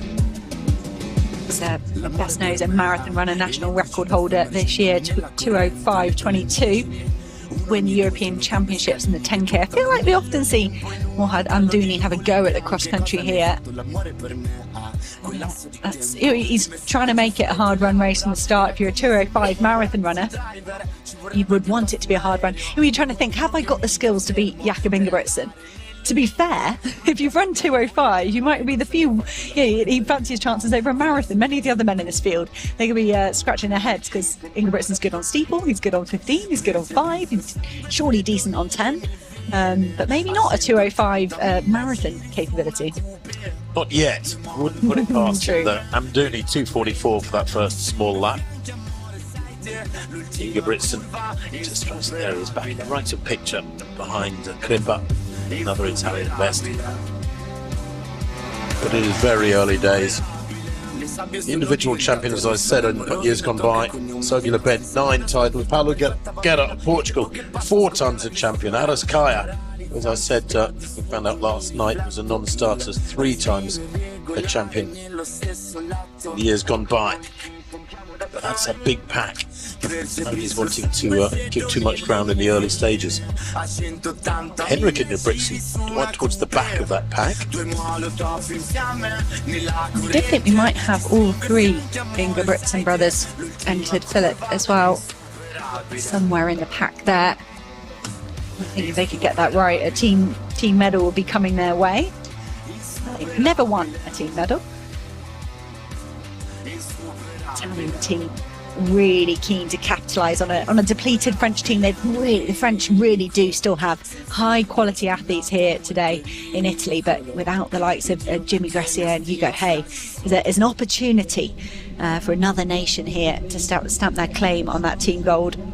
Chiappinelli of Italy, Johannes Chiappinelli, who's a steeplechaser, was an 8:24 steeplechaser. He leads at the moment as they go into the hill for the second time, but this is long lap this time. Remember, 1 short lap, 6 long laps of 1440 metres, the long laps.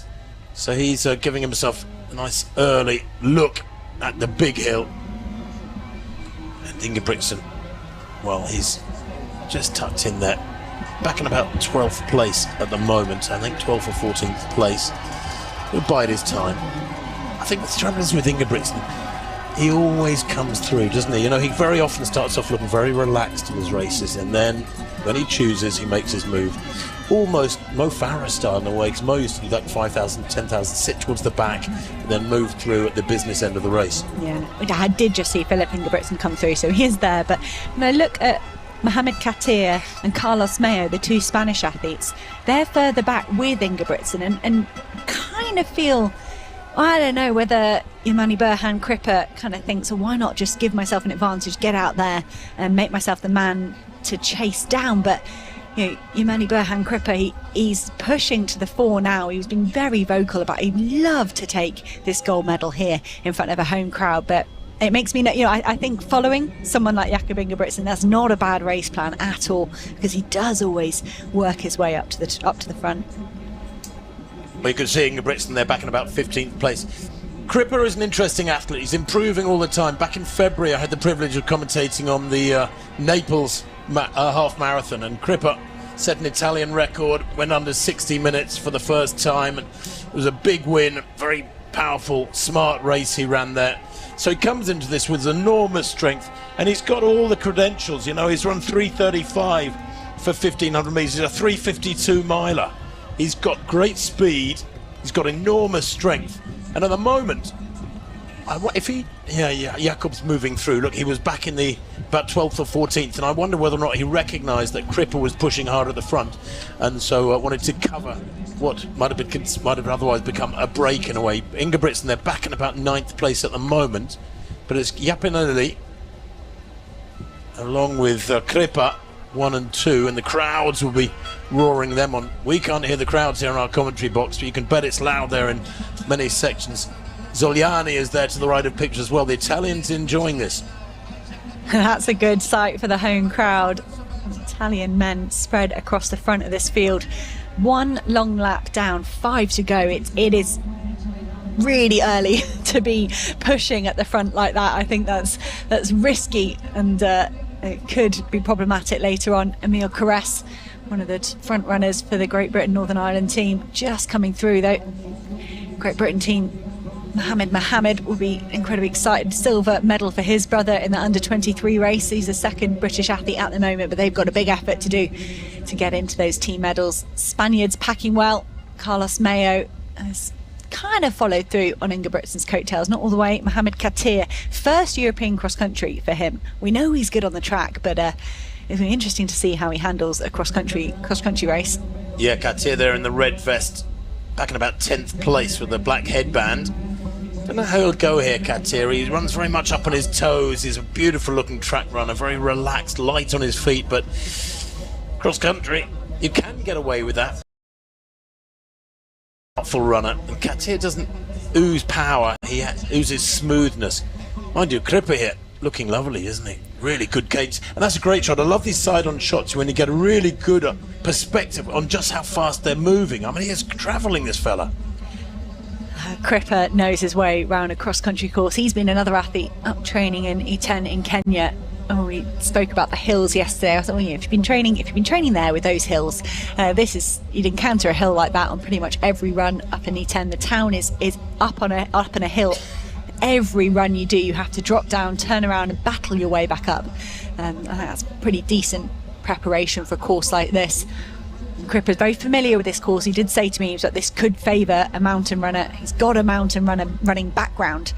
He was the first person to say to me, this is a significant hill. It's not just a little rise, it is a major one. The team scoring's Italy leading with 12 points from France, who are packing really well. Belgium in 3rd, Germany 4th, Spain 5th. I think that was Great Britain and Northern Ireland 6th at the moment, although Emile Caresse, the British champion, the 24-year-old winner of the UK trials by 11 seconds, pretty comfortable win. He's beginning to move through. Ingebrigtsen there back now in 7th place. He has moved through just rather ominously almost.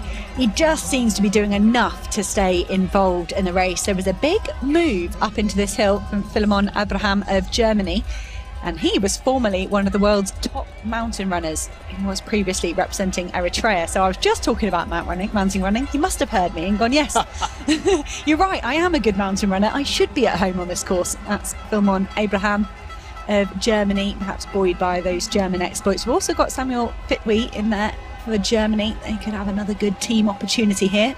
Isaac Kimeli is in part of that trio. They're just beginning to get a bit of a gap, and you can see, guess who's covering it? Ingebrigtsen into 4th place. He's such a smart racer. He thinks on his feet. He saw that gap developing, put in a bit of extra effort halfway up the hill, moved past 3 other bodies. and now he's just about to close up on that leading trio. Keres going well, he's up in about 9th place at the moment. But Cripper, oblivious to what's going on behind him, Hannah. I like this attitude from Cripper. Just throw the gauntlet down, let him, if you can come with me, good luck to you. If you can't, well, you're going to get beaten. Well, and it's an effort to be moving faster than everybody else. The energy you have to expend to close those gaps is significant.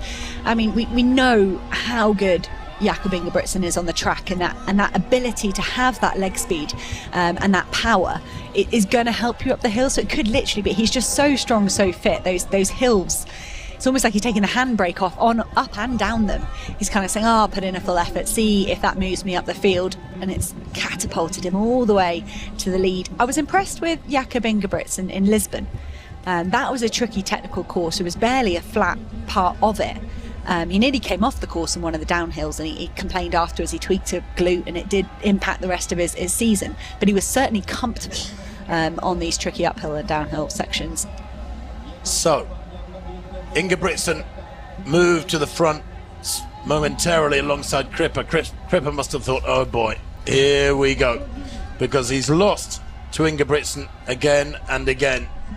And he's trying to find, like the rest of the world, frankly, a way of unlocking the safe of consistency that Jakob Ingebrigtsen inhabits. He is a tough one to crack. Of course, Ingebrigtsen has reset middle distance running thinking in the last 3 to 4 years, because long gone are the days when 1500 meter races would be won like Centrowitz' victory in the Rio Olympics with a 50-second last lap. Nowadays, you've got to be able to just run 56, 56, 56 for your first 3 laps, and frankly, finishing with about a 56 is more than enough. That's the way Ingebrigtsen's done it, and other athletes are training for that, aren't they? They're adjusting their training to cope with that technique. So the days of Ovet and Cram and co, where you'd run a 52, 53 last lap, and maybe run 332, 334 in a championships, are long gone. And I like it in a way. It's kind of creates a kind of honesty to middle distance running. I guess it takes it's diluted the racing, the excitement of racing a little bit, but it makes it more honest. It does, and it is really interesting to see the ebb and flow through the years, and the men's and the women's, every discipline, whether it's the longer endurance or the shorter ones, they are shaped by the superstars. Everyone's kind of scratching their heads, go, how am I going to cope with that? We saw Jake Whiteman go away and quite deliberately improve his endurance, and that did yield a gold medal. I'm wondering, Tim, when you look at Samuel Tefera beat Jakob Ingebrigtsen indoors, and then Jake beat him outdoors, how much belief does that give the rest of the male running community that he is beatable? Because you kind of tell yourself you want to wake up and always think you've got a shot at beating someone. No one's invincible. But I wonder if some of these men might have believed that a little bit more just for this last season that went by. I think the difference is too, though, that Ingebrigtsen is only 22. Jake's 28? Jake Whiteman, who beat him in the World Championships 1500 this year. He's the world record holder of 1500 indoors. He holds the European record for 5000 at 12:48. He's got such an astonishing range, such an astonishing armoury. Now, you would never have seen, with all due respect, Kopram or Ovet up at the front of a European cross-country championships like this, and yet Ingebrigtsen spans that gulf between middle distance and long distance with consummate ease. It is quite astonishing what he's done in these last few years. It really is. I thought one of the interesting things that popped out of some of the media just in the lead up to this was Ingebrigtsen just a throwaway comment saying, I hope it's not hilly. As if he cares. And someone asked Yamani Berhan Cripper about that at the press conference yesterday. It's very interesting when he said, well, I hope it's not hilly, and you kind of think, well, you clearly haven't prepared as thoroughly as me, because I know it's very hilly, and it must be infuriating when someone doesn't even perhaps think it's important to do a course recce before they turn up the day before, and still think they can walk away with a gold medal. Well, Emil Keres of Great Britain has moved into second place, the 24-year-old. I'm impressed with how steadily he's moved through after a nice easy start. He's coached by Renato Canavat these days. He was coached by Alan Story. He paced the London Marathon back in October to about halfway. He's got good speed, 27.44 on the roads for 10,000, 27.34 on the track for 10,000 metres. Keres there, living up with Europe's elite and looking every bit as though he belongs there. little glance over his shoulder there from Ingebrigtsen, see what's going on. And he'll see that he's got plenty of company, Hannah. That's what, 8 away now, I think, in that lead group. Ingebrigtsen, though, calling the shots, and I wonder if he'll just lope round these next couple of laps and then turn the screw like he normally does, or if he'll want to go early. I think he'll probably lope. I remember someone relaying a quote from George Gandy, is a fantastic quote, saying, if you can out-sprint someone, why do it any earlier than the last 20 or 30 meters? Why make it more complicated than that? And yeah, maybe I'm a bit of a lazy sit-and kicker when I was a racer, but I think Jakob Ingebrigtsen, now he's made this break, he's in this top 8, you kind of think he can win it anyway. Why make yourself a pacemaker for everybody else? We saw that a little bit in Oregon in the 1500 metres. He kind of put himself out there to be shot at, and he came on wrap. Obviously an utterly different distance and nature of race here today in Italy, but I still think why put yourself out there to be shot at any earlier than you have to? Well, 16:14, Emil Keres takes the lead just as they go through with 3 laps to go. Yes, 3 laps to go. Their last 3 laps have been 4:31, 4:26, 4:31. Really consistent running after that first small lap. So 3 big laps to run. Each lap is 1,440 metres. So they've got about 4.5 kilometres to go. And Keres here is leaning into this and working this. I'm sure he will have discussed this with his coach Renato Canova, one of the very, very smart, experienced old Italian coaches who has got a huge number of successes to his name. Keres here running with real confidence, Hannah, and this is a growing career here in the form of in Emil Keres. It's unfolding before our eyes. This is a similar run to the British trials. Yeah, that was a different calibre of field, with all due respect. But Emil Keres, he did bide his time till halfway and then push on. Early look at the team standings at the moment. France doing really well. They could hold on to the gold medal they got last year. But just a word on Isaac Kameli. We haven't said an awful lot about him. The Flemish athlete, he's just worked his way into this group and stuck in there. This is his 8th European cross-country championships. He was second behind Philip Ingebrigtsen in 2018. Picked up a silver behind Jakob Ingebrigtsen indoors last year as well. So in the indoors, yes, not at the cross-country, but Isaac Kameli having a nice quiet race. I kind of like that demeanour. It was much like Constanze Klosterhalfen in the women's race. She was just always there and thereabouts without expending too much energy. But if there's someone that's got a lot of experience in European cross-country, it is Isaac Kameli. That yellow vest up in about 6th place is Fulman Abraham of Germany. You mentioned him, Hannah, the former Eritrean, is a great mountain runner, formerly one of Europe's top mountain runners.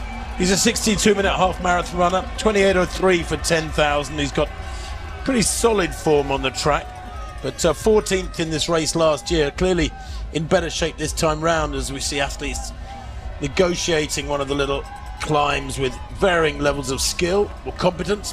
And as I say that, Abraham hits the front. Keres was in the lead. Oh, actually, he doesn't hit the front, excuse me. He hits the front of the chasing group. Keres then right of picture. Goes up that without any trouble at all, and Ingebrigtsen moves into 2nd place. I wonder if Jakob will now again just cover that gap and say to Keres, no, that's okay, you can have your moment in the sun, but I'm covering it. I was just starting to think that they potentially weren't taking this move of Emil Keres as seriously as they should. You know, it's always I guess there's always a bias towards your home nation. You know, we in Great Britain we're excited about Emil Keres. We feel like he's developing super well as an athlete. I was kind of looking at Jakob Ingebrigtsen and thinking if he doesn't know enough about Emil Keres, he might not take that move seriously. But every time we've come downhill, Jakob Ingebrigtsen has looked a lot more comfortable and competent and relaxed than I think he should. You know, given the fact he's primarily a 1500 metre runner, he is just bouncing down this hill and closing up the gap on people. So it's almost like he's waiting every lap, saying, let's just see if I can do the downhill better than you, and that closes the gap with minimal effort. Well, Ingebrigtsen, I think, has just closed a little bit that gap on Keres, yeah. And Kimeli has been dragged with him. Isaac Kimeli. He's pretty useful at Kimeli. You look at his CV, he's done it all. And actually, talking about range, he's run 146 for 800, 27.22 for 10,000. That sort of thing was unheard.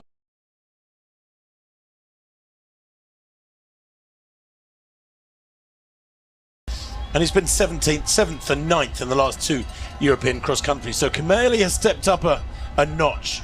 He's running really well, the Belgian in 3rd place. These 3 in a single file, a little gap behind them, back to Abraham. Going through a bad patch is Cripper at the moment, back in 6th place.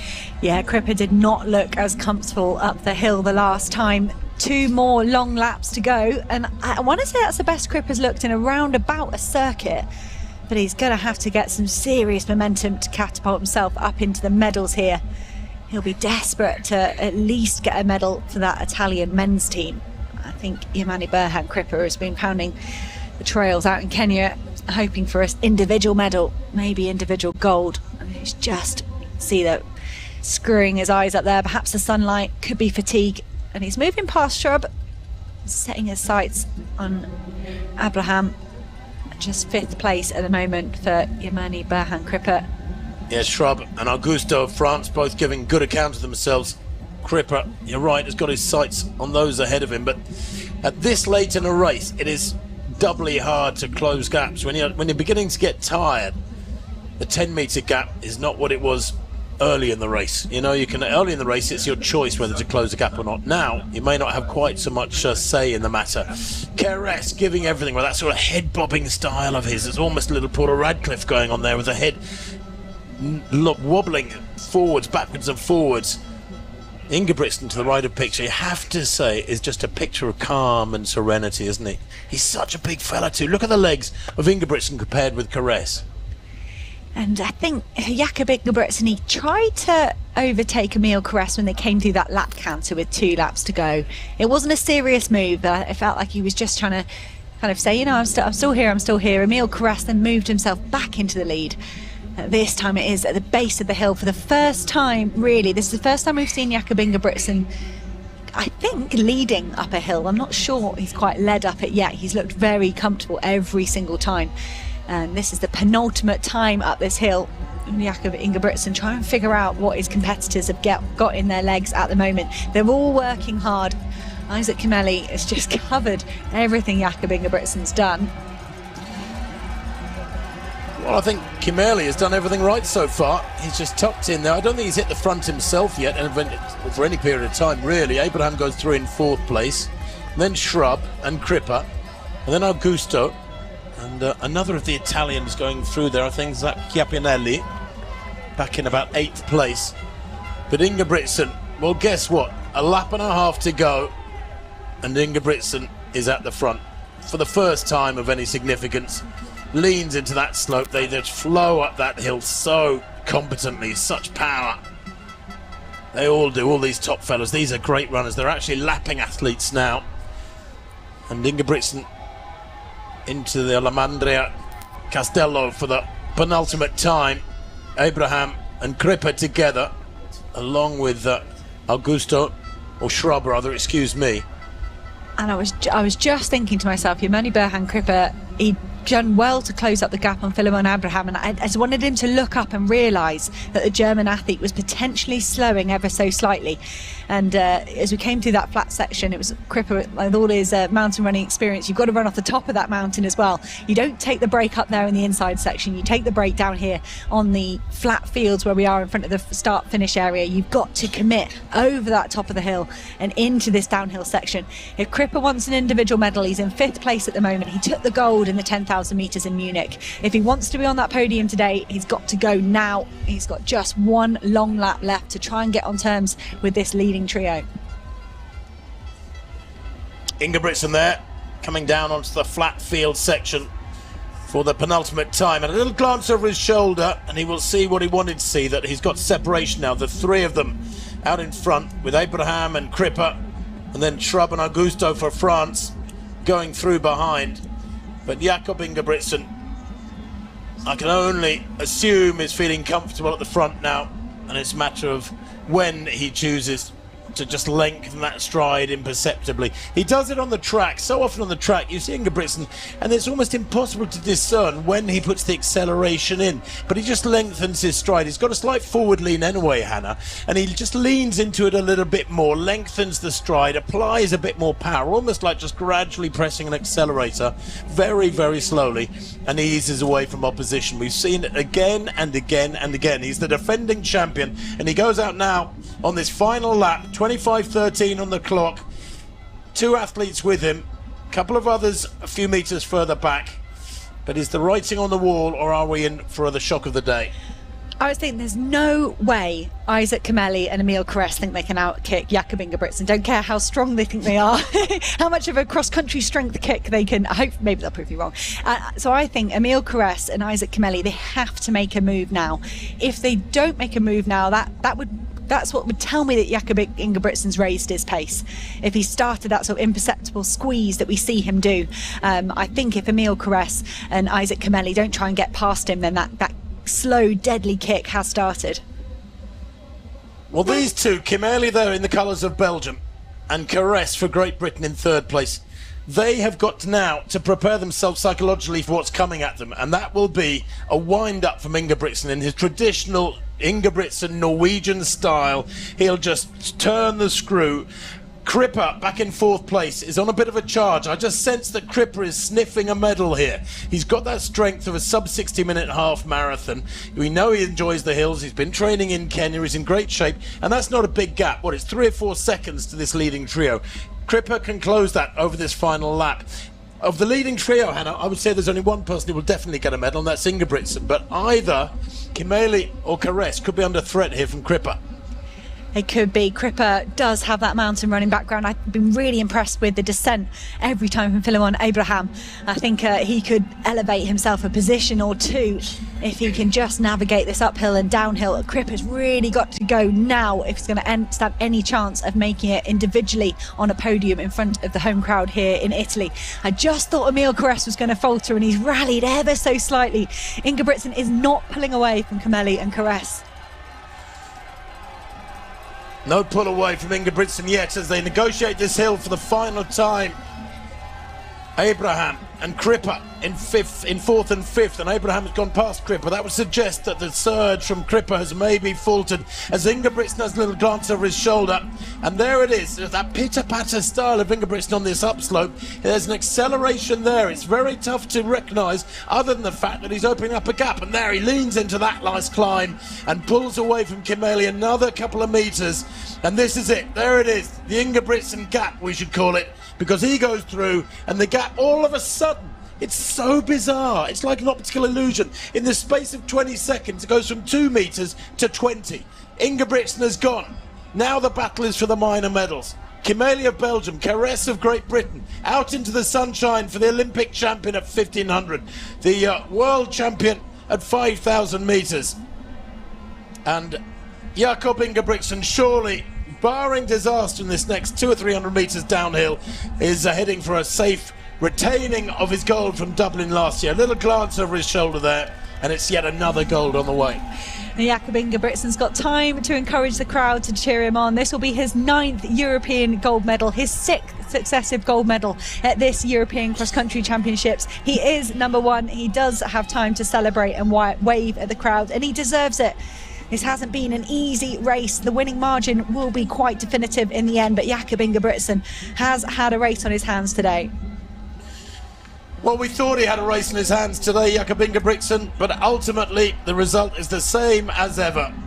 Isolation into the home straight for Jakob Ingebrigtsen. A finger held aloft. Yes, you are number 1, sir. You have retained your title. It's going to be gold again at these European Athletics cross-country championships for Jakob Ingebrigtsen. A comfortable victory. He has eased away to about a 10 or 12 second victory from Emil Carrès, who comes home for a brilliant silver for Great Britain. 29.33 for Ingebrigtsen, 9 seconds the gap back to Carrès, and a bronze medal there for Kameli. Cripper's charge couldn't quite get him into the medals. He's 2 seconds behind Belgium Isaac Kameli. He's just outside the medals, but Jakob Ingebrigtsen yet again quite sublime, makes it look relatively effortless when the chips are down on the final lap.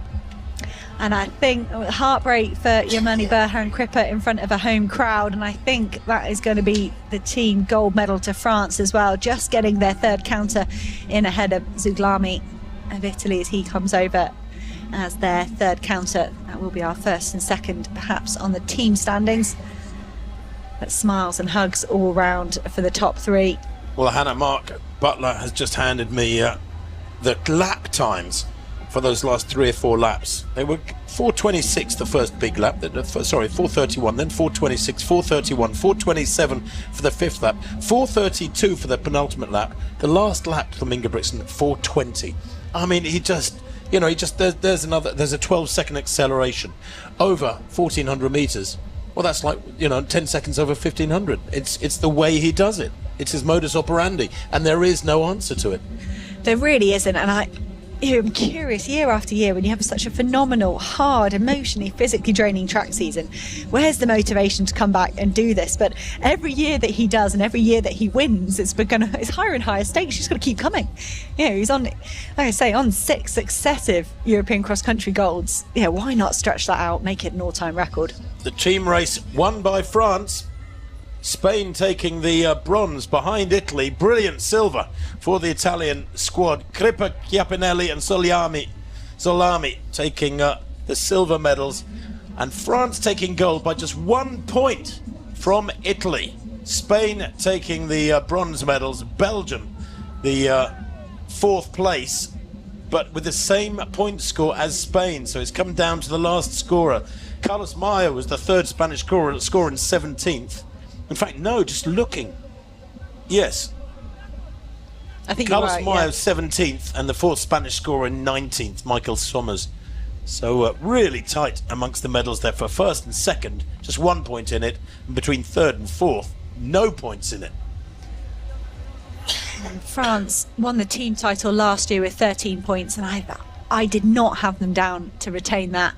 And it was a really good run from 3 Augusto, Shrub and Amdouni, getting themselves all in the top 11 and giving themselves a 2nd successive team gold.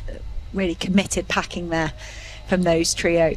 Heartbreak for the hosts Italy, just to miss out on the gold medal by 1 point. I was hoping that the charges of Kripa and Chiappinelli in the closing stages would make the difference, would give them the gold medal, but it wasn't quite enough. Well, the Spanish lads are happy.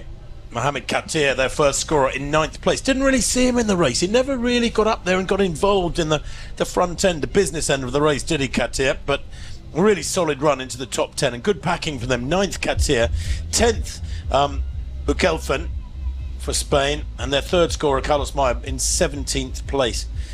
And as I said, the Belgians, their 3rd scorer, in 19th place. Tough that for the Belgians to go out by of the medals by such a tiny margin.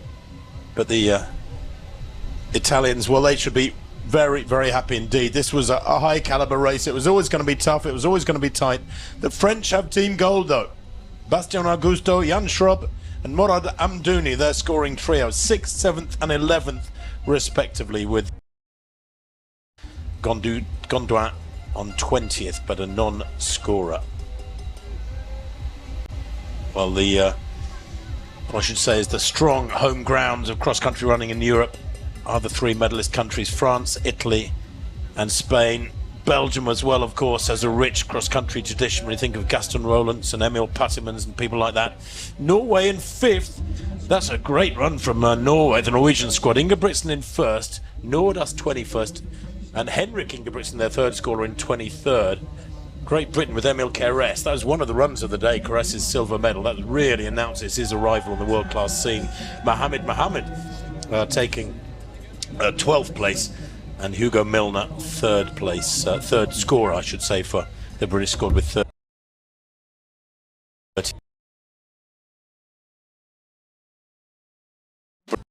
And getting the business done. It's been, when you add in again, it's the same as what they had last year, but Ingeborg Usgaard picking up a silver on the women's side. I thought there was potential through maybe the junior men's race to pick up another couple of medals, but you can see that the influence of the Ingebrigtsens on their whole nation. Well, he won last year by 14 seconds in Dublin. He wins today by 9 seconds, Jakob Ingebrigtsen. But I wonder if we'll see a different Jakob Ingebrigtsen come out next year, just as Jake Whiteman adjusted last winter and got stronger and was able to defeat Ingebrigtsen over 1500, and then he was beaten at the indoors as well, don't let's forget, by Tefera. I wonder if Jakob will go away now and look at how those two defeats in major championships, both the world championships at his favourite distance, and tweak his training and come out with answers to what those guys are doing. Now, it's a tough one because he led at sub 3:30 pace in Doha, in Eugene, and yet got out-kicked by Jake Whiteman. So he's just got to get stronger. And at 22, we know he will get stronger. Answers on a postcard to how you beat Jakob Ingebrigtsen. Well, nobody had the answer today. Jakob Ingebrigtsen, runaway winner. Great Britain and Northern Ireland's Mill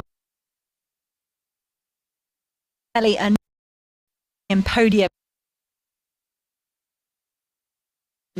for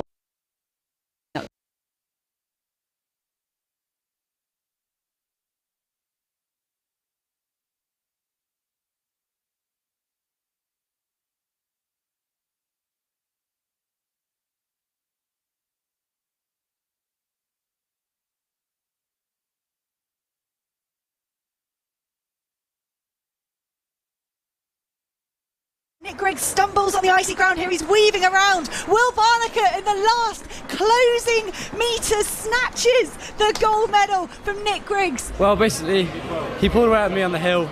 I was sort of struggling a bit, and then on the downhill, I could see he was starting to struggle. So I've always had quite a strong finish. So I started to kick in, and he sort of blew up on the last like 20 meters or so. And I just sprinted and it was unbelievable. I mean, I was just so... it still hasn't sunk in yet. I'm very chuffed. But it's going to be a very comfortable win, one of the biggest wins of the day. I'm sure this will turn out to be for Maria Ferrero of Spain, their first ever individual medalist at the Under-20 Women's Championship. Oscar takes second, and a really close third there is Mononen.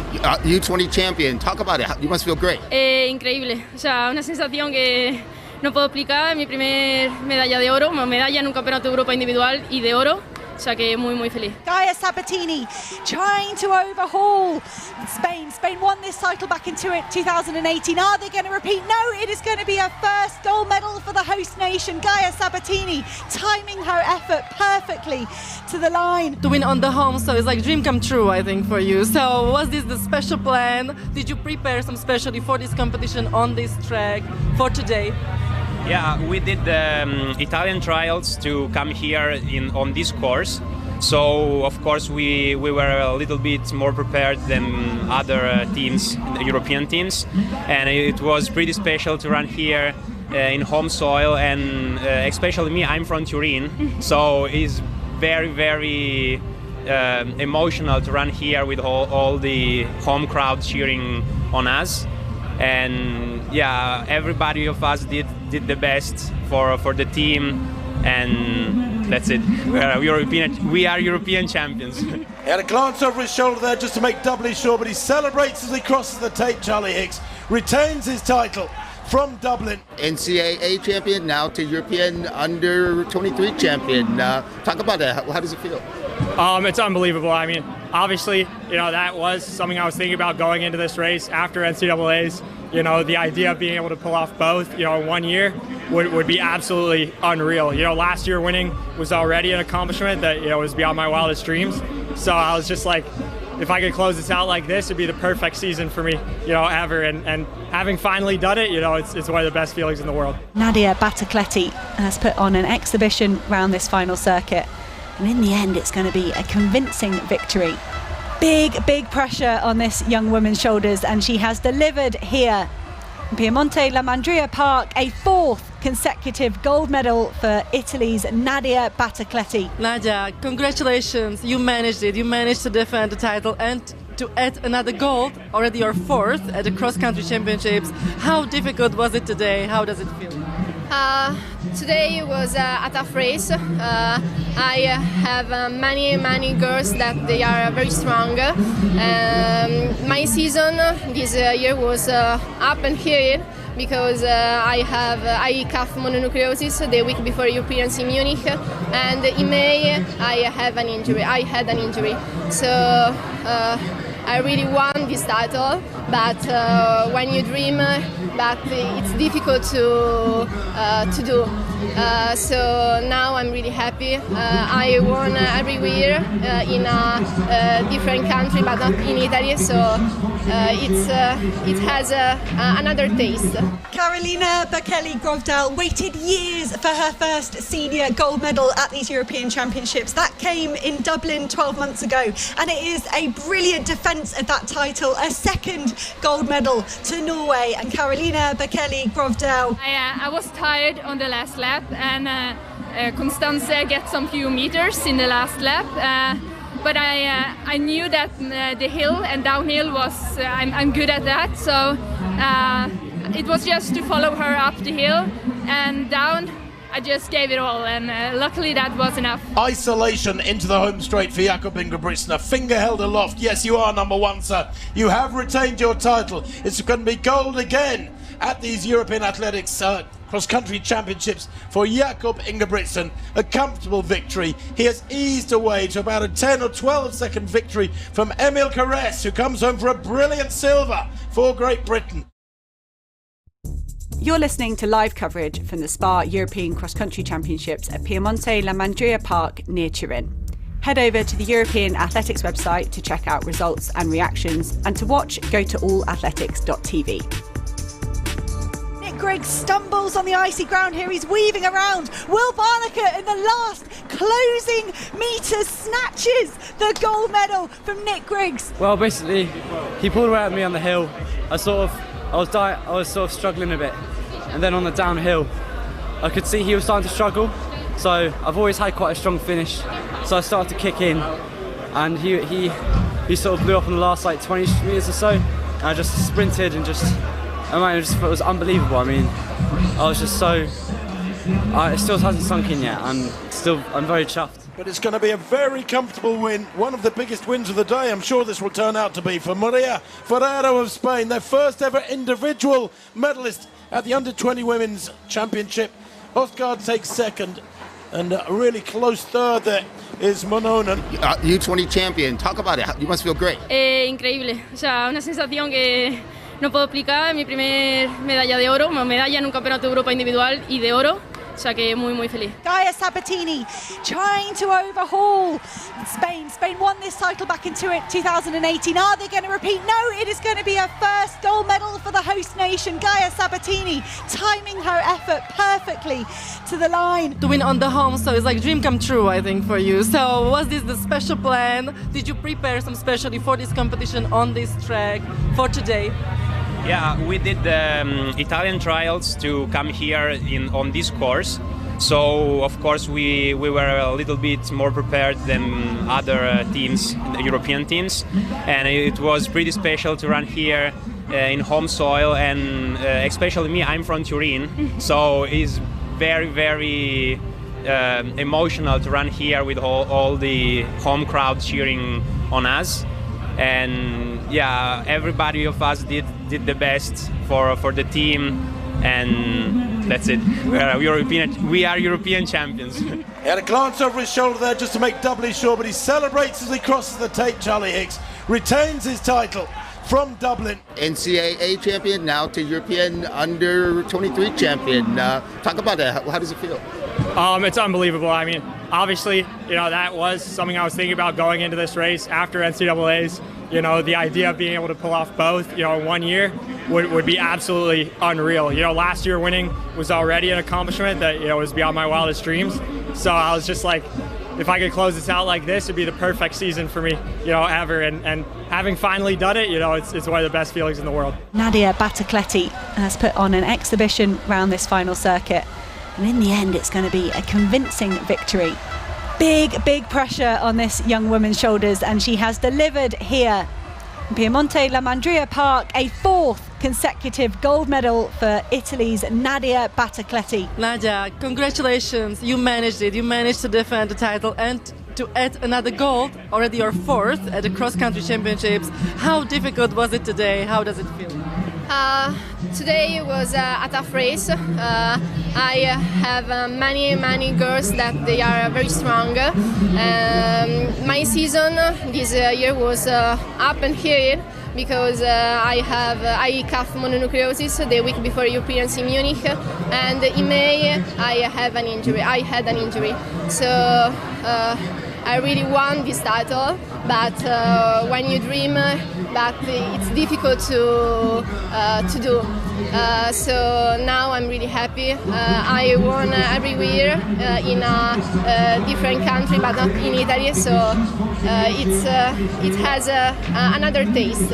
Karolina Bekele-Grovdal waited years for her first senior gold medal at these European Championships. That came in Dublin 12 months ago, and it is a brilliant defence of that title, a second gold medal to Norway. And Karolina Bekele-Grovdal. I was tired on the last lap, and Constance get some few meters in the last lap.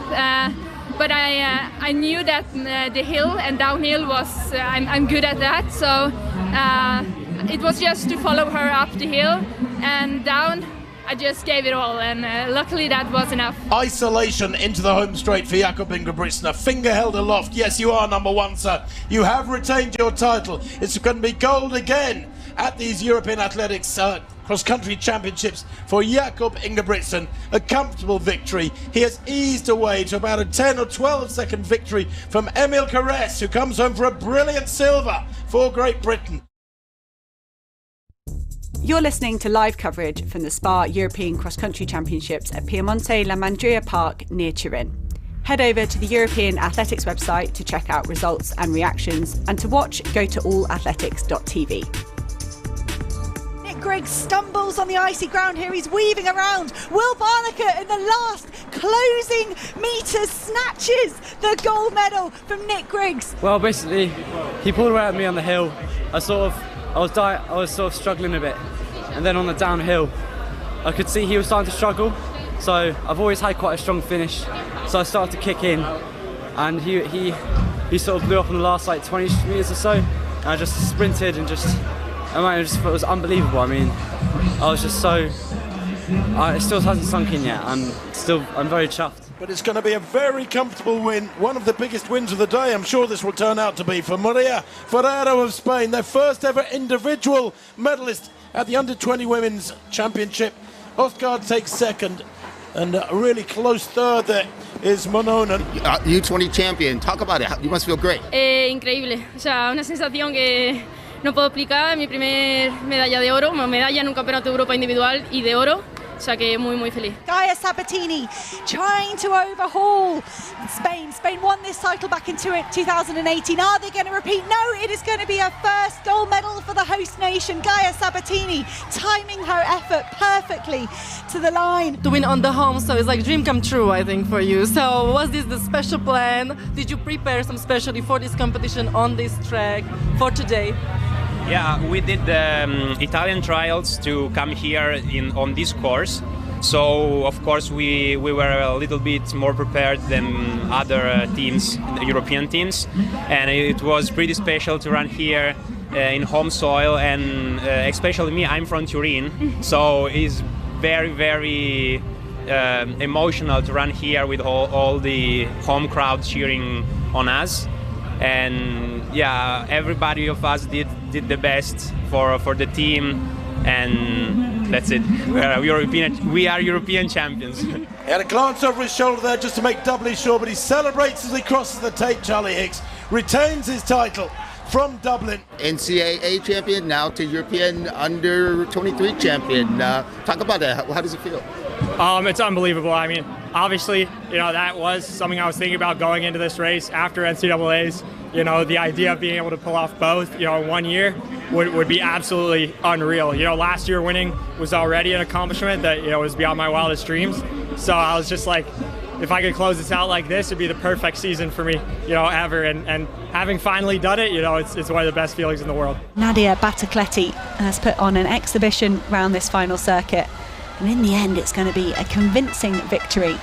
Big pressure on this young woman's shoulders, and she has delivered here Piemonte La Mandria Park, a fourth consecutive gold medal for Italy's Nadia Battacletti. Nadia, congratulations, you managed it. You managed to defend the title and to add another gold, already your fourth at the cross-country championships. How difficult was it today? How does it feel? Today was a tough race. I have many girls that they are very strong. My season this year was up and here because I have calf mononucleosis the week before Europeans in Munich, and in May I had an injury. So I really won this title, but when you dream, but it's difficult to do. So now I'm really happy. I won every year in a different country, but not in Italy. So it has another taste. Karolina Bekele-Grovdal waited years for her first senior gold medal at these European Championships. That came in Dublin 12 months ago, and it is a brilliant defence of that title, a second gold medal to Norway. And Karolina Bekele-Grovdal. I was tired on the last lap, and Constance get some few meters in the last lap. But I knew that the hill and downhill was I'm good at that, so it was just to follow her up the hill and down. I just gave it all, and luckily that was enough. Isolation into the home straight for Jakob Ingebrigtsen. A finger held aloft. Yes, you are number one, sir. You have retained your title. It's going to be gold again at these European Athletics cross-country championships for Jakob Ingebrigtsen. A comfortable victory. He has eased away to about a 10 or 12 second victory from Emil Carrès, who comes home for a brilliant silver for Great Britain.